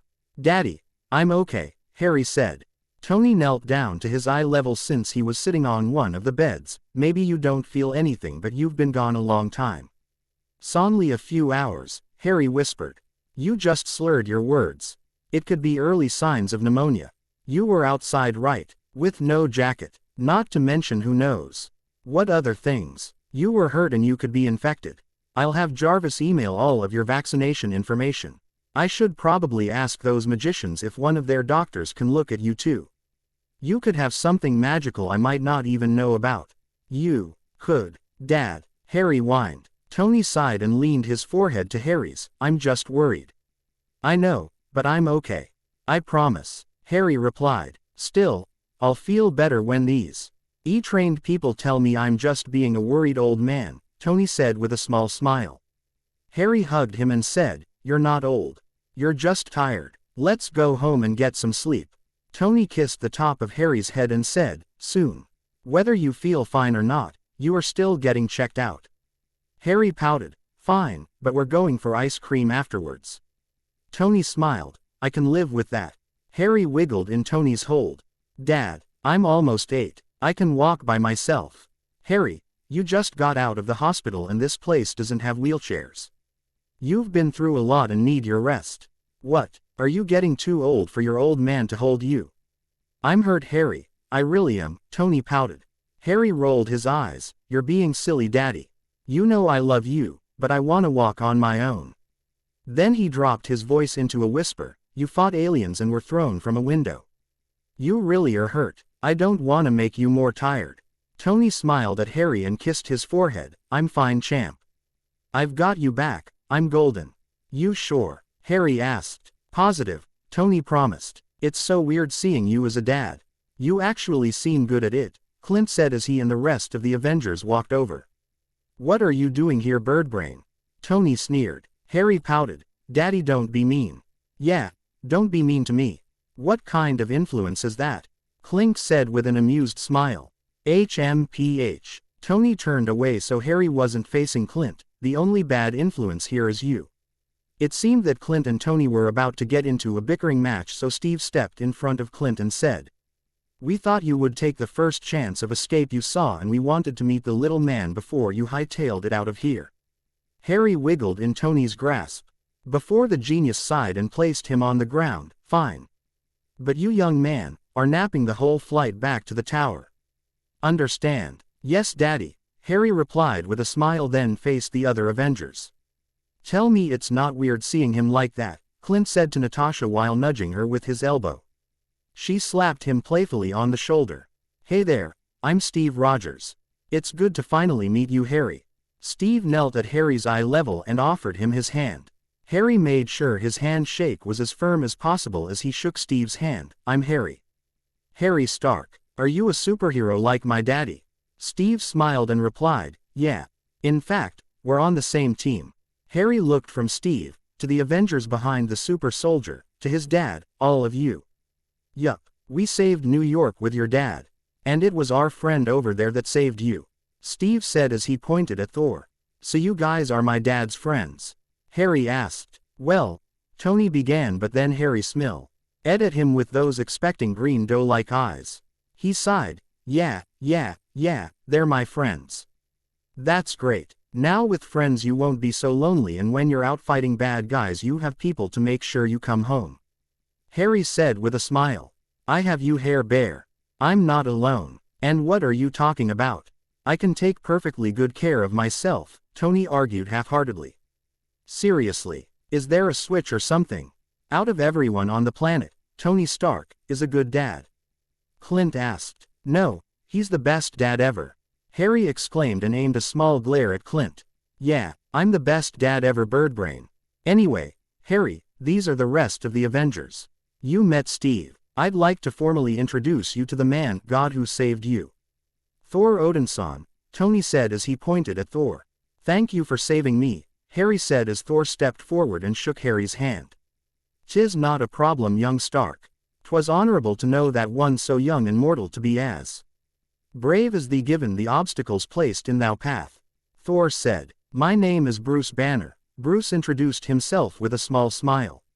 Harry looked at him and they both jumped when they felt a spark when they shook hands. You're the green guy. Yeah, that's me, Bruce said awkwardly. You're awesome. Oh, and thank you for saving me too, Harry said with a bright smile. Saving you, Tony echoed. When I first arrived here, he was fighting with Mr. Odinson and a plane came out of nowhere and started shooting. Mr. Banner got me to a safe place, Harry explained. As the Hulk, Steve asked, and mirrored everyone else's confused looks. Bruce shrugged. The other guy likes Harry. He didn't want to see him hurt. Harry's just awesome like that, Tony said and switched topics. He liked Bruce a lot, but didn't want anyone from SHIELD getting any bright ideas of using his son as some sort of control for the Hulk. Well, you've met the super solider, the demigod, and the big guy. The rest of the team are Natasha and Birdbrain. Nice to meet you, Harry, Natasha said with a pleasant smile, and Harry blushed and said, Hi. Aren't you just adorable? Seeing Harry blush more, Tony just chuckled. He's a Stark. Don't expect anything less. And I'm Clint Barton, Clint said and offered Harry a smile and a handshake. So are you leaving? Steve asked after all the introductions were made. I want to get Harry as far away from here as fast as possible, Tony replied. What about the portal to send Thor and Loki home?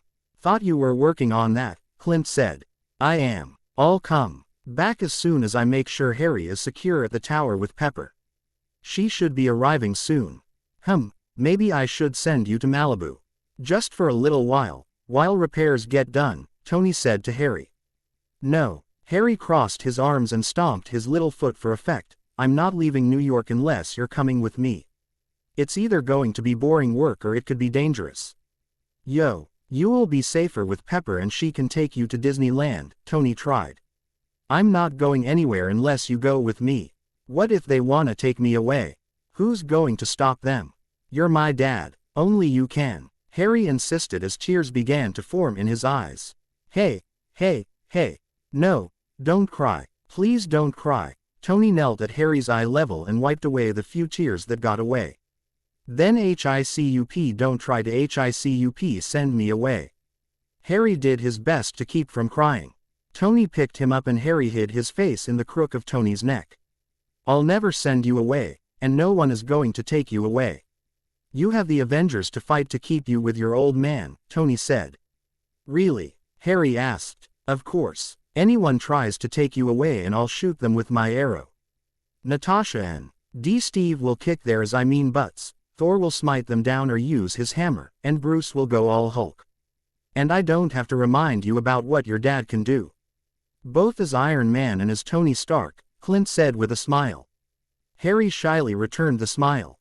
Mr. Stark, Director Fury and Mr. Kingsley wished to have a word with you, Agent Hill said. Tony nodded and then turned to the rest. I'll come and say goodbye before we leave. Once the doors closed behind Tony and Harry, Clint turned to the others, still weird. Him being not sarcastic or rude. There was a chorus of, yeah, from Eve, Ryan as they too turned to go where they needed to go. Thor walked with his head lowered through the helicarrier. He had just been to Loki's cell, but his brother made no attempts to talk with him. Thor had tried everything that came to mind, trying to reason with him and make him see that his past actions were incorrect. That, despite what he thought, they were brothers. That he would plead with the Odin All-Father to be lenient in his punishment, but that he needed Loki to at least show him some sort of response to let the blonde know that he was actually somewhat feeling guilty. The only thing that seemed to faze his brother was when he mentioned the young Stark. Thor assumed that since they were both similar in their beginnings, it would pull on his brother's heartstrings. They were both magic and adopted into a family not their own. His brother though did not know, and the way he found out caused many a trouble, while the young Stark knew he was adopted from the very start. The young Stark doesn't really know of his past or ancestors. But unlike his brother, he seemed okay with merely knowing that the Man of Iron cares for him like a son. Speaking of the young Stark, Thor spotted him looking out of the window with no one else around. Should ye be here without supervision?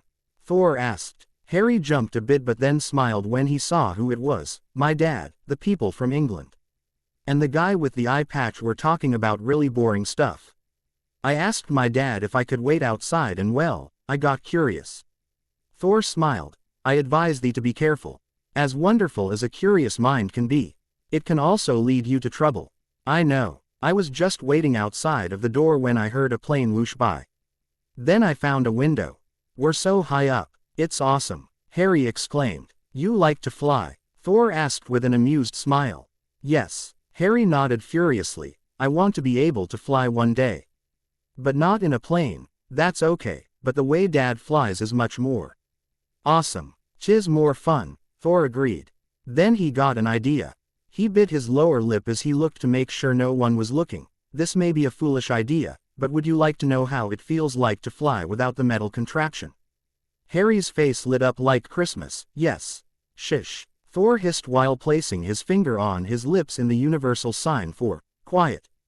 It'll be a quick round around the helicarrier, but no one must know. Agreed. Harry nodded and they both sneaked off. That was totally awesome. You were so cool, Harry exclaimed as they landed back near one of the gates. Thank you. I'm glad you enjoyed flying. 'Twas fun, was it not? Thor asked as they walked in and found a place to sit in the hangar. Very fun. I love being in the sky, Harry commented, and they fell into a short silence. Thor broke that silence when he said, I apologized on behalf of my brother. Harry blinked. Just make sure he doesn't go attacking any more cities, okay? That's not very nice. Thor blinked too as he stared at the Harry. I meant for taking you after already being taken. That, oh, well, don't worry about it, okay? He didn't hurt me. Not that he could. I'm very strong, like my dad. Harry said with a smile towards the God of Thunder. Many agents looked their way when Thor's laughter rumbled through the hangar. Thou are very strange, young Stark. Good strange or bad strange? Harry asked. Good, most good, Thor said, and looking at this small boy reminded him so much of Loki in his younger days. Before, when their biggest problem was making sure they passed their schooling and training. What's wrong? Harry asked. Nothing, young one, merely reminiscing, Thor replied. You're worried about your brother? Harry guessed. Thor decided not to lie to Harry when it was obvious that was his problem at the moment. When he took me, he tried to make me think my dad didn't love me, Harry whispered. I apologize dearly, Thor said instantly. Harry shook his head. It didn't bother me. I knew my dad loved me. Your brother told me I didn't understand the world. I told him that maybe I didn't. But I do understand family. I told him that all it takes are people who really care for each other to be there for one another, and that's what family is. Blood isn't really that important. You were very wise for being so young, Thor commented. He called you and your family liars. What were you lying about? Harry asked. Thor sighed. My brother, like you, was adopted. Though it was kept from him for much longer. When he found out he was distraught. But not necessar. Why of it being kept from him but at the shock at whom he really was? He's still your brother, right? Harry asked. Thor smiled. Aye, but he wishes to ignore that. He can only see his ancestry, which are the monsters parents tell children of Asgard at bedtime to keep them from doing mischief. Thor replied. I guess that can make someone mean. But, Harry scrunched up his face as he thought about the words he was looking for. Even if he's from someplace else, even if the people from his family were really mean and scary, that doesn't mean he has to be. My aunt, uncle, and cousin were mean and scary people and I'm related to them. I'm not like that. Thor smiled at Harry again. No. Ye are the better part of the mortal world, the one that holds much greatness for the future. Harry smiled at Thor. You guys are going home soon. Quote, your father merely has to help with some of the computers to send us back correctly. Should be soon. Thor answered. Harry undid a bracelet on his right wrist and handed it to Thor. Can you give this to your brother for me? May I ask why? Thor asked as he inspected the bracelet. It was more of bright red and gold thread made into a bracelet. I was first adopted. I couldn't believe it. I was never sure if my dad really actually wanted me. So Pepper had this made and gave it to me. It's the colors of my daddy's Iron Man armor. She told me that if I ever had any doubt whatsoever about not being his family to look at the bracelet. It was a reminder of our bond. So long as I wore it I'll never doubt it again. Harry explained with a smile. Will you not miss it? Thor asked. Nah, I already got all the reminders I need. I think your brother needs it more than I do anyway, Harry said. Thor ruffled Harry's hair and thanked him. In Betwee, End Tales of Asgard and His Adventures, Tony arrived with Ginny. Tony sat there in one of the many rooms of the Helicarrier in one of the many tables as he listened to everything to expect and what is expected of him. Most of what he was told he already knew. Harry's magic is instinctive and since he doesn't have control over it there are bound to be outbursts when he's frightened, angry, or sad. Song. Times things will happen when he's very happy. Since Harry is magic there are some things that he can see that others can't. Tony sighed loudly in annoyance. This was so boring. Everyone though ignored him and continued to talk. Kingsley, the brunette, and the redhead were explaining some of their world policies to Fury and his agents. They were making some sort of contract. Fury will help keep the magical side secret and in return the magical world will help keeping the human race thinking they're the only ones on Earth, and in the Milky Way, for that matter. Harry had long ago gotten bored and was allowed to leave. He promised not to wander off and it seemed like a good idea at first but now Tony was beginning to worry. He may be sweet and innocent but he was a Stark by name and a Potter by nature. From the short talk he had about Harry's parents he learned one thing. A Potter takes to trouble like a duck takes to water. Tony dramatically scooted his chair back and the screeching noise made everyone's focus turn to him. He stood his full height and smiled. As exciting as all this is, really, my son is apparently a troublemaker and is loose in this giant war contraption. I'm going to go look for him. We aren't done here, Stark, Fury said in his most powerful, I'm in charge voice. Unfortunately that doesn't work on Tony. I got the basics, which by the way, that means by the way for you old folks, I already knew. If something else comes up that's important just text me or send me an email. As Tony exited the room he looked back and forth and tried to determine which way his son went. Harry likes high places. Turning around Tony noticed the redhead. Right. I'm sorry, what was your name? Ginny Weasley. Ginny introduced herself. Right. Sorry. With all that's going on, I wasn't paying too much attention to who's who. Tony Stark, Tony said as he extended his hand to shake hers. You're an important man with quite the arrogance. Had I introduced myself anyway, would you have seriously remembered? Ginny asked. Not really. I'm not good with names, Tony replied. He was going to say something witty like, maybe you since you're a redhead and I like redheads but. Something about this particular redhead screamed, don't even think about it. It was nagging the back of his mind that he blurted out again, what were you to Harry? Does it matter? Ginny asked. It did, Tony replied. It doesn't now, Ginny said. But, a choice was made, Mr. Stark. Now we live with it. Harry's the one who matters now. If you for whatever reason feel the need to repay me, just make sure he has the best life he can ask for, Ginny said. Will happen regardless, but I'll spoil him rotten for you if you want, Tony shrugged, though there was an odd feeling in his chest. He thinks he feels sorry for her. Not with pity, but with actual remorse. I don't think he'll let you. He's very humble, Ginny replied. True. And, you know, thanks, Tony murmured the last part. 4. Ginny asked. From what I paid attention to, Harry's really important, some sort of political figure. Ginny have a single nod and a shrug. They were basically using him and would have continued. Even Fury wanted to get in on it. Maybe I'm not his real dad, but I've really come to love him. Even if he was changed back and didn't remember me, Harry's a good person who didn't deserve to be used. I would have made him move in with me regardless. Be my best friend or little brother or something. Yeah, well, it's still very early. You and I are bound to get into a lot of trouble later on. But if I'm going to get in trouble for something, at least I won't be getting in trouble alone. And as far as causes go, I think this one is a pretty damn good one. No argument there. They walked around in silence. Tony didn't feel like it was awkward, but he felt like it should be. Then he blurts out more, you know. Your boss mentioned something about having someone visit Harry to explain the wizarding world to him little by little. I think it should be you. You can come over as many times as you like. In fact, I can probably get you your own floor. Move in, become an unofficial Avenger, or magical ambassador or something. Ginny smiled. As brilliant as that is bound to be, I don't think it's right for me. But I'll make sure whoever does become the magical ambassador is a good pick. You sure? Tony asked. They stopped in the middle of the hallway and Ginny nodded. Thank you for being considerate by giving me a chance to be close to Harry. I'm not going to deny or confirm any of your suspicions, but still. Even as just a friend, being close to Harry and not have him recognize me, it's too painful right now. I have to adjust first. I understand. And thanks again. I can't imagine it being easy. Just thinking about Harry not knowing who I am, it'd break my heart.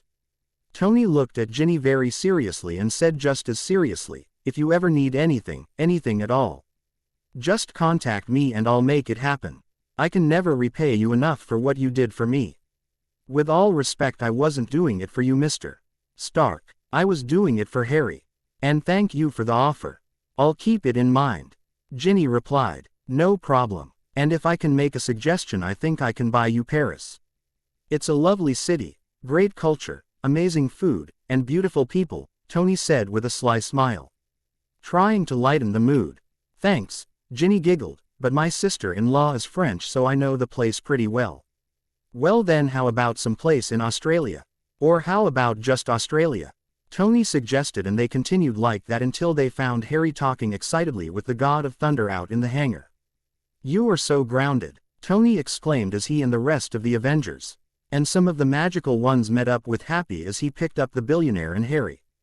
His eyes widened and he was pale as he stared at his son. It's just Sully, Harry said as the California King snake moved up from Harry's arm to rest on his shoulders. It's a snake, Tony stated. It's Sully, Harry repeated. It's a creepy crawly snake, Tony cried. It is Sully, Harry pronounced each word. You said I could have any animal I wanted and I liked Sully. Sully the snake. Makes perfect sense to me, Bruce said with an amused smile as he watched father and son interact. No one asked you, Tony snapped at the doctor. You did in the lab, Bruce defended himself but stepped back and raised his hands up in surrender at Tony's glare. The spell that was placed on Potter was very strong. You don't think? Draco left it hanging in the air. Hermione shrugged. Well, it was a trait he got from Voldemort. With Voldemort gone, he shouldn't be able to. I mean, that would be logical, right? Since when is magic logical? Ginny asked. And what if this spell has more to do with time than actual technicality? What do you mean? Hermione asked. If the spell Reaver led Harry to the exact same point instead of form and reinforced it with similar magic used by time turners or something, it's possible. Ginny tried to explain her way of thinking. What on earth are you all talking about? Clint asked. Potter. Ow. Draco glared as Ginny jabbed him in his ribs with her elbow. Potter, can you speak with the snake? What? Tony cried. Don't be daft, Malfoy. On said with an eye roll, and Tony gave a sigh of relief. Anyone can speak with a snake. The question is, Harry, can you understand it? What? Tony cried again. You guys have totally lost your... Clint started. Yes, Harry answered. Is that normal? No, said Draco, Ron, Clint, Natasha, Bruce, and Tony plainly. You can really speak and understand snakes? Steve asked curiously. What's going on, Master? Sully asked. They're shocked I can speak with you. Harry replied. Look on the bright side, sir. He knows a second language. Happy tried, though he was fighting off a laugh. Only Harry could make his boss lose his cool. Tony glared and accusingly pointed a finger at Happy. I don't want to hear anything from you yet, Happy. Not only did you get him a snake! Exclamation mark. Don't think I've forgotten Harry got loose on your watch. Though his voice told everyone that he wasn't really actually upset with Happy, knowing it would have happened regardless of who was watching Harry, guilt still ate away at Happy. I'm sorry about that, sir. I thought he was in his room. I had no idea what he was capable of, Happy apologized. Daddy, Harry whispered as he pulled on Tony's pants leg, if I promise to get a good home for Sully. Can Happy not be in trouble? It wasn't his fault. It was all me, I swear. Harry's eyes were wide and doe-like, and with his pout he was the very definition of a puppy pout. Tony sighed. Happy's not in trouble and Sully can stay. And I guess at least it's not a cat. Tony gave in. Yay. Harry jumped in happiness and gave a thumbs up to Happy. The older man returned the gesture with 2 thumbs, a smile, and a wink. You're still grounded though, Tony said quickly. Oh yeah, Clint asked with a smirk. How is the big bad Papa Wolf going to punish his little cub?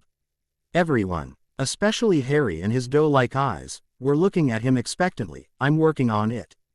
Ha, face it, Stark. He could cause a second Chicago fire, and the worst thing you'll do is what? Remove his private jet privileges. Force him to watch TV on a 25-in TV. Take away his robot butler. Clint said. Tony and Clint bickered for a few minutes before the magical ones spoke up and said their goodbyes.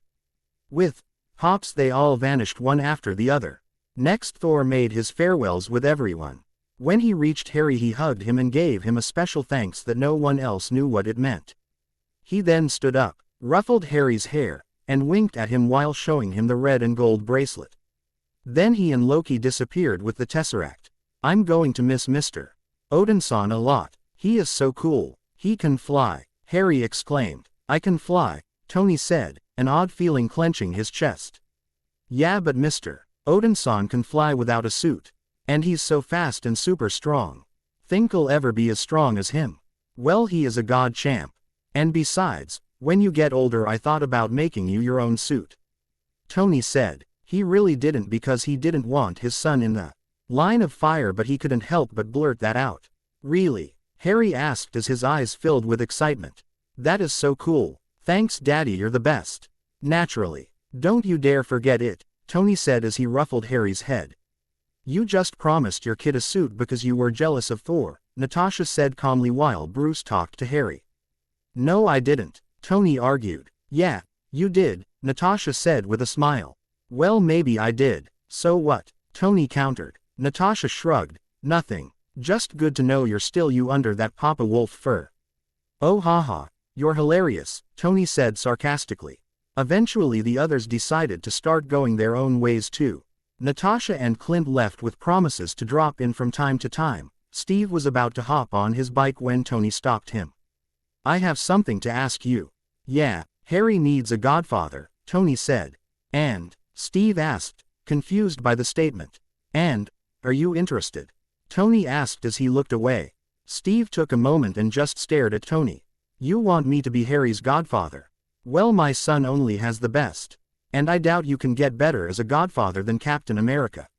Tony said a bit defensively. Thor saved Harry and he's a god. Wouldn't that be better? Steve asked with a raised eyebrow.